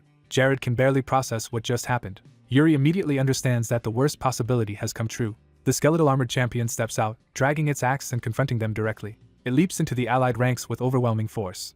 Its grip tightens on the axe as it commits to a killing blow. The descending strike cleaves through an allied soldier in a single brutal motion. The bloodied axe and the monster's glowing eye make clear that this is no ordinary orc. The champion stands amid corpses, completely at ease in the slaughter it has created. Surrounded by dead soldiers, it surveys the battlefield like a predator that has already won. Jared stammers in fear, but Yuri orders every soldier to step back. He decides that this fight has passed the point where restraint is possible. Yuri declares that he will no longer hold back. He advances alone toward the champion, sword lowered and intent sharpened. Jared calls after him in alarm. Jose stops the others from interfering, saying Yuri likely cannot even hear them now. Jose resolves to support the prince personally rather than leave him alone. Yuri raises his sword and prepares a decisive strike. He collides with the champion in a violent exchange of blue and red power. For a moment, the two lock eyes as equals in killing intent. Yuri drives forward with a brutal kick to break the deadlock. He realizes that a single clean hit from the champion would drop him instantly, so he must win through precision and speed. A massive black pillar-like weapon or force slams down before him, turning the battlefield into something even more chaotic. Jose arrives beside Yuri with his great sword, admitting he stepped in because the prince looked cornered. He formally offers his aid, and Yuri accepts it without hesitation. Armored knights advance through a battlefield already soaked in violence. The young prince recognizes in an enemy's eyes the same desperate resolve as a mother cornered while protecting her young. That feral determination makes the threat feel even more dangerous. He realizes that because he has someone to protect, fear has already been pushed out of his heart. Though still very young, he steadies himself for battle without hesitation. The prince understands war with a clarity far beyond his age. Across from him, an orc commander grins with confidence and contempt. A veteran knight in red armor moves into position beside the prince. The red-armored knight launches first, drawing the commander's attention away from the prince. He commits fully to the charge, trusting his timing and strength. His heavy strike crashes into the commander's guard and forces the monster back. Steel bites against the commander's axe in a violent clash, but the orc commander answers with overwhelming power and drives him off balance. The knight realizes he is facing something monstrous even by battlefield standards. The commander's murderous focus sharpens on his prey. The two exchange a rapid series of brutal blows, either yielding ground. Seeing an opening, the prince joins the fight with a decisive overhead strike. His attack lands hard enough to stagger the commander from the side. The commander retaliates instantly and knocks the prince down with raw force. As the prince is sent sprawling, the red-armored knight cries out in alarm for his liege. The commander's hand is cut open in the exchange, proving he can be wounded. Even hurt, the prince forces himself upright with a grim smile. He confirms he understands the situation. Then he dismisses the injury as minor, treating the commander's strength as an irritation rather than a reason to retreat. The commander mocks him, boasting that the orcs will wipe out the kingdom's proud cavalry. The prince answers by inviting the monster to test itself against both him and his knight together. The red-armored knight backs that challenge without hesitation. Both men surge forward at once, their blades flaring with power. The commander swings in a wide, murderous arc to meet them. Their combined assault crashes into him from two directions and finally puts him under pressure. For the first time, the commander shows strain. He roars out to someone named Yuri, calling for action. A strange disturbance answers from above, as if the sky itself is reacting. The red-armored knight senses something wrong before he can identify it. The prince feels the same unnatural energy and immediately recognizes it as dangerous. The commander begins to smile as black smoke coils around him. As the dark aura thickens, the prince suspects this may be the same black magic tied to the phantom sorcerer from before. The red-armored knight warns Sir Jose to fall back, but the commander's empowered strike comes too fast. Sir Jose can only shout his comrade's name as the blow lands. The commander turns with black power trailing from his body, now far more dangerous than before. Even bloodied, Sir Jose refuses to collapse. He throws himself back into the fight, determined not to be broken by this new power. But the commander's enhanced strength overwhelms his defense. The prince intervenes with a heavy counterattack to stop the commander from finishing him. Prince and commander lock blades at close range, each testing the other's resolve. While striking the commander away, the prince checks on Jose and hears that he can still fight. Facing the transformed commander, the prince concludes that the black smoke has drastically amplified the monster's physical abilities. He confirms with himself that this is the same sinister sensation as the black magic he encountered before. He reasons that Hernando must be occupied elsewhere dispelling the sorcery, leaving them to endure it for now. Then the darkness around the battlefield begins to gather more aggressively. A vast, predatory presence forms within the black energy, leaving the prince unsettled by what is happening. Lightning tears across the sky as the atmosphere grows even more ominous. More orcs emerge under the same black influence, as if the corruption is spreading through the camp. One of the lesser orcs charges in a frenzy, empowered and fearless. The black magic visibly warps and cracks through their bodies as it takes hold. A nearby knight is left on the ground as a transformed orc closes in to kill him. The creature raises its weapon for the execution. The prince orders Jose to handle that enemy while he moves to address the greater threat. Before he can fully disengage, another orc lunges at him from above. He catches the attack, but the pressure of the blow forces a grunt from him. The prince and the transformed orc grind against each other in a brutal contest of strength. He breaks the deadlock with a sharp, luminous counter. The strike tears into the orc's chest and should have been fatal. Instead, black energy swirls around the prince as the battlefield slips into a distorted, oppressive stillness. He senses something behind the attack and realizes the danger is no longer only physical. A horned, demonic figure manifests through the darkness, revealing a far deeper source of malice. The creature's severed limb erupts with black fluid rather than dying cleanly. Watching the wound restore itself, the prince wonders whether this is regeneration or some form of sorcery beyond his understanding. The black power surges inward and begins binding him in place. Dark coils wrap around the prince and hold him fast despite his armor and strength. He curses under his breath as he realizes he is being trapped rather than attacked directly. A disembodied voice orders him not to resist, and he recognizes the aura as even darker than before, unmistakably black magic. The voice fixates on Yuri Brial, demanding to know why he alone survived, and the prince is shocked to hear that name. The darkness forces Yuri to relive the pleas and accusations of dead retainers who begged him to save them and condemned him for living alone. The vision deepens into blame, telling him the kingdom fell because of him and that his survival is shameful. It brands him the disgrace of the Brial family and attacks the core of his identity. The torment accuses him of abandoning honor and responsibility while still clinging to his family name. The voice names him directly as Yuri Brial, stripping away any chance to deny the past. It declares his fate unavoidable, but Yuri rejects that verdict outright. The illusion presses down harder, trying to crush his will through inevitability. Yuri stamps down on the vision of a fixed future, refusing to accept what was foretold for him. He rejects both prophecy and predetermined fate as excuses for surrender. A point of white light breaks through the darkness like a decision made at last. Hands close around his sword, grounding him in the present instead of the nightmare. A familiar voice challenges the very era that taught men to submit to fate. Yuri reappears centered and composed, his blade blazing with purifying power. The voice mocks his obsession with fate, pushing him to abandon it. Elsewhere, a hooded caster stands within the black vortex, revealed as the one sustaining the spell. The caster's blindfolded face turns as he senses the disruption. A blue-white slash tears through the darkness toward him. Yuri rides that opening through the black barrier with his sword drawn. He lands and immediately drives forward again before the spell can recover. Now fully resolved, he attacks with clear purpose and sharpened focus. The caster lashes out with multiple black tendrils to stop him. Yuri cuts through the barrage and closes the distance. He carves a wide arc of blue energy straight through the caster's defense. The hooded sorcerer is split apart by the strike. Yuri follows through and ends the attack in a low finishing stance. The black construct shatters, and the oppressive illusion collapses with it. The caster remains standing only for a moment, his body already disintegrating. Even ruined, he can only grin weakly as his magic fails. Then he drops, defeated, and the battlefield returns to itself. Sensing the black energy fading, Yuri realizes the sorcery has finally been broken. He calls out that the enemy's black magic is gone. The remaining orcs are left exposed and suddenly mortal again. The human soldier sees the moment and press the attack. Steel begins cutting through orc flesh without the old resistance. Yuri notices another fierce duel still raging nearby. The commander crew returns, still intent on killing despite the loss of sorcery. But the red-armored knight drives a punishing blow into him at close range.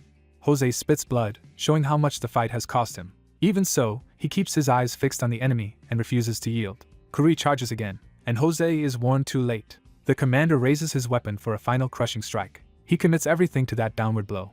Yuri rushes in, shouting for him to stop. Jose, pinned on the ground, desperately warns Yuri not to come any closer. Kurui's killing intent shifts toward the approaching prince. Yuri meets the commander head-on instead of retreating. He declares that he will no longer run away and will face death with his eyes open. He carries that resolve into the clash, determined to stand firm until the very end. Kurui swings again with all his strength. The attack is interrupted by a sudden, devastating cut from another direction. Yuri looks up in shock at the unexpected intervention. A rugged swordsman praises Yuri's courage with amused approval.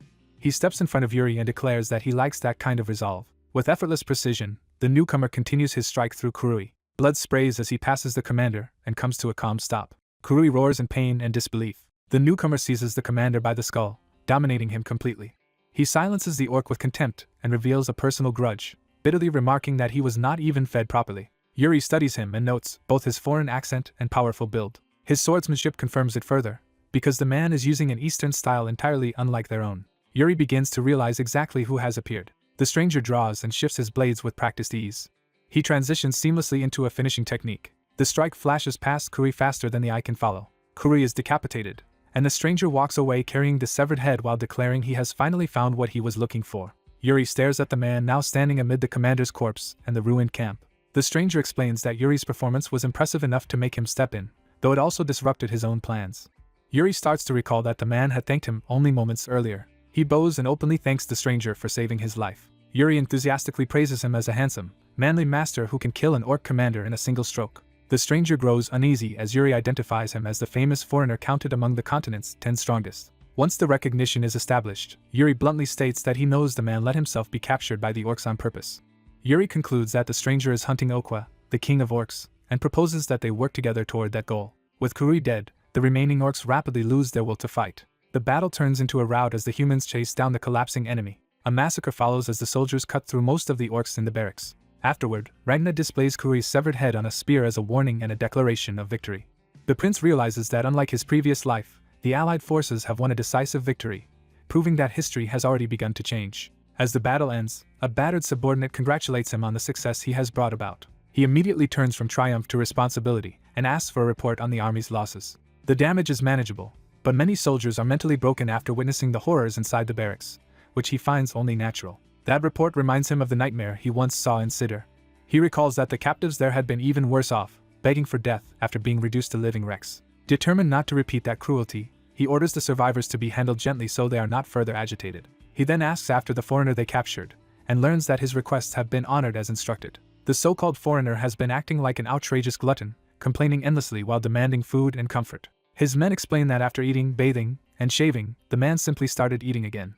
The prince hears that the foreigner has been impossible to satisfy, throwing tantrums over trivial things and insisting on absurd treatment. Annoyed but curious, the prince decides to deal with the man personally and asks where he is. He is told to look toward the central campfire. There, the foreigner sits calmly by the fire as if he belongs there. The prince finally tracks him down. He opens with a dry question about whether the man enjoyed the lavish treatment. The foreigner answers with complete ease, saying he is finally full. When the prince tries to begin questioning him, the man abruptly seizes control of the conversation. He insists on asking first, immediately reversing the power balance. His first demand is to know exactly how the prince killed the sorcerer. The prince hesitates, but the foreigner presses him by reminding him that he claimed to understand the man's goal and therefore must answer honestly. To make the threat real, the foreigner places a hand on his sword. He warns that a false answer could get the prince killed on the spot. The prince notices with alarm that the man is suddenly speaking fluently and far more seriously than before. He answers truthfully that he does not fully understand it himself, only that his mana method reacted and let him cut the sorcerer down. As he speaks, that inner power begins to stir around him. He reveals that the technique comes from his ancestor Eric Brial. That name shocks the foreigner into immediate recognition. The man concludes that their meeting was no coincidence after all. When the prince demands an explanation, the foreigner says both the technique and Eric's name are extraordinary. The foreigner abruptly performs a formal martial salute. He introduces himself as Muang Chan, last direct disciple and sect leader of the Chongxiang sect, and pays respect to the descendant of an ancient benefactor once known as the heaven-crushing swordsman. The prince is stunned by the sudden reverence and the man's transformed manner, but Muang Chan dismisses it as old history. He explains that Eric was remembered in his world as the heaven-crushing swordsman. According to him, Eric had once fought beside their sect and helped destroy the demonic cult. The prince tries to connect that story to the present threat. Muang Chan explains that his sect exists to exterminate those on the demonic path, and that he came west to cut down the ominous star that appeared there. Hearing that, the prince finally understands the deeper reason for the man's obsession. He realizes that in his previous life Muang Chan had hunted Okwa so relentlessly because he saw him as something to be exorcised. The prince immediately decides he cannot let such a valuable force wander off alone. So he boldly proposes that they go together. To secure him, the prince offers Muang Chan honorary knighthood and a place within the allied forces so he can pursue his goal with official support. He sweetens the offer with supplies, food, baths, and status, promising that no one will look down on him. He even promises a prestigious post in a major merchant union after the war, appealing to comfort and future reward. Muang Chan accepts the offer easily enough, but clearly has his own terms in mind. He immediately announces that his agreement comes with a condition. Having taken a liking to the prince, he demands to be called teacher from now on. He doubles down on the absurdity with complete confidence. Then he declares that the prince will become his sect's unofficial disciple. When the prince questions that arrangement, Muang Chan insists it is a rare privilege and that the prince should be grateful. The prince tries to refuse by saying he already has a teacher. Muang Chan brushes that aside, arguing that the prince can belong to both him and the sword demon at once. He boasts that his time is too precious to be wasted, making the demand sound like a favor. Then, without waiting for consent, he orders the prince to take him to the commander of the allied forces. He reminds the prince that helping him achieve his goal means giving him direct access to command. Once they meet the commander, Muang Chan explains the crucial truth about the orcs. The discussion shifts from recruitment to the hidden nature of the enemy. The prince reflects grimly on the revelation that the orcs are practicing human sacrifice. Commander Ragna confirms the accusation by asking whether Okwa is truly sacrificing humans. Moyong-chan answers that the orcs are feeding human lives into sorcery, proof that Okwa has already been corrupted. He adds that in the latest battle the enemy's power surged unnaturally for a brief moment. The prince explains that they had already suspected sorcery was behind that sudden increase in strength. Ragna concludes that if the orcs can keep using such methods, the allied forces will need countermeasures against something far worse than ordinary warfare. Moyong-chan reveals that he infiltrated the enemy by disguising himself as a sacrifice in order to reach Okwa directly. He complains that the allied forces ruined that plan, though the prince smoothly reframes matters by presenting him as a new ally before the commander. The prince emphasizes that Moyong-chan's true objective is Okwa's death, making him too useful to ignore. Ragna is visibly unsettled by how quickly the situation has changed. Still, he accepts the warning and promises to investigate ways to resist the enemy's sorcery. He then entrusts the foreigner to the prince, who notes to himself that despite all the chaos he has succeeded in bringing this dangerous asset into the allied camp. With that settled, Ragna turns to another matter involving Yuri. He asks whether Yuri is really keeping captured half-orcs close at hand. The question clearly troubles him. Ragna explains that Graham has been handling the half-orc prisoners, but debate has broken out over what should be done with them. He asks Yuri to make the final decision. Yuri senses that Ragna is pushing this burden onto him because he would rather avoid it himself.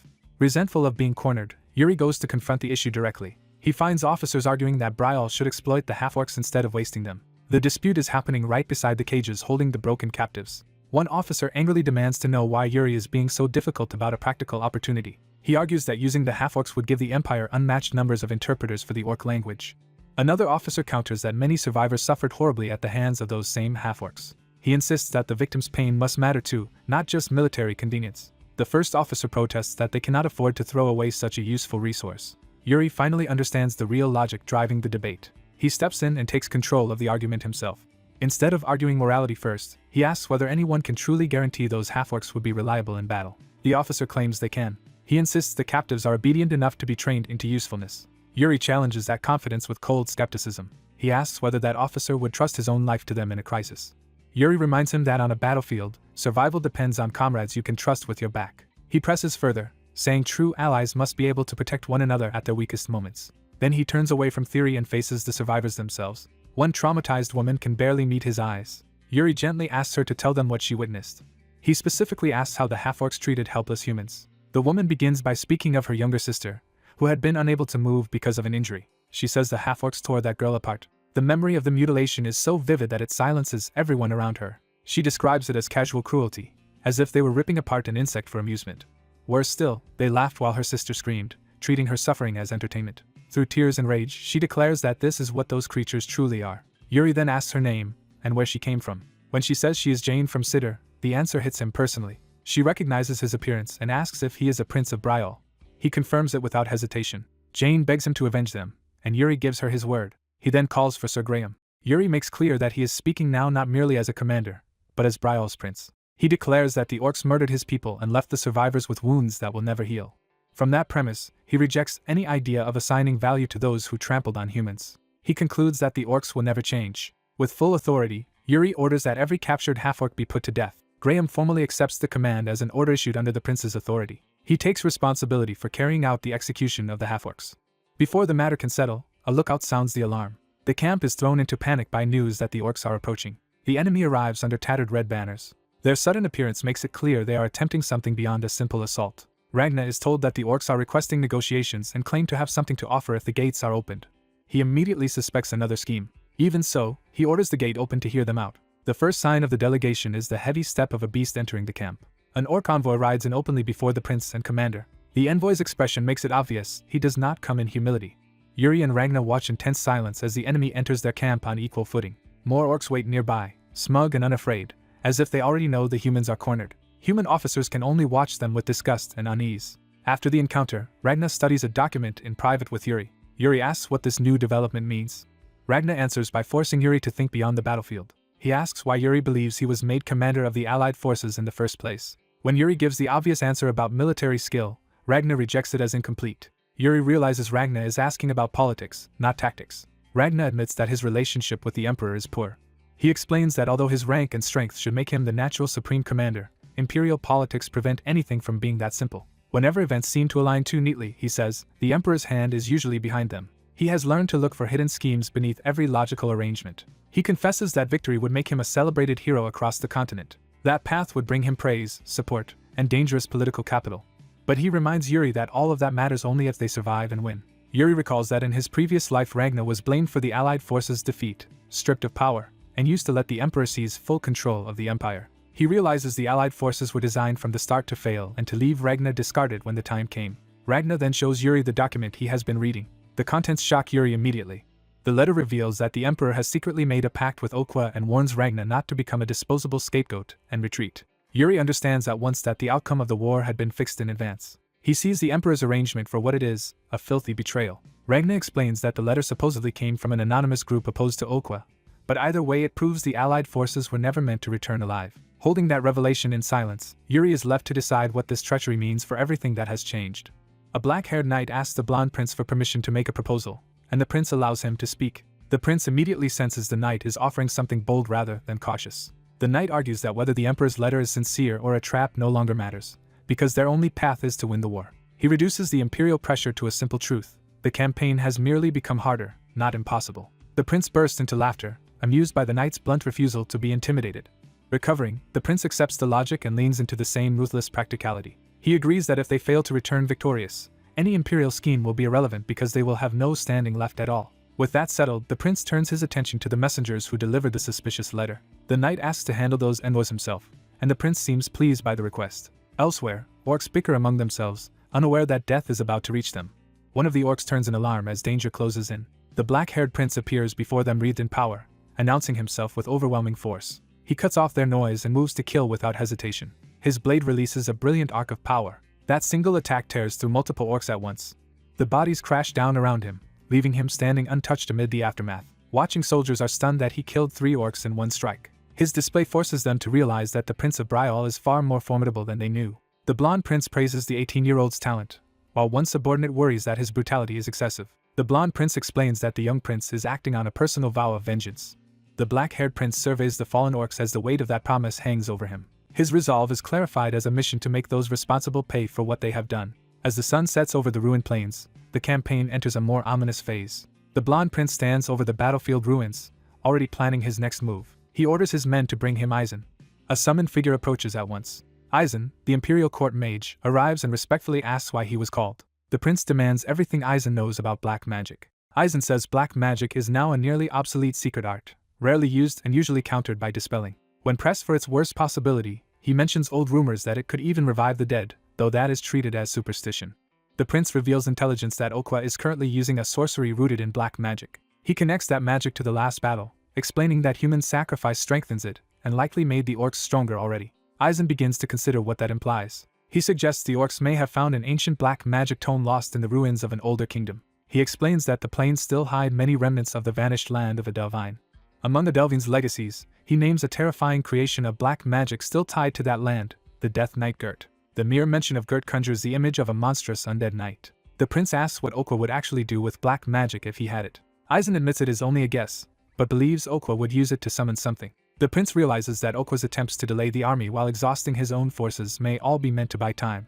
Aizen agrees and adds that if Okwa truly found a tome, he may also have discovered a dungeon hidden in the old ruins. That means whatever Okwa seeks may be buried beneath the plains themselves. Deep underground, an ancient magical device glows as if confirming their suspicion. Back on the surface, a violent surge erupts from the earth. The black-haired prince rides with the army under imperial banners as the disturbance spreads. A report reaches him that support from the supply unit in Balshad has been cut off. He accepts that repeated attacks must have caused it, and notes that the army has already shifted toward protecting supplies. Privately, he judges that even with stockpiles prepared, their situation is worse than he expected. As the army advances deeper into the plains toward Okwa, he recognizes they are now vulnerable to a full-scale attrition strategy. He decides they must finish the conflict before the orcs can drag them into that kind of war. Before he can act further, the ground begins to shake beneath the horses. The tremor throws the mounts into panic and nearly unseats the riders. The prince immediately orders everyone to dismount. The soldiers scramble to obey as the shaking worsens. One knight assumes it is an earthquake, but the prince senses something more deliberate. He realizes the disturbance is not natural at all. A massive structure begins forcing its way up from underground. What rises is not rubble but a hidden fortress emerging intact from beneath the plains. The buried tower fully reveals itself, ancient and imposing. At a distance, a red-haired commander and robed mages observe the tower and begin magical analysis. The commander alerts his prince to what they are seeing. The blonde prince arrives and demands to know what this newly surfaced ruin is. The mages report that they have found no direct link to the orcs, and that outwardly it resembles an ordinary ruin. Even so, the prince is unsettled that their magic cannot reveal what lies inside, and he decides to inspect it personally. The black-haired prince agrees that the sudden appearance strongly suggests something important is hidden within. He urges direct confirmation, and the blonde prince accepts. The black-haired prince is then ordered to take the Empire's knights with him. The assignment is framed as imperial service to the prince. An imperial knight named Radine introduces himself as the leader of the detachment assigned to accompany him. After the formalities, the black-haired prince's own men quietly question whether they really have to go along with these imperial knights, but he says he has no choice. Even so, he is uneasy that the imperial knights have suddenly attached themselves to his mission. His subordinates share the suspicion and hope the Empire is not hiding another agenda. The party approaches the newly risen tower and studies its exterior. They gather at the entrance, dwarfed by the scale of the structure. The knights identify the main door, but it refuses to move, so they begin searching for a mechanism. While the others investigate, the black-haired prince studies the entrance himself. He decides to force the issue by breaking the door if necessary. He places a hand on the stone to test it. Instead of resisting, the sealed entrance reacts to him and opens on its own. The prince is startled by how specifically the ruin responded to his touch. The others rush over, demanding to know what he just did, but he can only say he does not know. He notes uneasily that he barely touched the door, and it opened as if it had been waiting for someone. That strange familiarity leaves him quietly unsettled. Still, he leads the group inside. Once within, they find the interior pitch dark and oppressive. They realize no one brought torches, leaving them blind in the ruin. The black-haired prince notes that the imperial knights failed to prepare as well. As they hesitate in the dark, he notices something underfoot. Remembering how the outer door reacted to mana, he suspects the ruin's interior may work the same way. He tests that theory on a wall fixture. The sconce ignites with pale flame the moment he channels power into it. The entire corridor lights up in sequence, astonishing the others and making them wonder if he has been here before, which he denies. He cuts off the amazement and orders everyone to stay alert as they proceed deeper. The group advances through the illuminated hall under growing tension. One knight begins to notice something odd about the place. A step among scattered remains confirms that the floor is littered with bones. Among the debris lies a skull with unmistakably human features. Ahead, they discover a seated skeleton in armor before another sealed door. The black-haired prince recognizes that this dead guardian may explain what happened here and sends a man to inspect it. Before the scout can report, another warning reaches the prince. The scout says the way forward is blocked by the inner door, with the skeleton collapsed in front of it. The prince observes that most of the bones around them are orc remains, but this particular skeleton is human. From the battle damage nearby, he concludes the human died while defending that door. A knight tries infusing the inner door with mana, but unlike the entrance it does not respond at all. The prince decides they should retreat and re-examine the ruin rather than force a dead end. He orders everyone to stay ready for danger as they turn back. At that moment, the supposedly dead skeleton suddenly grabs his arm. The nearby knights panic at the impossible sight. One of his men cries out in horror for the prince. The others rush toward him as the situation explodes into chaos. A blinding surge of light erupts around the prince and the skeleton before anyone can intervene. The prince shields himself as the skeleton's grip becomes the center of the phenomenon. Within the light, a voice begs him to remember. The skeleton reveals the purpose of the vision. It is offering salvation. The prince's consciousness is pulled into the memory, his form transformed within the vision. He finds himself outside the tower in a bright past he does not recognize. A young boy runs up excitedly to show someone something, and the prince realizes he is witnessing another life. The boy is greeted by an older man who asks where he has been. The child cheerfully admits he was only reading a book instead of doing what he should have. The prince notices that the armor he now wears matches the skeleton's armor, confirming he is seeing through that dead man's memory. He concludes that this entire vision belongs to the fallen guardian. Realizing such a preserved memory would require immense magic, he wonders what the dead man is trying to show him. The memory centers on the guardian and the child under his care. The guardian resumes the boy's lesson and asks whether he prepared by studying the assigned material. The boy tries to dodge the question, and the guardian immediately sees through it. When the boy complains that reading is no fun, the guardian reminds him that a true hunter must learn, not just fight. Watching this, the prince is struck by the warmth of the scene and the way it recalls another mentor from his own life. The guardian then decides to show the boy something important. He presents a red crystal called the Orc Hunter's Mark and says it is what makes someone a proper hunter. The prince realizes the mark must be the source of the strange power now surrounding him in the vision. The child innocently asks why orcs must be killed at all. He even wonders if perhaps they could be reasoned with instead. The guardian sees that the boy is finally old enough to hear the truth. He begins to explain what orcs really are. He reveals that orcs are not a separate race at all, but humans corrupted by black magic.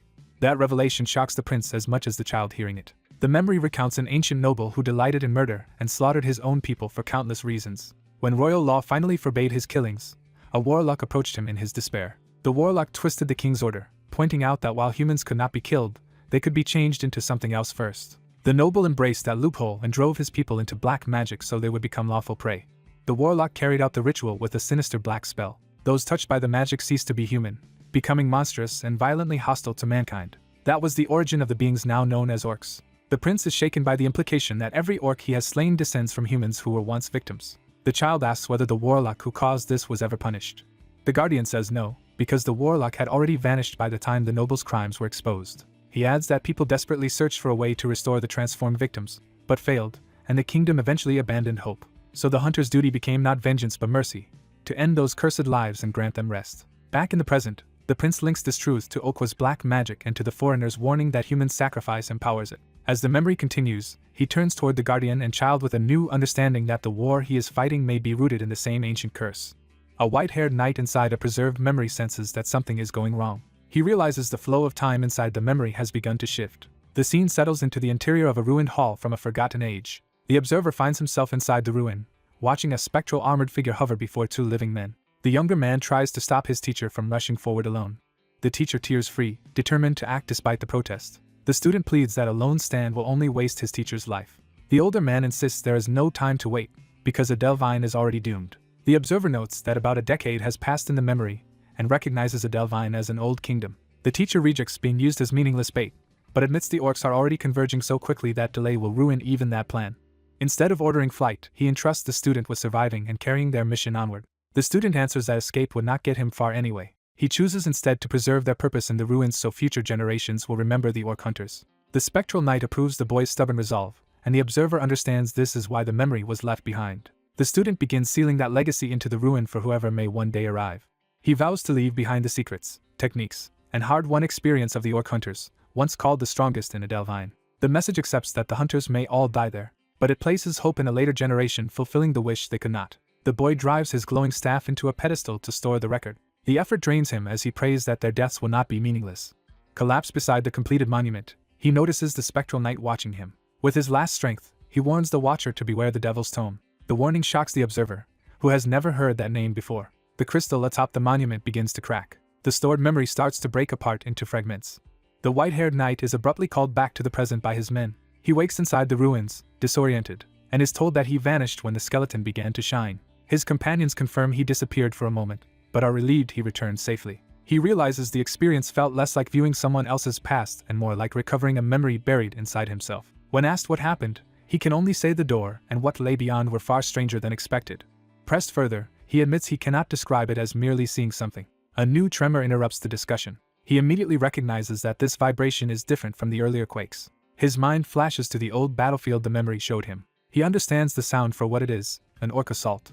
One soldier fears the orcs have discovered them or prepared a trap in advance. The knight tells them to stop panicking and listen carefully. He focuses with sudden confidence born from the memory. He explains that these ruins were once the home of the orc hunters, so the orcs would rush to destroy them if they reappeared. Reading the vibrations through the ground, he judges that the enemy is riding Komodo drakes.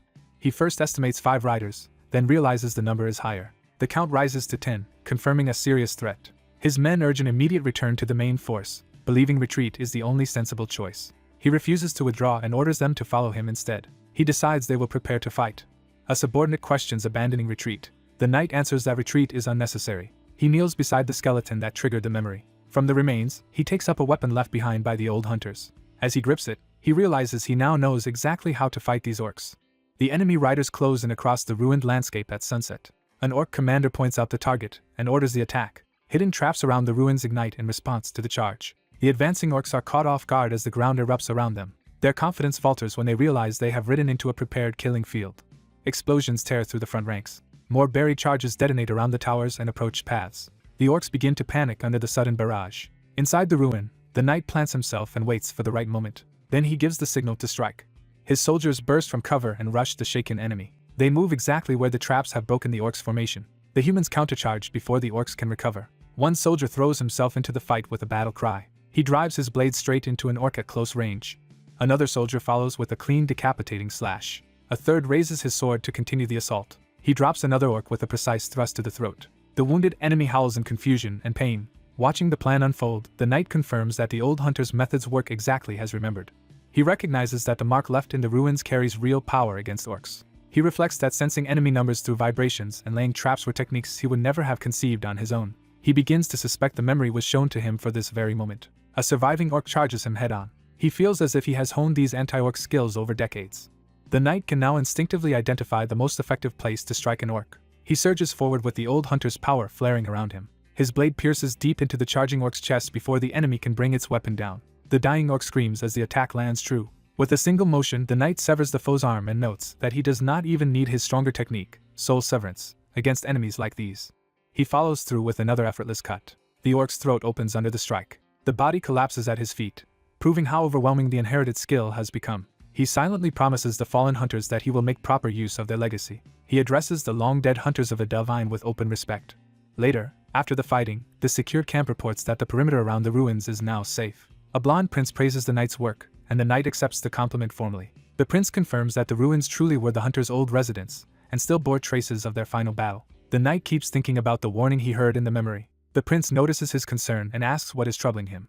The knight asks whether the prince knows anything about the Devil's Tome. The prince says he has never heard the name before. He can only add that if it is connected to the ruins, it likely concerns black magic. With no better lead, the knight ends the discussion and says they can revisit it if new information appears. He leaves the tent still unsettled by the unanswered warning.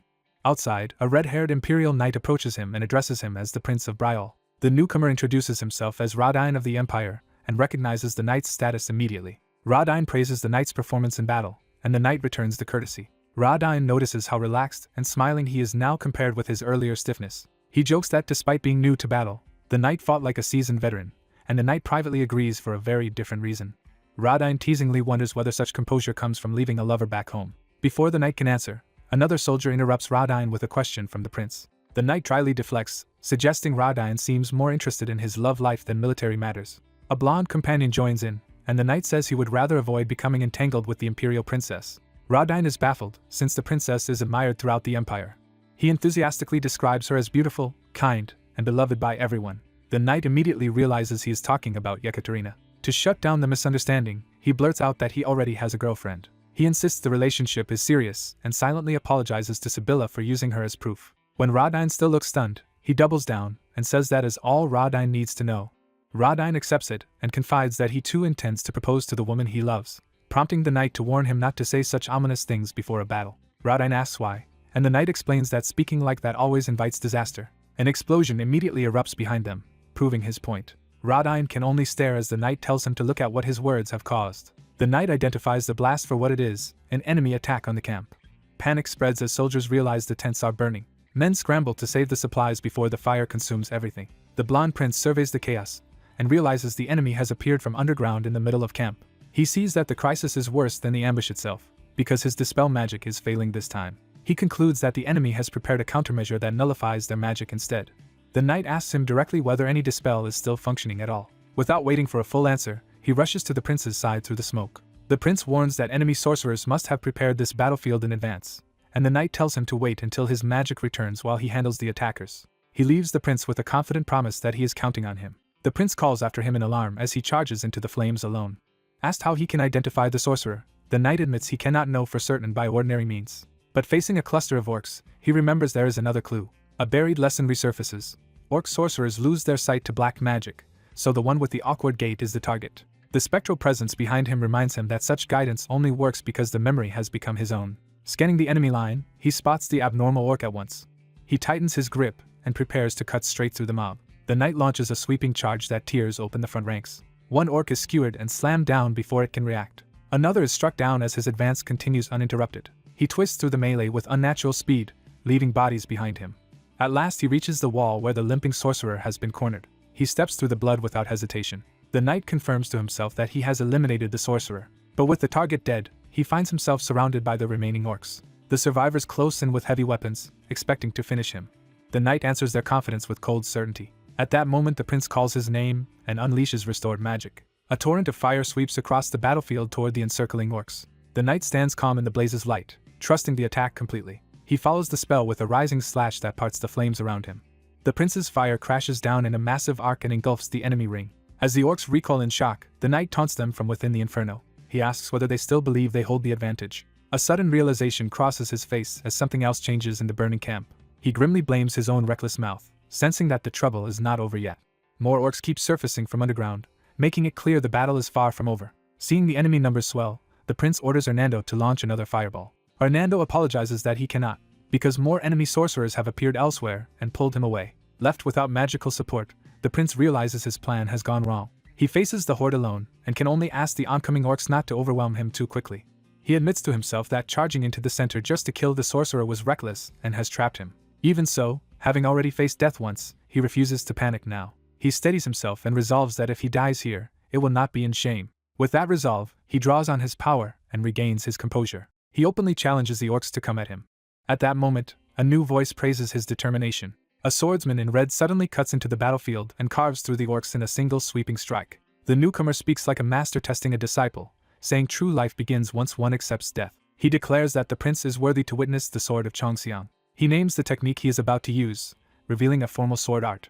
The red-clad swordsman gathers blazing force into his blade. He unleashes a half-moon slash that tears through the surrounding orcs. For the prince, the scene becomes a vision of a lone master standing amid enemies. In an instant, the orcs around that figure are cut down in a storm of blood. The prince is stunned as he begins to understand what kind of power he is seeing.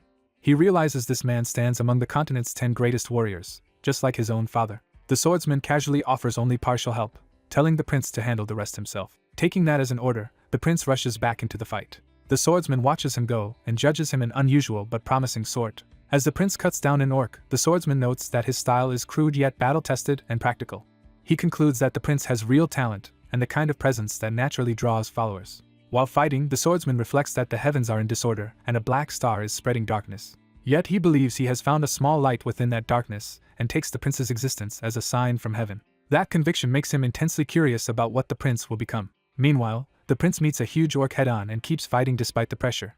The swordsman wonders whether this child will be swallowed by the black star or rise as a new star himself. He decides the only answer is to keep watching the prince's path. Elsewhere on the field, allied soldiers are being driven back by the relentless orc assault. An explosion erupts among the troops, showing the battlefield is collapsing into chaos. The ground itself begins to shake from below.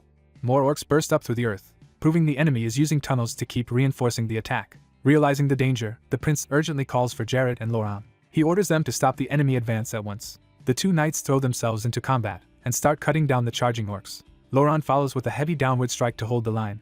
After a brief exchange, they report that there are too many tunnels and the enemies moving through them are unnaturally fast. The prince agrees and senses that something about this mass movement is wrong. He concludes that besides the orc sorcerer, another hidden force is operating underground. To confirm it, he kneels and listens to the earth while his men watch in confusion. He asks them to pinpoint where the digging is happening. Focusing on the tremors, he traces the direction of the tunnel beneath the battlefield. What he senses below is not merely a tunnel but a monstrous burrowing presence. He finds the source and immediately rises with certainty. He orders his men to follow and leads them toward the hidden route. Though one knight hesitates, the others insist the prince's judgment should not be questioned. Laurent's blind faith in the prince borders on worship, but it keeps the group moving. The prince identifies the target as the center of the ground that has been shaking continuously. He charges straight toward that point and spots the orc sorcerer waiting there. The sorcerer begins casting as the prince closes in. A black fissure tears open through the ground under the sorcerer's spell. From that rupture, giant sandworms erupt upward, revealing the true underground threat. The prince is grimly satisfied, having confirmed his suspicion. The orcs mock him for finding them and prepare to fight harder now that their secret is exposed. The prince and his two knights square off against a fresh wave of orcs, and the worms rising around them. The enemy launches a coordinated attack while the worms continue to surface. Laurent jokes that the largest enemy seems to have chosen the prince as its target. The prince orders each knight to take one opponent and not lose. Both knights accept without hesitation. As he moves, the prince decides the hidden creature below must be destroyed if this battle is to end. When one of his men tries to interfere, he sharply tells him not to interrupt. He then calls out the name of his sword art and commits to the strike. The prince clashes with the giant orc commander and meets its curved blade head-on. Their first exchange shows the orc commander is far more skilled than the others. The commander's heavy red-edged blows force the prince fully onto defense. Even under pressure, the prince keeps his eyes steady and studies the rhythm of the attacks. Blood flies as the duel turns brutal at close range. The prince slips away from a killing line and resets his footing. He realizes the commander knows how to exploit the reach and angle of a curved blade. With the larger battle raging behind him, he understands he cannot afford a drawn-out duel. He decides he must finish this enemy quickly and return to protect his men. The orc commander answers with a confident grin, enjoying the contest. It presses forward, demanding that the fight be settled now. The prince counters from a low position, but the commander keeps matching him. He grows frustrated that the enemy is so hard to break through. The commander realizes the prince is parrying every decisive strike. It unleashes a flurry of attacks from multiple angles to overwhelm him. The prince sees that the commander is reading his movements while barely wasting any motion. He worries the enemy may simply be stalling until the soldiers elsewhere are wiped out. At that dangerous moment, he remembers his master's warning that a scattered mind makes the sword stray. In that memory, his master explains that urgency means nothing if the sword cannot keep pace with the heart. The prince recalls how those lessons once felt like maddening nagging. His master had mocked him for complaining instead of understanding. The lesson continues that in battle one must choose among many possible paths. The master demonstrates that even a falling weapon can become part of the flow if one reads the moment correctly. He teaches that combat is fluid and not limited to the most obvious line of attack. The prince remembers the deeper point: never forget why you are fighting. That memory clears his head, and he admits his master's nagging has finally brought him back to his senses. With renewed focus, he changes his movement and attacks from a new angle. The shift catches both the sorcerer and the orcs off guard. The prince realizes the enemy had been trying to provoke him, but his true objective was always elsewhere. He finally acts on that original purpose and drives his power into the ground instead of the commander. The commander is briefly confused, not understanding the target of the strike. The blow tears open the earth and collapses the underground route beneath the battlefield. The collapse races through the tunnel network like a chain reaction. One of the hidden worms is caught in the destruction and bursts apart underground. The prince remains braced amid the shockwave as the collapse spreads outward. He allows himself a grim smile, satisfied that the direct approach was the right one after all. The full force of the technique detonates through the ground, shattering the tunnel system around him. The battlefield convulses under the impact. Elsewhere, Laurent is still locked in combat, and only then realizes what the prince has done. He cries out in alarm for the prince. The ground gives way in a massive collapse, swallowing the area around the prince and the enemy. His sword remains planted as the earth breaks apart beneath him. Afterward, the prince drops to one knee and admits he has spent every bit of mana in his body and core. The backlash hits harder than expected, leaving him barely able to remain conscious. Still, he believes the tunnel should now be destroyed and the battle turned. At the same time, Laurent is nearly cut down by the commander's renewed assault. He realizes too late that he is about to die. Then more worms burst from the ground nearby, worsening the chaos. The prince warns everyone to watch out as the worms erupt around them. Seeing Laurent in mortal danger, the prince throws himself toward him despite his ruined condition. He reaches Laurent and shoves him clear of the strike. Laurent is sent sliding away to safety while the worms thrash behind him. Freed for a moment, Laurent cuts through the worms around him to survive. He then rushes back and supports the collapsing prince before he falls completely. The prince thanks him, and Laurent complains that such gratitude would be nicer if it came before suicidal heroics. When asked if he can still fight, the prince admits his body will not move anymore. Laurent recognizes that this leaves them in serious trouble. Surrounded by the commander, more orcs, and the remaining worms, he asks whether they can still get out alive. Even then, Laurent declares that dying beside the prince would be an honor. The prince rejects surrender and insists they will not go down quietly. He vows that they will keep taking enemy lives until their final breath. He orders the others to spread out and prepare for the next wave. Though barely standing, he declares that he will open the path for them. Just as he pushes himself again, he hears his master's old warning not to overwork himself. A new force cuts across the battlefield before the enemy can close in. Golden energy sweeps through the worms and drives them back. The prince recognizes the arrival of Sir Graham. Graham announces that Prince Ragnar sent him. He takes command of the field and tells the exhausted prince that reinforcements will handle things from here. Later, after the battle, the report is that the enemy fled once their plan failed. By the time Graham's force arrived, Prince Yuri had already killed the giant sandworm. The conclusion is that the orcs retreated because the tunnel entrance was blocked and victory was no longer possible. Prince Ragnar praises Graham for arriving in time and saving a crucial ally. After dismissing the others, he remains behind. Alone with the unconscious prince, Ragnar remarks that Yuri always has to make a spectacle of himself. He bitterly reflects that the entire allied army seems to exist only to make Yuri shine brighter. Yet he also admits that such reckless brilliance is exactly what it takes to stand beside Yekaterina. Time passes, and dawn breaks over the mountains. The prince suddenly wakes in bed, shaken and breathing hard. He is disturbed by the vivid nightmare, feeling as if he has glimpsed a terrible future. As he gathers himself, someone enters and notices that he is awake. The visitor is Sibylla, who greets him calmly. His first concern is the battle and whether everyone survived, but she reassures him that the fighting ended well. Sibylla explains that he was unconscious for 2 days while the allied forces continued advancing, and that everyone has made sure he can focus only on recovering. Yuri wakes to find his mana restored, confirming that Sibylla has healed him. Sibylla proudly reminds him that he owes that recovery to the Holy Kingdom's princess, and he accepts her help with gratitude. Once he has his bearings, Yuri immediately asks where they have arrived. Instead of answering directly, Sibylla invites him outside to see for himself. She promises the sight will surprise him and leads the way with obvious satisfaction. Supported by Sibylla, Yuri steps out into the allied camp. The scale of what he sees leaves him momentarily speechless. Sibylla watches his reaction closely and presses him for his impression. He realizes they have finally reached Okwa's fortress, the last destination of the allied campaign. The two stand together in front of the battlefield, acknowledging that they have at last arrived at the decisive front. Yuri turns to thank her personally before anything else. He admits that without Sibylla, the army would never have come this far so cleanly, and far more soldiers would have died. Sibylla warmly tells him the army is lucky to have him with them. Her praise makes Yuri hesitate, but it also gives him an opening to ask something delicate. He asks whether, in return for his help, she would do him a favor.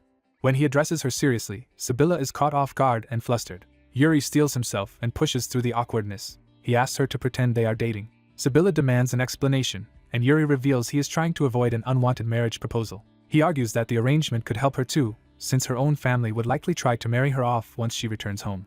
To his surprise, Sibylla agrees almost immediately. Her sudden acceptance leaves Yuri stunned enough that she has to stop him and add a caveat. Sibylla says she will agree, but only under one condition. She explains that because she would be using her own name and status, she needs something meaningful in return. Rather than demand specifics now, she proposes taking a wish token from him for later use.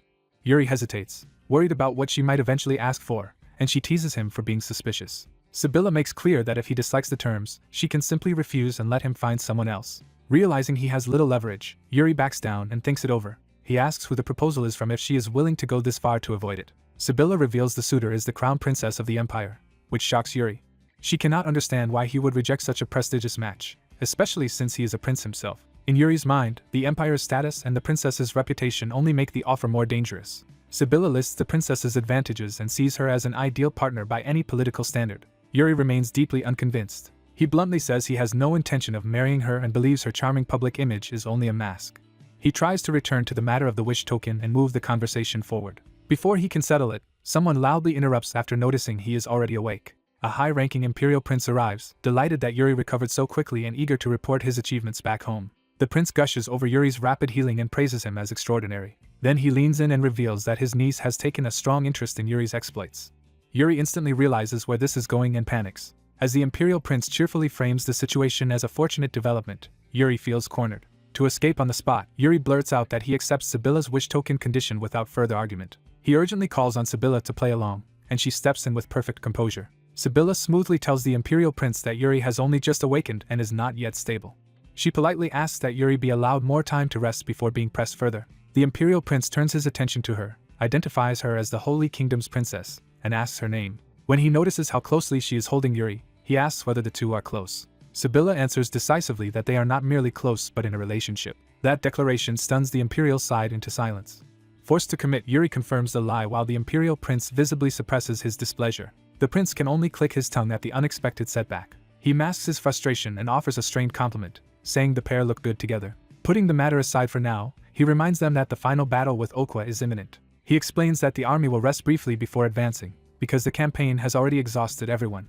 He stresses that the next clash must be approached as the long-awaited decisive battle. He also warns that the orcs will surely exploit any weakness the allied forces show. Still, he insists the alliance now has elite fighters from every major nation and cannot afford to lose. With the fortress in sight, he declares that the extermination of the enemy is about to begin. He frames the war as a righteous purge of monstrous invaders. He vows that victory here will make the entire continent remember their names. Yuri listens while reflecting that he joined the allied forces to correct the failures of his previous life and has reached Okwa without a single defeat. He notes that 5 years have passed since he regressed to his 13-year-old self. In that time, he has rebuilt his body and skills and reclaimed the legacy of his ancestors. He has also gathered the people tied to his fate and kept them close this time. By his own measure, this path has gone far better than the one that ended in ruin before. Yet now, standing among the continent's strongest, he senses he may have finally come face to face with the first cause of Brial's destruction. That realization hardens his resolve. He reminds himself that his only purpose is to prevent Brial's fall. He swears that this time he will protect his nation. Far away in the imperial palace, the story shifts to a late-night gathering among nobles. The palace party is already deep in indulgence and excess. Servants continue to attend the revelers despite the debauchery. Several nobles lounge drunkenly with their companions, treating the war as distant entertainment. One guest casually brings up news from the allied forces. Another says the war itself does not interest her much, but she wants to hear anything noteworthy. They mention that the alliance is nearing its final battle and that Yuri remains undefeated, which only enhances his reputation. At the same time, they mock how little recognition he receives from the emperor despite those results. A woman at the gathering steers the conversation toward a more intriguing subject. She asks whether anyone has heard fresh rumors about Brial's third prince, Yuri. A servant overhears and tenses as the gossip turns personal. The rumor shared is that Yuri is discussing marriage with the princess of the Holy Kingdom. That claim immediately catches the room's attention. A long-haired imperial princess repeats Yuri's name, recognizing it at once. The others romanticize the idea as love born on the battlefield. The servant can no longer stay detached from the conversation. The imperial crown princess enters, and the entire room freezes under her presence. The revelers falter, suddenly aware they have wandered into dangerous territory. Even the boldest among them lose their nerve in front of her. The crown princess greets them with perfect elegance that only heightens the tension. She calmly asks to hear more about the rumor they were just discussing. Her smile fades into sharp interest as she demands the details. Back at the front, soldiers rest and chat about their plans for life after the war. The mood in camp is relaxed enough for men to joke about going home and what they will do afterward. One knight from Bruzin watches the others with quiet satisfaction. He reflects that the Allied soldiers now get along far better than they did when the campaign began. He remarks that they have become unexpectedly popular in the Empire. Others dismiss that idea and say the real attention belongs to Prince Ragna or Prince Yuri, not ordinary soldiers like them. The Bruzin knight lingers on Yuri's name, clearly interested in him. He recalls that Yuri made a powerful impression from the very beginning. He acknowledges that Yuri's accomplishments have been undeniably extraordinary. More importantly, he believes Yuri is the one who united the alliance and created the spirit that lets them fight as one. In his eyes, Yuri is the true center of the army's momentum. Another soldier notices his reaction and realizes how seriously he is taking Yuri. The man addresses him as Sir Proin and asks when he arrived. Proin says he came because he saw Yuri sparring and wanted to watch. When invited to join the spar, he refuses, saying he is fine just observing. Instead, he warmly invites Yuri to visit Bruzin after the war and promises to show him its famous sea. Yuri accepts the invitation in good humor and proposes they celebrate together once victory comes. He imagines a feast after the war ends and the orcs are defeated. That hopeful moment is shattered when the alarm bell suddenly rings through the camp. An explosion erupts beyond the palisade, instantly ending the calm. Scouts cry out that the enemy is attacking as orcs and reptilian beasts surge forward through the smoke. A commander's eyes sharpen as the camp shifts from rest to battle. From the walls, the Allied leaders see that the camp is being assaulted on a massive scale. Yuri realizes the enemy numbers are so vast that the horizon itself has disappeared behind them. Another rider confirms the worst. The Allied camp has been completely surrounded. Even in that crisis, Yuri needles Jared for going quiet and asks if fear has finally reached him. Jared refuses to admit any fear, and Yuri notes that he has changed from the man who once avoided trouble. When Jared questions what he means, Yuri says only that they have come a long way. He leaves it at that, carrying private knowledge Jared cannot understand. As the orc host presses in, the enemy's advance reveals a far greater threat behind the front lines. A gigantic figure plants himself at the head of the army with crushing force. The monstrous leader steps forward from the mass of orcs. The Allied side realizes this is no ordinary assault. Yuri immediately understands what they are facing. The towering enemy roars, and Yuri identifies him as Okwa, the Orc King. The surrounding orcs answer their king's roar with a frenzy of their own. Allied soldiers raise their shields and brace for the collision. Prince Ragna answers the threat by ordering an immediate charge. The first enemy riders rush in to meet them. The Allied cavalry slams forward into the orc line. Mounted knights drive their lances through the smoke as the melee begins. Yuri raises his sword and rallies Bryal's forces by name. The first exchanges are brutal, with mounted knights cutting down orcs at full speed. The charge tears through the front ranks and throws bodies aside. Blood sprays as the Allied blades begin carving a path. Yuri keeps moving through the chaos, cutting down enemies while the cavalry pushes deeper. He shouts for everyone to stay focused despite the confusion. Then something above draws his attention and makes him look up. A soldier notices the sky changing and cannot finish his warning before the new threat appears. Huge shadows sweep overhead. Wyverns descend with orc riders on their backs, revealing that the enemy planned an aerial assault as well. The wyvern riders immediately ready their bows from above the battlefield. A rain of arrows begins to fall from the sky. Seeing the enemy escalate, Yuri decides to answer in kind. He warns himself that what he is about to do will consume a great deal of mana. Drawing on that power, he channels green energy around his sword. The spell erupts upward in sweeping arcs, intercepting the airborne attack. With his blade wreathed in green mana, Yuri prepares to turn the battle against the wyverns. The armored prince hurls a spiraling wind blade upward, determined to break the enemy rider's momentum before they can dominate the sky. His attack lands cleanly and tears through an orc rider at close range. After judging the altitude, he decides he has enough room to seize the air battle himself. He leaps from his horse toward the wyverns, committing to an aerial assault. At the last instant, he catches a dangling rein instead of falling. Using that grip, he swings onto a wyvern and forces it under his control. Now mounted in the sky, he leaves one enemy rider dropping helplessly below. The surrounding orc flyers realize too late that attacking from above has made them vulnerable to him instead. The prince calmly gathers mana, already planning to turn the entire air squadron into targets. He declares that every enemy rider in the sky will be brought down. Below, the ground troops see wyverns crashing and the pressure from above suddenly easing. On the wall, a subordinate reports that the archers are ready, but the commander hesitates as the situation changes. The men look to their lord for orders, unsure whether to fire or hold. He can only watch in disbelief as the prince handles the crisis alone. Even the enemy riders recognize that the prince is recklessly capable. Riding the captured wyvern with a grin, he treats the chaos like an opportunity. Then his expression hardens as he senses a new threat. An orc archer on another wyvern draws on him from behind. The shot is released at full speed. He twists through the air, deflecting incoming arrows while keeping control of his mount.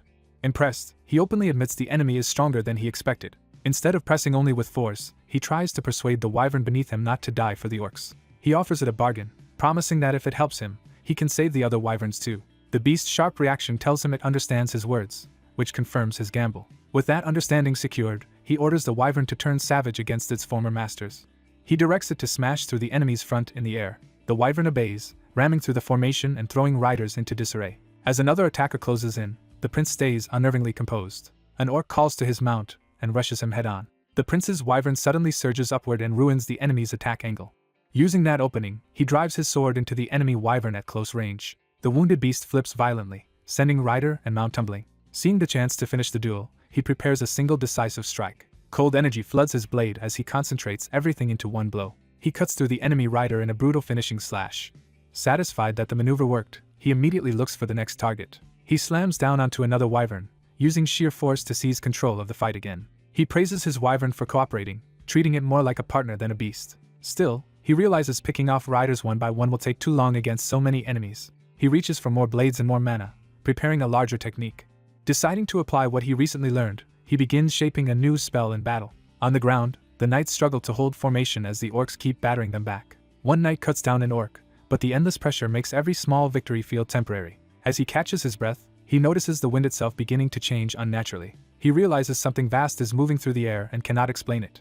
The strange currents intensify until even the soldiers on the ground are forced to look up in alarm. They finally see the prince suspended above them inside a growing storm of green mana. He recalls the principle of soul severance, compressing shaped mana through the rotational force of his whirlwind sword before releasing it at once. At the critical moment, his focus narrows to a single point. He drives the spinning power downward, unleashing a towering green vortex through the enemy flyers.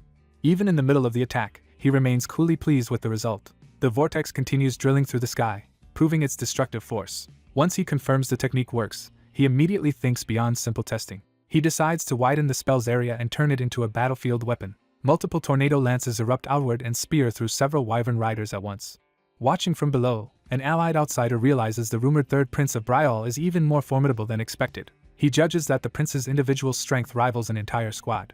The prince hangs in the sky amid the wreckage, embodying the military might Briol is famous for. A nearby ally dryly remarks that the prince's flashy technique is far too loud, puncturing the grandeur of the moment. The prince immediately ruins the image himself by proudly giving the move an embarrassingly dramatic name, while his companion can only endure it. Once the joke passes, he asks Jared for a clear report on the ground battle. Jared explains that the air threat has been neutralized thanks to him, but the main clash on the ground remains unresolved. Hearing that the central formation could collapse if even one point fails, the prince decides he must reinforce the front personally. Before he moves, he turns to the hooded ally and asks who he is. The man introduces himself as Gaunty Merchant of Johim and Baron of Fevine, formally acknowledging the prince. The prince warmly welcomes him as an important ally and offers support if he needs anything. With introductions settled, the prince proposes driving the orcs back even farther. He teases Jared about being tired, using humor to steady morale. Then he reminds his men that every swing of their swords saves lives and orders them to hold the line. The battle grinds on without pause despite the prince's intervention. Through the exhaustion, the prince keeps watching for the next decisive moment. He throws himself back into the fighting with no sign of slowing down. As the hours pass, both sides suffer heavy losses, with knights and orcs alike falling in great numbers. By the time the battle nears its end, the field has become a place of screams, steel, and mounting death. At sunset, silence begins to settle over a field paid for with countless lives. But beneath that silence, something sinister starts to distort the battlefield. The surviving soldiers are suddenly struck by a painful, unnatural sound that leaves them clutching their ears. The prince recognizes the disturbance at once and realizes the enemy leader has finally acted. Okwa at last enters the battle, bringing a far darker threat than brute force alone. The prince understands that if Okwa is moving personally, only Master Emo Yongchan may be able to counter him, and the war is about to become even more dangerous. A monstrous presence bears down on him, making the threat feel immediate and personal. Okwa unleashes a terrifying roar that shakes the field. The prince sees the dead orcs beginning to stir under black magic and realizes the battle is not truly over. A warning spreads through the ranks that the orcs are about to go berserk. Reanimated enemies lunge back into combat with unnatural ferocity. Weapons crash against armor as the exhausted defenders are forced to fight again. The prince braces against a huge empowered orc and shouts for the line not to give ground. While he cuts through the revived attackers, a subordinate urgently points out a new development. They realize Okwa is withdrawing rather than pressing the advantage. The prince catches that retreat with a grim, knowing smile. He immediately breaks free from the clash in front of him. Cutting down anything in his path, he refuses to let Okwa escape unpunished. He orders a pursuit at once. A berserk orc tries to stop him, but he meets the blow head-on and forces through. He keeps carving a path while the enemy leader pulls farther away in the distance. Elsewhere, some Imperial officers prematurely celebrate, convinced the retreat means total victory. At the War Council, they insist Okwa's withdrawal proves the enemy has been beaten. One commander argues they should rest now that the enemy has pulled back. Others agree, reasoning that Okwa must also be badly wounded and that healing the army should take priority. Yuri rejects that complacency outright. He reminds them they are still deep in enemy territory and cannot assume safety while Okwa's intentions remain unknown. He warns that Okwa's control over the orcs may hide an even greater danger. Yuri insists they must press the enemy immediately before that hidden threat matures. The blonde commander counters with intelligence from mages who watched Okwa's camp during the battle. Those observers reported a sinister aura rising from the enemy camp, confirming that something ominous is indeed being prepared. That report ends the debate, and the order is given to march on the enemy again at dawn without delay. As the meeting breaks up, the other officers depart to prepare. Then the blonde commander privately calls Yuri back. He asks whether Yuri has summoned the person he mentioned and says he has something confidential to share. To ensure secrecy, he activates a mana device that seals their conversation from outside ears.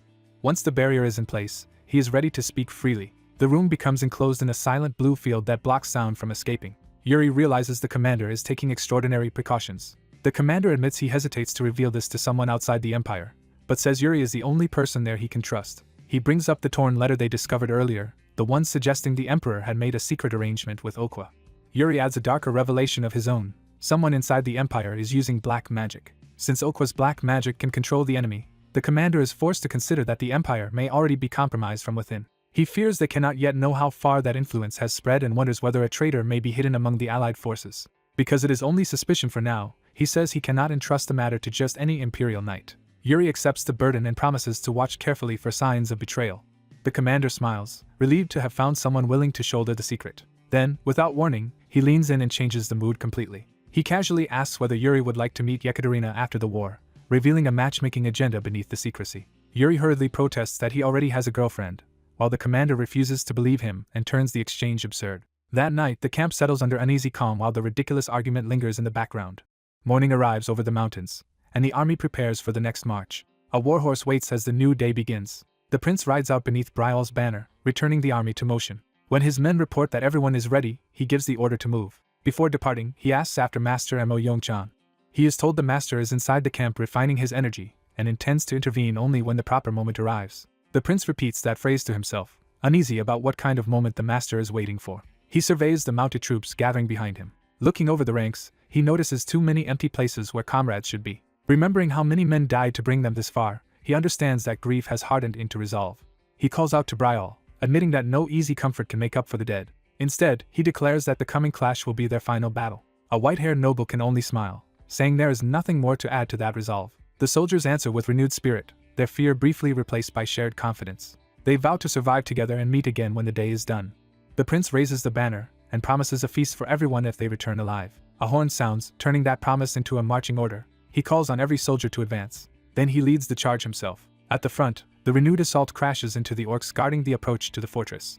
One allied commander glances back as the momentum of Brial's charge reaches the line. Brial's banner snaps in the wind, announcing the prince's arrival to friend and foe alike. The defenders shout that Brial has come, and the news spreads through the battlefield. With that opening, the allied troops are ordered to carve a path straight to the fortress. The cavalry surges forward into the breach, driving the battle toward the enemy's stronghold. A young commander urges his cavalry to move faster and follow him into the chaos of battle. His mounted knights answer at once and press forward under his lead. Spotting a siege tower near the fortress, he decides to seize it as a foothold for the assault. He narrows his focus, already calculating the next move. Before the plan can unfold, a hulking ogre bursts into the field and cuts down a soldier. The beast roars toward the commander, recognizing him across the battlefield. The commander confirms the recognition and meets the challenge with open hostility. He draws a special blade and prepares to strike first. With a sudden burst, he launches himself straight at the ogre. His charge becomes a blinding line of force racing across the ground. The ogre braces with its cleavers, trying to stop the attack head-on. The commander slips through the defense and carves into the monster in a single passing slash. The ogre is startled that the knight reached him so cleanly. Without pausing, the commander reaches for another weapon at his side. He follows with a second empowered strike that hurls the ogre back.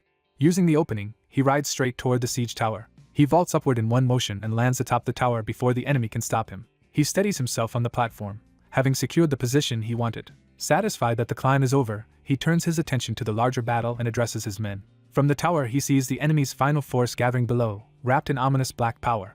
He immediately identifies the spreading darkness as black magic and concludes that a sorcerer is supporting this front as well. A subordinate reports that the preparations are complete, and the commander praises Jared for carrying them out. He notes that these are the enemy's elite troops, strengthened by black magic just as before, and that ordinary dispelling will not save them. Seeing that everything is in place, he decides it is time to begin the real operation. He orders Simon to raise their flag so the main army will know where he has broken through.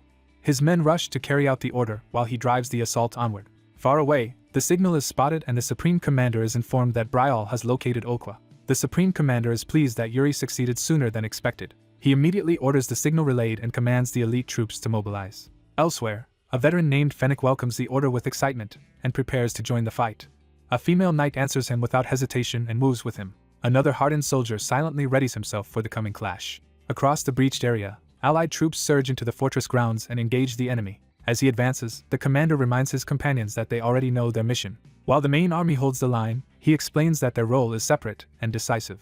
Their true objective is not the army at large, but the death of Okwa. He gathers a mixed group of fighters around him and prepares to send them into that deadly task. Before they part, he gives them a blunt farewell and tells them simply to survive. The battle erupts in earnest as Allied knights cut into the black magic-enhanced enemy ranks. The enemy answers with brutal force, smashing back at the attackers.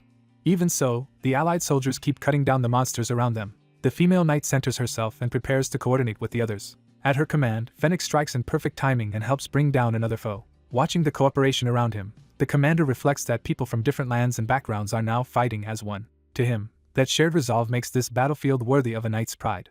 Nearby, a warrior channels blue power through his blade and gathers a wide area attack. He unleashes it in sweeping arcs that tear through multiple enemies at once. At the same time, the commander is locked in close combat with another giant foe. A green light stirs around his weapon as he prepares a different technique. He wraps the sword in spiraling green energy and sharpens his focus.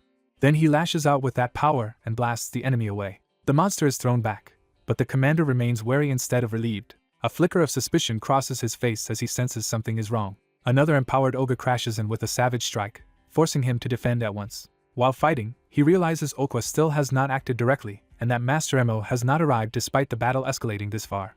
Even though his side appears to hold the advantage, the situation gives him an unsettling sense of repetition. He starts to fear that he has overlooked a crucial part of the enemy's plan. Dark power begins leaking from a fallen enemy body at his feet, confirming his suspicion. The energy gathers back into the wounded ogre, and the commander is horrified to see it recovering. For the first time, genuine alarm breaks through his composure.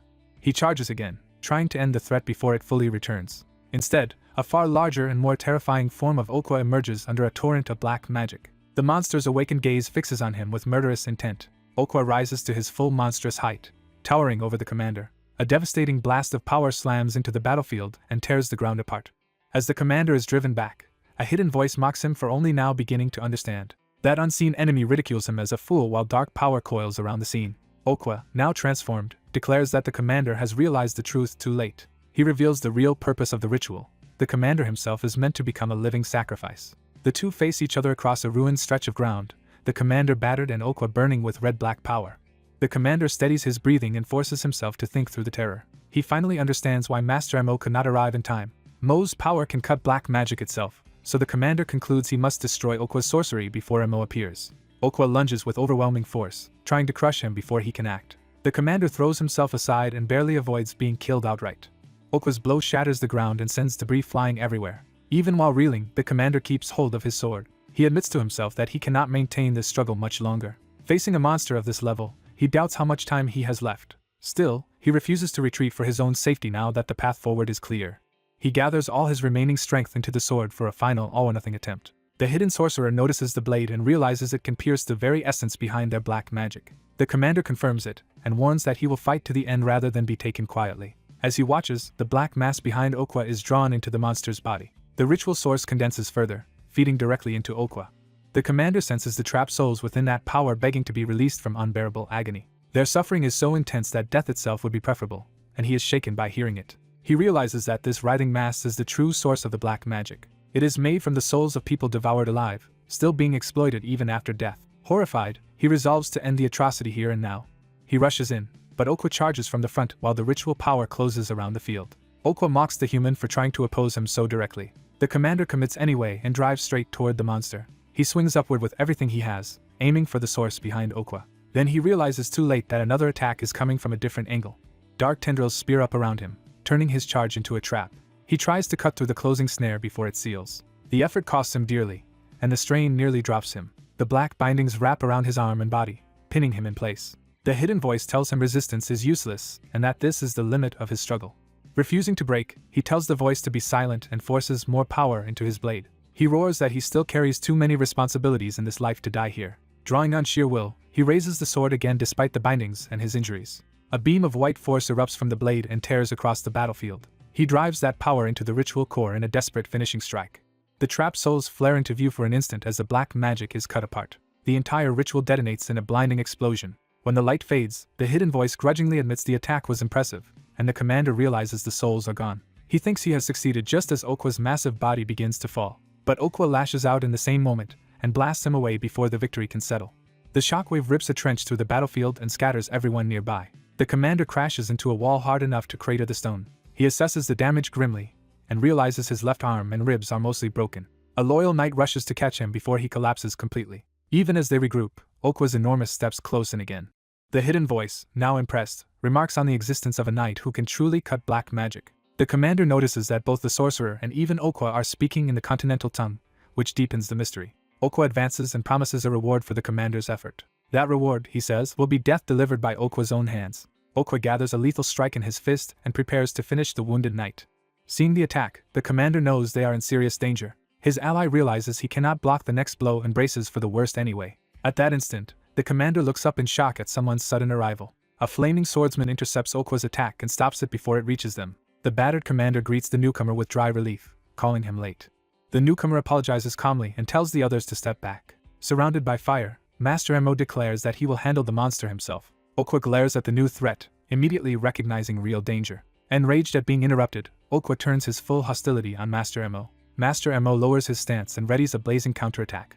He releases a concentrated flaming strike that shoots forward like a spear. Okwa answers with a red-black sphere of power and meets the attack head-on. Their clash explodes violently and engulfs the area in fire and force. As the dust rolls out, the ally checks on the commander, who answers that surviving is enough for now. Watching the newcomer fight, the ally can only marvel, and the commander agrees. The commander observes that the battle has become a literal struggle between monsters. Master Enro advances through the flames with complete confidence. He cuts into Okwa at close range, forcing the giant back despite his size. The strike leaves a blackened wound in Okwa's leg. Okwa reacts with pain and surprise rather than immediate recovery. Even while praising the technique, he begins regenerating the damage. Master Enro notices the healing and understands that brute force alone will not be enough. Okwa dismisses both humans as insignificant beings beneath him. He vows to show them the true difference in power. Master Enro answers with a single judgment, calling Okwa the real monster. He stands firm in the fire, utterly unfazed by the threat. The hidden sorcerer offers to assist Okwa after sensing how dangerous Master Enro is. Okwa turns slightly, considering the offer. He refuses the help, insisting he has no need of assistance. The hidden sorcerer is taken aback as Okwa chooses to face Master Enro alone. The undead shaman swells with stolen power and erupts in a monstrous scream as the battle turns even more grotesque. The swordsman realizes the creature has been feeding on its own kind and condemns it for devouring a subordinate to grow stronger. The orc rejects that accusation outright, insisting the consumed being was never an equal but something beneath him. To him, the weak exist only to be used, and he proves that contempt by attacking as he compares lesser lives to insects. The swordsman counters immediately, driving in with a flaming slash before the orc can press the advantage. The orc dismisses him as naive, certain the human still does not understand the law of strength he lives by. He meets the fiery blade head-on with his bare fist, showing that his new power has made him terrifyingly durable. The clash explodes outward, and the swordsman is forced to recognize just how overwhelming the brute has become. Seeing his attack stop so casually, he realizes brute force alone will not be enough. The empowered orc answers with blood-red black magic that lashes out around the swordsman like living blades. Those strikes smash through the ground and drive him back with destructive force. The orc follows by hurling himself down with crushing momentum, trying to finish the exchange through sheer power. The impact tears apart the battlefield and sends debris flying in every direction. Even amid the chaos, the orc keeps advancing, refusing to let the swordsman recover. Another violent shockwave rips through the ground as the assault continues. The orc calmly declares that this is simply nature, where the strong devour the weak without remorse. He boasts that no human can defeat him now, convinced his supremacy is absolute. The battered swordsman crashes hard again, bloody but still conscious. He forces himself upright through pain, refusing to yield despite the punishment. Above him, the orc raises both arms to deliver a final crushing blow. He descends like an executioner, promising to kill the human and turn him into nourishment as well. Instead of panicking, the swordsman mocks the orc's endless preaching and treats his grand philosophy as childish noise. He throws the orc's own creed back at him and asks whether the monster has ever truly faced the end without turning away. As he speaks, He gathers a blazing technique named Bright Moon over the empty mountain, invoking a sunset-like radiance in his hand and blade. The orc hesitates for the first time, unsettled by the sudden shift in pressure.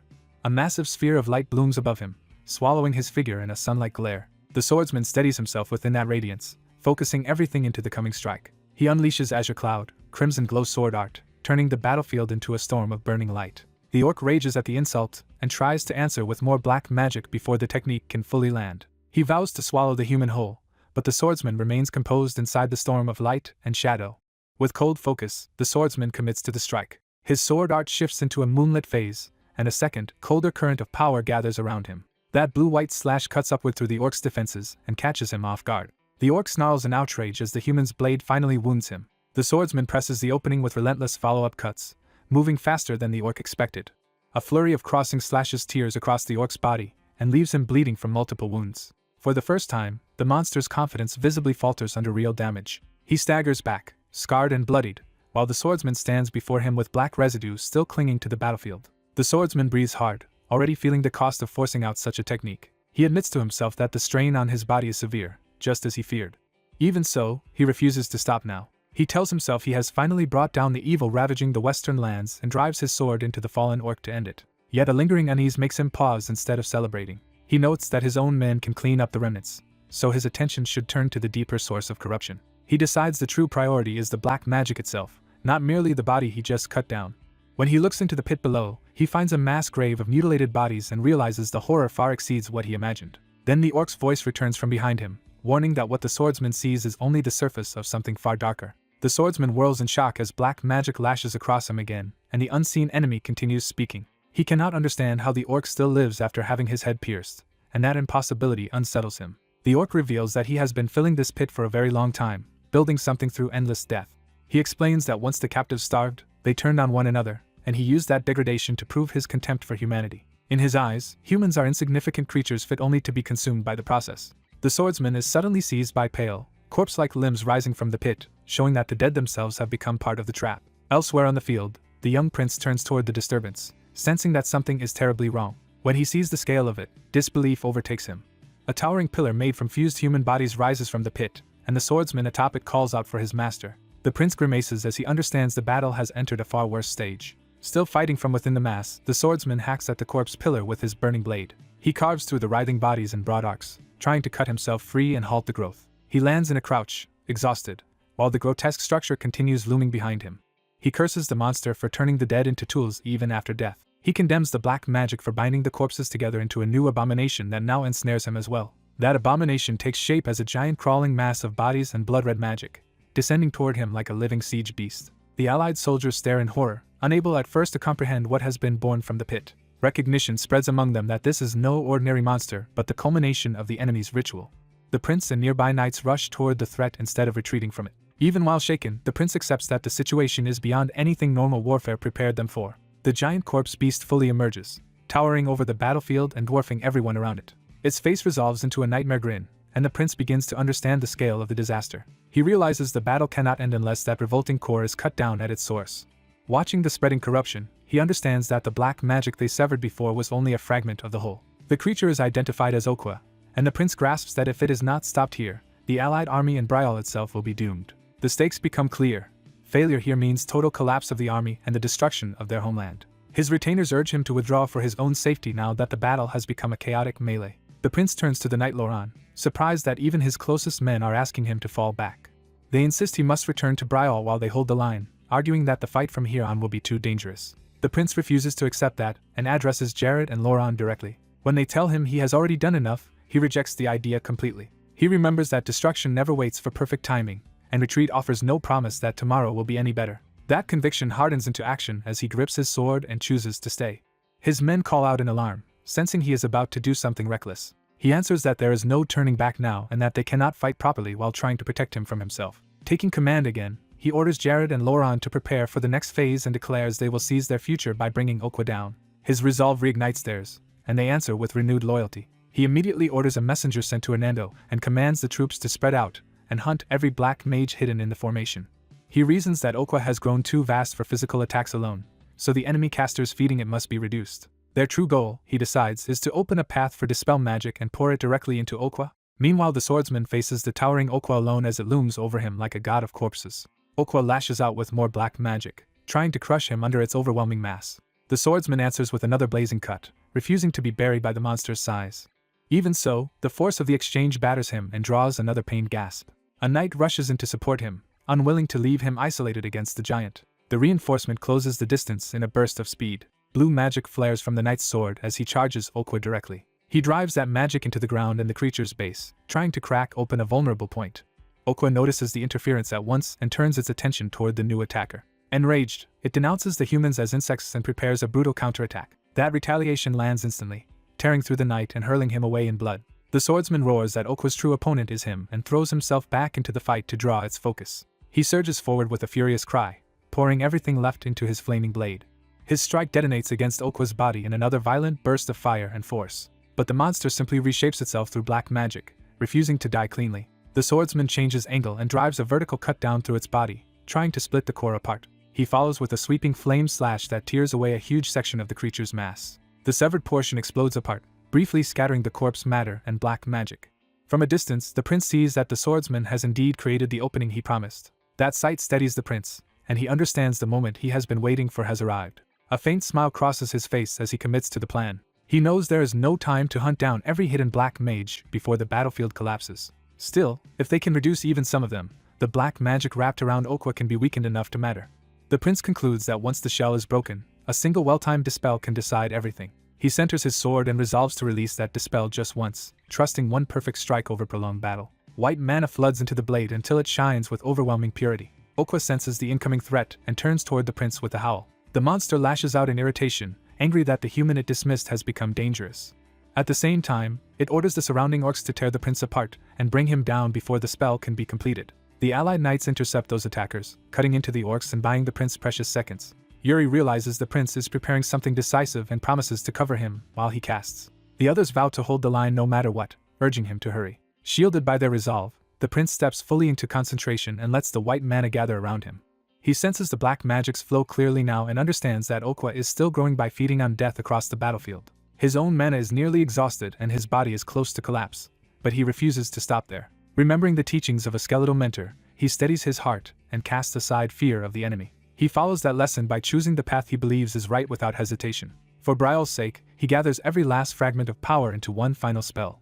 He swears to fulfill Brial's duty to the very end, even if it costs him everything. Then he swings, releasing a vast white arc of dispelling power. His eyes blaze with absolute resolve as the spell leaves his control. The white slash expands into a sweeping wave that races across the battlefield. It carries the full burden of Brial's name and the prince's determination to answer it.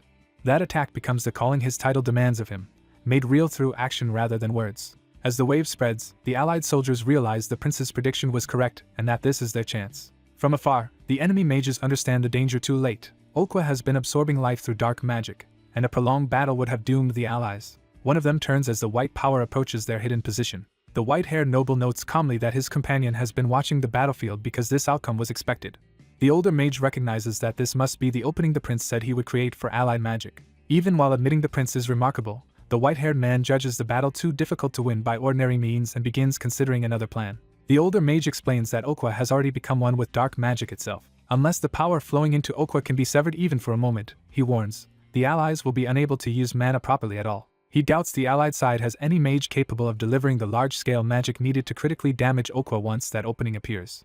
The white-haired noble tells him not to worry about that part, implying he has already prepared an answer. That confidence shocks the older mage as he realizes what the younger man intends. A pillar of blinding white light suddenly erupts over the battlefield, cutting through the darkness. Both enemy observers watch in stunned silence as the beam tears upward and outward. The older mage reports in disbelief that the dark magic blanketing the entire battlefield has been sliced away. He is left speechless by the scale of what he is witnessing. A vast blue magic circle forms overhead, and the white-haired noble tells him to step back. Obeying the prince's earlier request, the noble finally reveals his role and declares that he will answer that opening with his greatest magic. He extends his hand to release the spell he has been holding in reserve. As the older mage can only marvel, the white-haired noble calmly prepares to unleash a godlike strike into the battlefield.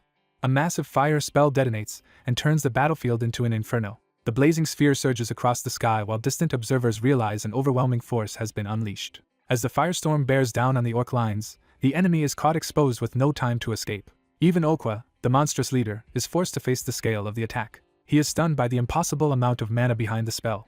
Watching the explosion spread, he cannot understand how such power could exist. The human commander immediately orders every soldier into a defensive formation to survive the blast. The frontline braces, trusting the order rather than trying to outrun the flames. Yuri remains composed, having committed fully to this decisive strike. His allies channel protective magic around their own side while he stands at the center of the plan.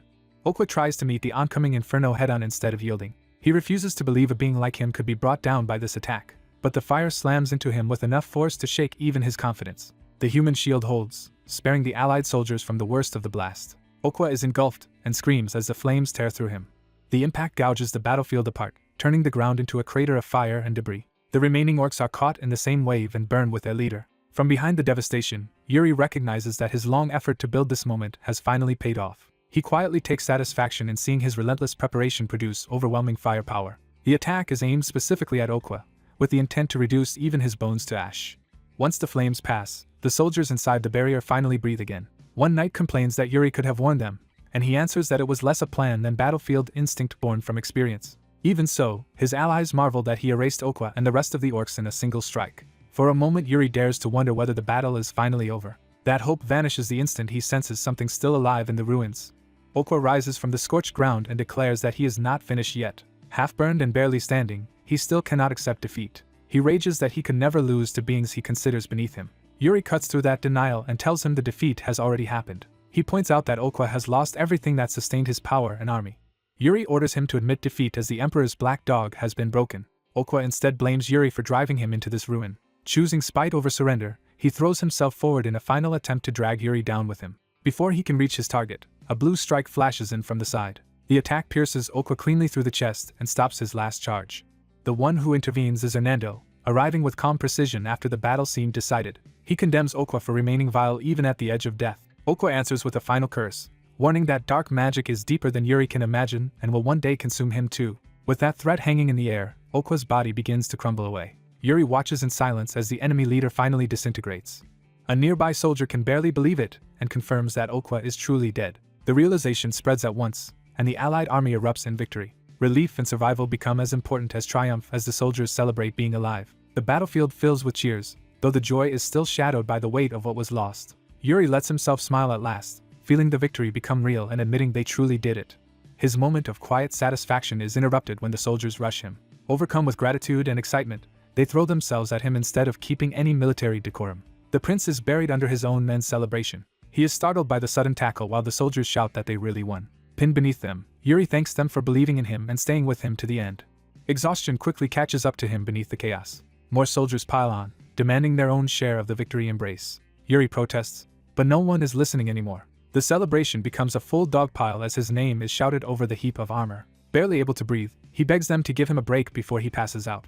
Someone even suggests a victory toss, and Yuri can only wonder which fool said it. Nearby, the place where Okwa fell is left with a strange dark cavity in the remains. Later, the victory is formally declared as the war itself having been won. The clergy frames it as a precious triumph over countless enemies. Before the victors indulge in joy, the leaders insist the dead must be remembered first. Rows of covered bodies testify that bravery and faith came from every rank alike. The fallen are honored as sacrifices that secured the continent's future. The vow is made that their sacrifice will never be forgotten and that their souls be guided to paradise. The rite continues under the supervision of the church and the surviving commanders. Sacred magic is invoked over the dead in a solemn mass funeral. The priest calls for holy flame to gather the bodies of the fallen. Hearing paradise invoked, Yuri cannot simply accept the comfort of that promise. He remembers the names of the dead and the teaching that the faithful go to paradise while the false are punished. Because he is still alive while they are gone, he feels he has no right to pray only for their peace. Instead, he resolves to keep carrying the burden of their lives and honor them through what he does next. In silence, he offers his own farewell to the comrades who fought beside him. That private mourning is interrupted when someone addresses him directly. He calls Jared and Laurent forward, drawing his surviving companions closer. He warns them that the path ahead will force them to witness painful things again and again, and asks whether they will still follow him. Jared answers without hesitation that he is ready. Laurent agrees just as simply, treating the hardship as unavoidable. Their loyalty steadies Yuri and lets him answer with quiet gratitude. Together, they commit themselves to continue onward. A few days later, the scene shifts to Balshad, where the victors have returned to the capital. The mood has swung from mourning to celebration, with drink flowing freely. Yuri enters the banquet hall with Jared and Emo while the rest of the soldiers revel around them. He notes how loud and unruly the celebration has become. Jared worries that the troops have relaxed too much after the war. Mo reminds him that they have just survived a brutal victory and deserve some release. Yuri explains that this is exactly why he is allowing it, because if they sit still they will only dwell on the dead. Jared is slow to catch on to the emotional logic behind that decision. Once he understands, he sees the banquet as a way to keep grief from swallowing the army. He praises Yuri's intention, while Yuri inwardly feels that Jared may be overdoing the admiration. The three are then received at the royal table, where the king welcomes Yuri to the gathering. The king greets him warmly, clearly pleased to have the hero of the war present.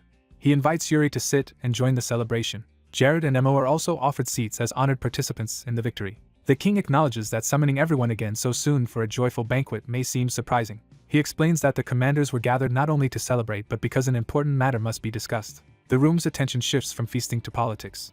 To reward the Allied army's heroes, the king intends to invite them to the upcoming imperial festival. He emphasizes that the event is overseen personally by the emperor, and that they may bring others with them as well. One commander immediately suspects what kind of festival this must be, and the king confirms it with a grin. The imperial festival will include a sword tournament. That announcement unsettles Sir Gonti of Johim rather than exciting him.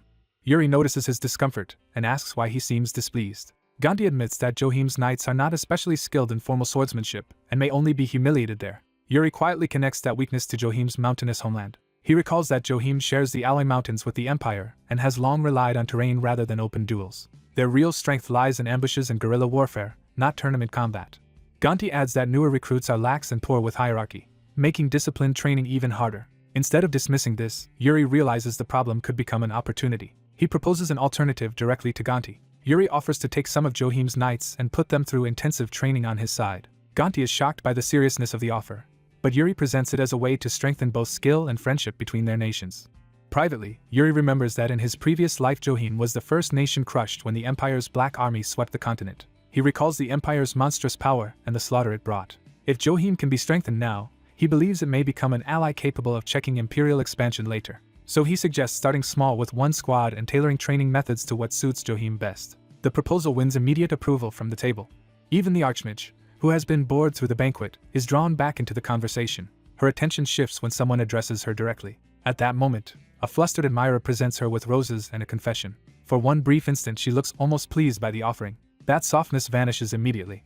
She rejects him outright and tells him to take his feelings elsewhere, leaving him devastated. Later that night, she brushes out her hair alone and vents her irritation. The unwanted confession has only worsened her mood. When someone enters despite her warning, she coldly reminds the intruder that she told him not to come in. The visitor is Hernando, who answers with a calm smile instead of an apology. He admits the impropriety but says he had to come despite the risk of being seen. To ensure privacy, he casts a blocking spell around the room. She recognizes the barrier and realizes he came prepared to speak in secret.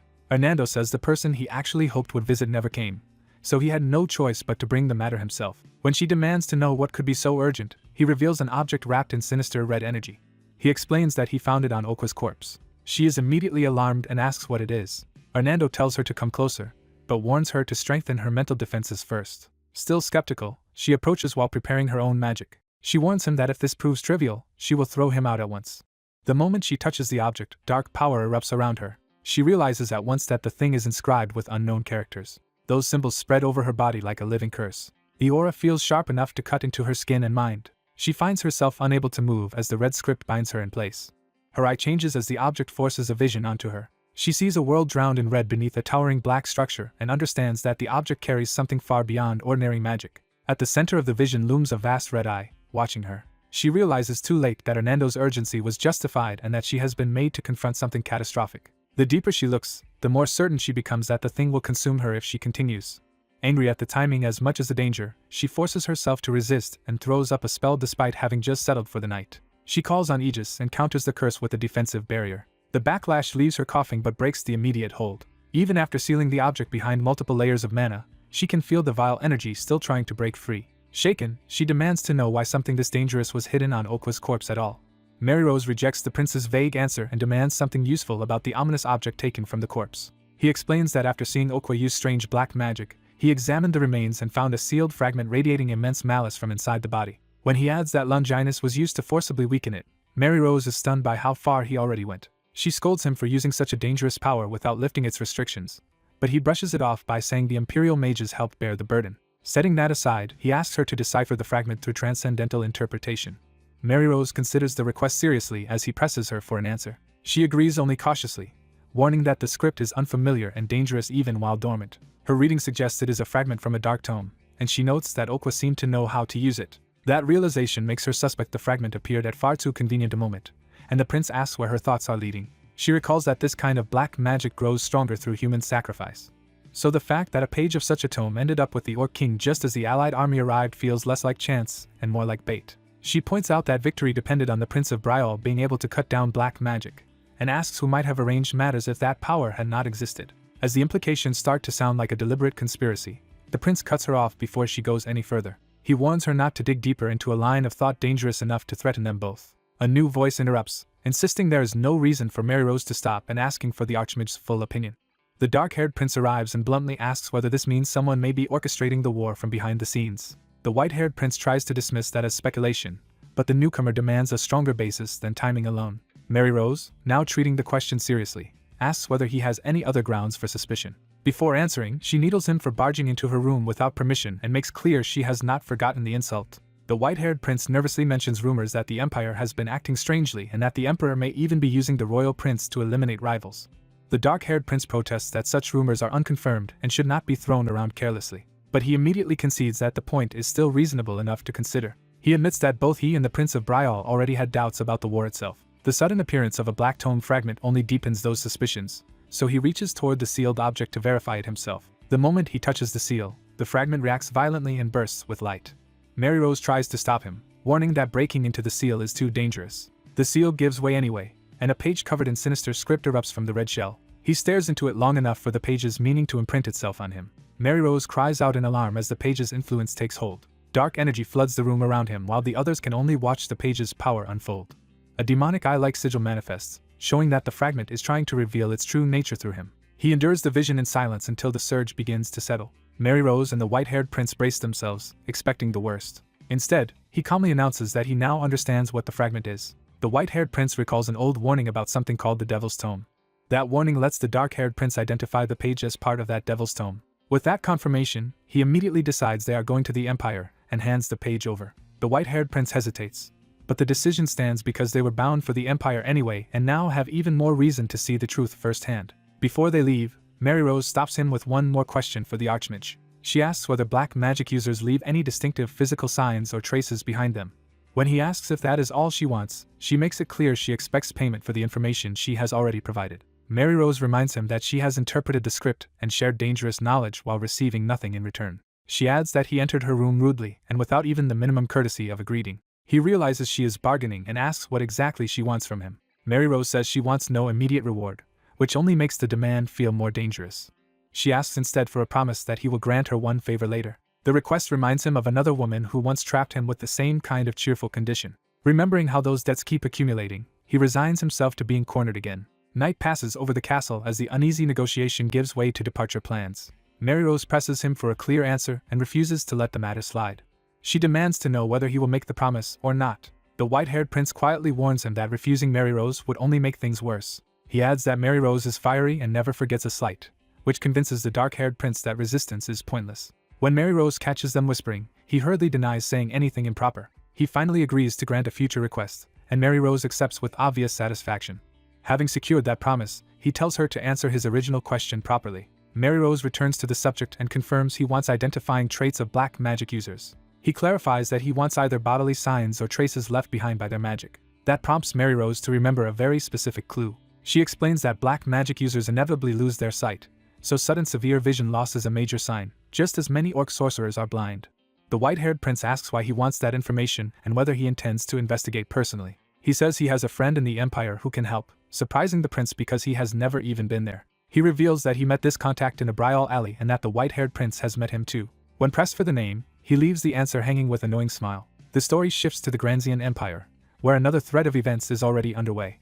In a ruined alley, two battered men struggle to recover after being beaten down. One of them rages at their attackers and threatens revenge, only to be mocked for sounding like a cliché thug. Their unseen opponents dismiss such threats as useless against people who are not intimidated by imperial authority. The men try to flee, but shadowy figures close in and make it clear the alley now belongs to someone else. A new boss announces that from now on this territory will be run by Goryo, the Empire branch of Uncle Lones.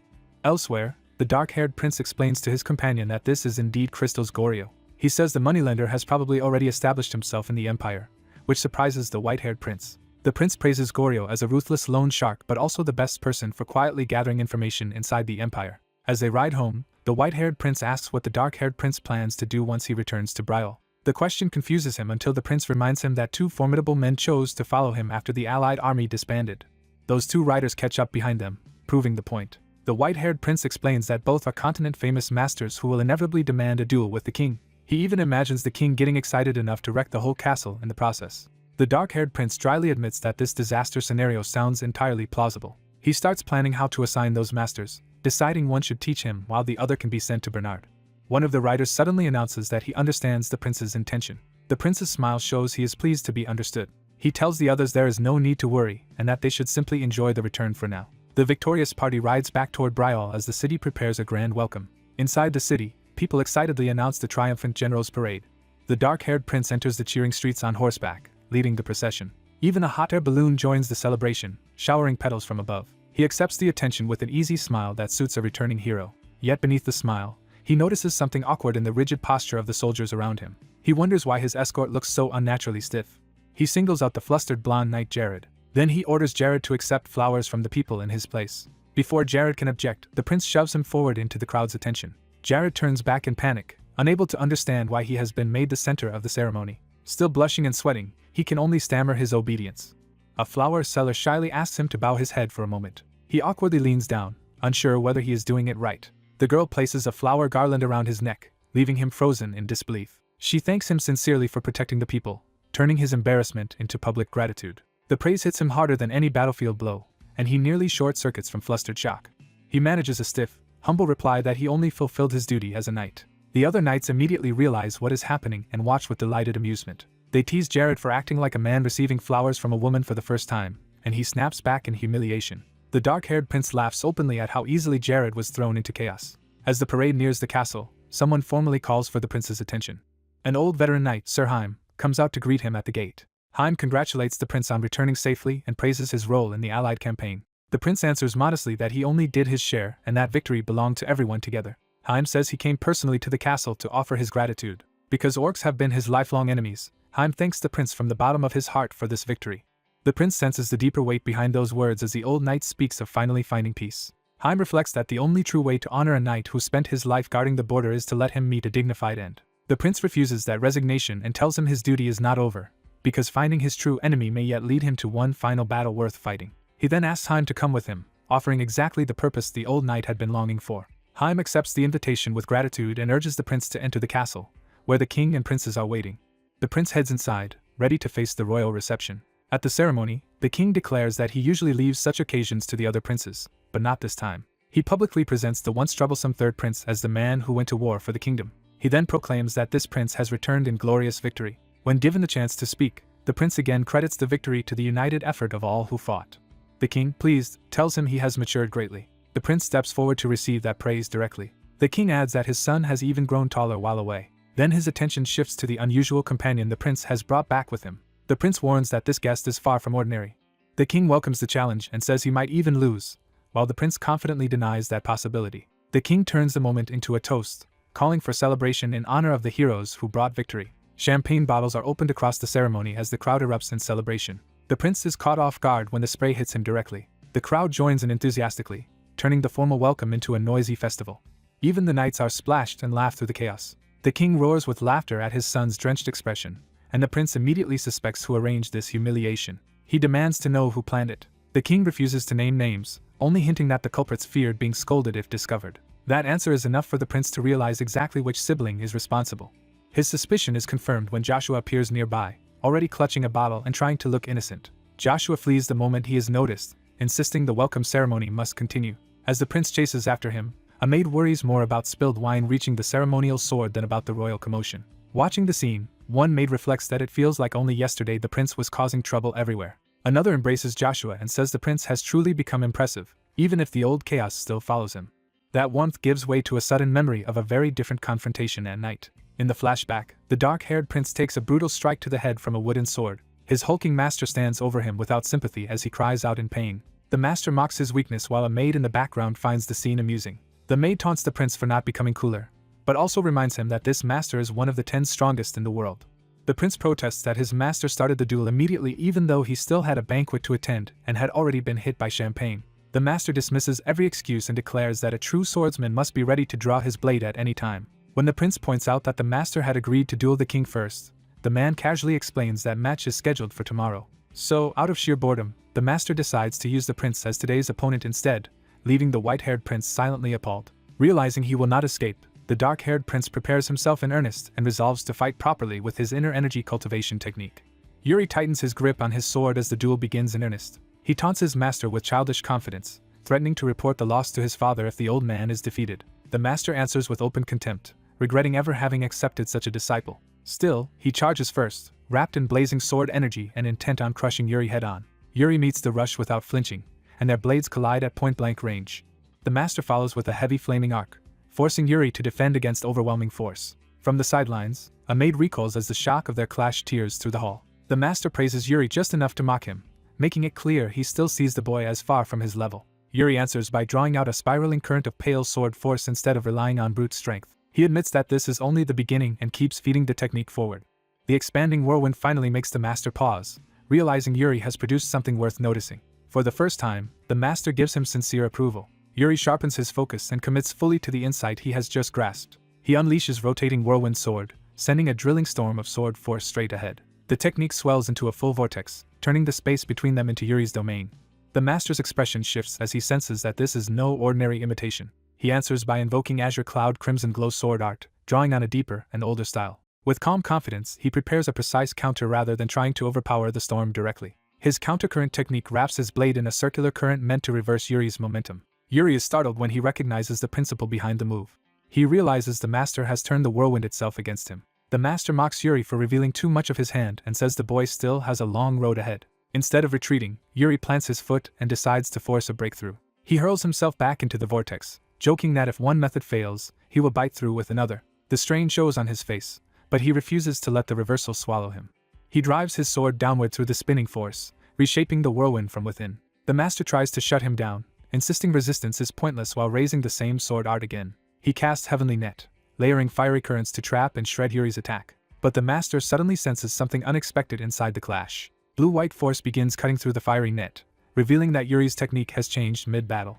Yuri adjusts his grip with deliberate control, no longer just surviving. He refines the movement further, turning instinct into method. A lattice of cutting lines forms around him as the whirlwind becomes cleaner and more exact. He slips through the opening and lands a direct strike before the master can fully respond. The master can hardly believe Yuri has broken through his defense. He realizes the style Yuri is using contains elements from the heaven-crushing swordsman's martial arts. Yuri grins and concludes that their ancestors left behind something far more interesting than anyone realized. The force of his sword sends the master's weapon flying from his hand. The disarmed blade crashes away across the floor. The master stares at Yuri from a distance, momentarily stripped of his advantage. Yuri is briefly stunned by his own success. Even so, the master lunges in barehanded, acknowledging the fight Yuri put up while refusing to concede. He declares that Yuri still falls short and closes in for a finishing blow. The strike lands with brutal force. Instead of blood, a ridiculous swollen bump rises on Yuri's head, undercutting the deadly mood. Yuri protests that his master has gone too far, more offended by the humiliation than the pain. The master asks whether Yuri arranged a midnight duel for this very reason, and Yuri admits that was only part of it. After crossing swords, Yuri says he finally understands something important. He declares that he now truly understands soul severance. As he leaves the arena, he keeps turning over the master's mention of the heavenly demon's martial arts. Yuri guesses that whatever this heavenly demon was, it must have been a terrifying enemy power. He further reasons that the founder of his lineage must have absorbed useful techniques regardless of whether they came from righteous or demonic sources. Unable to confirm any of it, he gives up on overthinking and drops onto the grass to rest. For the first time in a long while, he lets himself be idle. Looking up at the night sky, he is struck by how long it has been since he felt this peaceful or saw a sky that reminded him of home. He wonders whether this new life has made him a better person than he used to be. That private reflection ends when he notices someone approaching. The visitor is Cedric, who greets him warmly. Yuri asks when he arrived, and Cedric says he only just found him resting there. Cedric sits beside him and remarks that he has heard a great deal about Yuri's recent activity. Yuri brushes it off with embarrassed modesty. Cedric laughs that Yuri hardly seems like the troublesome younger brother he remembers. The familiar affection catches Yuri off guard. Cedric pats his head and tells him he has worked hard. Yuri accepts the praise with a rare, unguarded smile.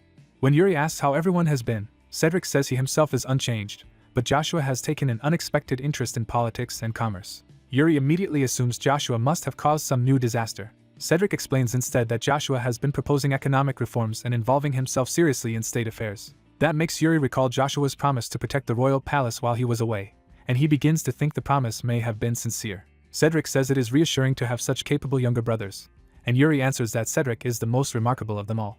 Yuri admits that the others could live so freely only because Cedric had always looked like the ideal future king. He says plainly that he wants to see Brielle led by Cedric. Cedric receives that trust with quiet emotion. He then turns the conversation to Yuri's coming trip to the Empire, and Yuri confirms he will leave once matters here are settled. Cedric hesitates, and asks if he may share something personal. Blushing, he struggles to say it aloud. At last he confesses that he has started seeing someone from the imperial royal family. Yuri is shocked and immediately tries to identify which princess he means. When the answer points toward Yekaterina's side of the family, Yuri reacts with outright horror. Cedric, confused by the intensity of that reaction, asks why it matters, while Yuri hastily backs away from explaining. Cedric says the woman is named Katrina and that they have been exchanging letters since the royal ball. He describes her as intelligent and kind, and suggests Yuri meet her in the Empire because she may be useful to him. Yuri thanks him sincerely for the help. Cedric then mischievously asks whether Yuri himself is interested in Princess Yekaterina. He cites the rumors linking Yuri to one princess and now possibly another, turning it into a dramatic love triangle. Yuri vehemently denies any romantic interest in either woman. He steadies himself and answers more calmly. Yuri insists that love is not something he needs. Cedric only smiles, amused by the certainty. Privately, he thinks men like Yuri always end up making women cry. Morning arrives over the palace. Elsewhere, a red-haired soldier fights fiercely against multiple attackers. Another veteran blocks a blow at close range, showing this is a desperate melee rather than a formal duel. The skirmish broadens into a chaotic clash among returning soldiers. Back at the palace, Yuri sits casually on the floor eating with a maid and a blonde guard. The guard marvels that Yuri still eats like a field soldier even after coming home, and Yuri says it has simply become habit. When Yuri asks why the guard is not on normal duty, the man reveals he has been reassigned as Yuri's escort. Yuri is so surprised he nearly chokes, while the guard takes the reaction as an insult. Yuri laughs it off and says he only meant the man still needs to get stronger. The maid interrupts with formal urgency. She tells Yuri it is time to receive his guests, and he complains that nobles only see him as a useful connection. She insists he at least review the registry because the visitors are all high-ranking figures. Yuri unrolls the list. One name or detail on it immediately catches his attention. He abruptly stands and tells the maid to come with him instead. He explains that an especially important guest is arriving today, a soldier from the Allied forces. At the gate, a hooded man desperately begs to see Prince Yuri at once. The guard tries to keep order, but the visitor insists there is no time. He reveals that Sir Raymond has been imprisoned and must be saved immediately. The urgency hangs over the palace as the day brightens. In the city, the hooded messenger is beaten down by a noble in red while others look on. The noble treats him like vermin and tells him to stop bothering him. He demands to know whether the messenger really thought he could refuse an order to surrender his place in line. The battered man insists he also needs to see Prince Yuri. The noble answers with another kick, saying that is none of his concern. He rants that a commoner has no right to stand beside him or act above his station. Even after venting, his anger only grows. The messenger spits back that this arrogant third prince is no different from the rest and mocks the idea that Yuri is a war hero. He goes further, claiming Yuri's reputation must be a lie. The noble sneers that Yuri probably exploited his subordinates and stole their achievements. That accusation finally gives the noble pause when the messenger reacts with genuine fury rather than fear. The messenger warns that if Yuri is insulted again, he will stop holding back. The noble cannot make sense of such loyalty from a beaten commoner. He grabs the man and demands to know what connection he has to Yuri. Before his men can seize the messenger, a new voice answers that the bond goes beyond family. The noble turns toward the interruption. Yuri explains that surviving war together and sharing joy and grief creates a deeper tie. He names that bond comrades in arms, and the messenger recognizes him at once. Yuri greets the injured veteran by name, calling him Fides. The noble and his followers go pale as they realize whom they have provoked. Yuri tells Fides he came personally to bring him in. Once Fides is safe, Yuri notes how badly he has been beaten. In a private room, Yuri asks why Fides endured the abuse instead of using what he learned in the Allied forces, though Fides points out that striking a noble openly would be a serious crime. Yuri bluntly replies that then he should have beaten the man in secret and escaped, exactly as he was taught. After the joke lands, Yuri asks what could have driven Fides all the way to the royal castle. Fides reminds him of the Allied Forces Veteran Association that Yuri himself established after the war. He says Yuri arranged compensation for all who fought, regardless of status, and gave extra help to families left in hardship. Because of that, many soldiers and bereaved families found real relief. That memory leads into the true problem. Powerful lords have begun circling the fund like vultures over treasure. Fides explains that those lords are now taxing the compensation money. They claim the payments come from an unclear source and are seizing more than half, acting in collusion with one another. Yuri lets out a cold laugh and reveals that the compensation fund was actually his own money, sent anonymously after he made a fortune through the Elaine Merchant Guild. He had hidden the source because openly flaunting the third prince's wealth would have caused trouble. Now he understands that the nobles are exploiting that secrecy as a pretext. Yuri decides he has one matter to settle before leaving for the Empire. Fides says there is still another urgent issue. When Yuri asks what it is, Fides points to the worst-hit territory. He explains that Sir Raymond was imprisoned there while protesting the local lord's abuses. Yuri's expression hardens at once as the name connects to a larger threat. He asks whether the lord responsible is Yugs. Yuri admits he has unfinished history with the Lord of Yugs and prepares to face that past directly. He recalls Duke Gernard Jetari as a traitor from his previous life who blocked his plans before, making this return to Yugs personal as well as urgent. Even so, he sets out immediately. When Aina asks why he must leave so soon after arriving, Yuri makes clear there is no time to waste. He gently explains that the faster he handles this matter, the better the outcome will be. Aina is unsettled by how suddenly mature and burdened he has become. Yuri tries to lighten her worry by joking that she could at least call him cooler. She changes the subject and starts thinking practically about his trip. After noticing he is taking only 2 escorts, Yuri explains that a larger group would attract too much attention. Aina teases that he already stands out enough even with only 3 riders. Still worried, she offers him something before he leaves. The gift is an artifact that can slightly alter his appearance when infused with mana. Yuri gratefully accepts the artifact from Aina. With preparations finished, he mounts up to depart. He rides out with his 2 men and leaves the estate behind. Aina watches him go with quiet affection and concern. Left behind on the road, she can only pray that he returns safely. The 3 riders press on at speed through the forested route. When one escort questions taking the mountain path, Yuri insists they need the fastest road because Sir Raymond has been imprisoned. As the escort worries about an attack, Yuri bluntly reminds his men that dealing with danger is exactly why they are there. Another escort tries to argue for caution, but the conversation is cut off. The blonde knight, Laurent, dryly frames Yuri's recklessness as part of some grand plan rather than trying to stop him. His exaggerated praise makes it obvious he is teasing Yuri's impulsive excuse for choosing the scenic but dangerous route. The warning proves justified when hidden archers prepare an ambush above the trail. Arrows are loosed toward the riders. Yuri reacts instantly, twisting in the saddle as the attack begins. He draws his sword in one smooth motion before the arrows can reach him. Without even dismounting, he cuts through the incoming shots. Seeing the ambush unfold exactly as predicted, Yuri notes the irony with calm amusement. The attackers reveal themselves, and Yuri identifies them simply as bandits. The 3 riders halt and face the men blocking the road. The bandit leader demands payment for crossing what he calls their territory. He mocks Yuri as a pampered young master traveling with only 2 servants and assumes the group will be easy prey. That insult makes Yuri's escorts bristle more than the threat itself. They are offended at being dismissed as servants rather than dangerous fighters. The leader laughs off the idea that only 2 retainers could challenge his whole group and orders them to surrender their valuables. Yuri's mood shifts from playful to cold as the insult and extortion finally irritate him. He orders Laurent to put the bandits down, and Laurent charges at once. The bandit leader realizes too late that the blonde man is no mere attendant but a trained knight. Laurent slips past the leader's first attack with practiced precision. He uses footwork and timing rather than brute force to seize control of the exchange. Then he counters with a clean, explosive strike. Yuri immediately recognizes that level of swordsmanship as the product of real battlefield experience, not simple banditry. Jared voices the same conclusion, noting that the enemy leader's fundamentals are solid. As Laurent keeps pressing, Yuri judges that the man fights like a proper knight who has seen actual combat. That realization makes Yuri suspect these supposed bandits are something else entirely. Laurent lands another sharp blow and draws blood. The leader is driven back under Laurent's relentless offense. Wounded and rattled, the older man can no longer maintain his swagger. Laurent raises his blade to finish the fight. Before the killing blow falls, the leader desperately calls for him to stop. Yuri intervenes and says there is no need to continue, because he has already guessed who these men really are. He points to the scar on the leader's chest and identifies him as a veteran of the Allied forces who once fought beside Yuri's father against the orcs. The older man studies Yuri more carefully and begins to understand who stands before him. Yuri reveals himself as the son of Fiori Brial and notes that recognition came late. Dropping the pretense, he demands to know why war veterans have been reduced to robbing travelers. The leader answers with bitter sarcasm, implying Yuri has lived too comfortably to understand their situation. He begins explaining that everything changed after the orc extermination campaign ended and the soldiers returned home with honor and pay. According to the veterans, nobles could not tolerate common-born soldiers gaining status, so they crushed them with taxes, fraud, and false charges. The leader says he spent his life protecting others with a sword, but when his family's survival was threatened, plunder became his only option.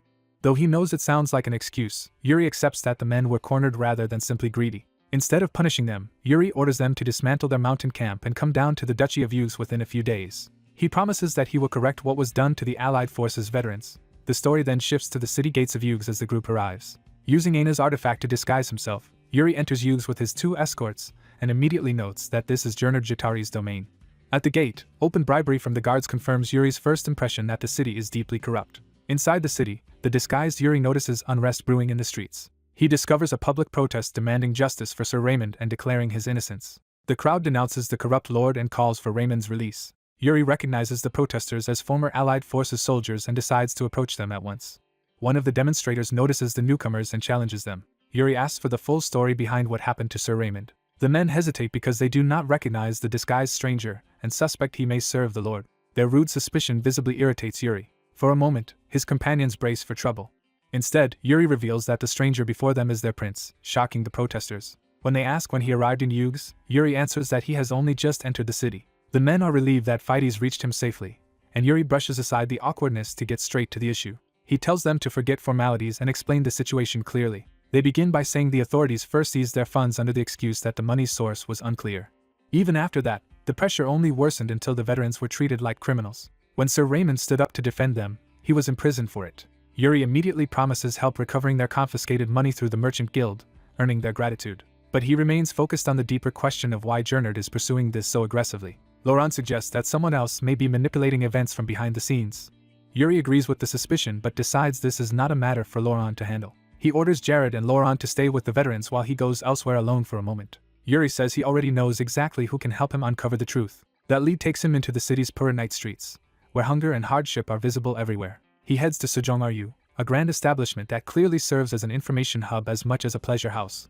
There he casually greets an old acquaintance, as if this visit were long overdue. The manager is startled to realize the disguised visitor is Prince Yuri himself. Yuri notes that the man now seems to be running the Yugs branch in place of Sir Goryo. He makes it clear he did not come for pleasantries but for answers. Yuri asks whether the manager knows why Gernard is so intent on squeezing the Allied Forces veterans, because it feels like more than simple greed. That question makes the manager remember something important. He reveals that not long ago the Lord's closest aide came to Sejong-Ryu with several guests and demanded a private room with no attendants allowed inside. More troubling still, those secret guests were nobles from the Empire. Yuri presses for when this meeting took place. When the manager says it happened during the chaos surrounding the disbandment of the Allied forces, Yuri realizes the conspiracy runs deeper than local corruption and that the situation has become far more interesting.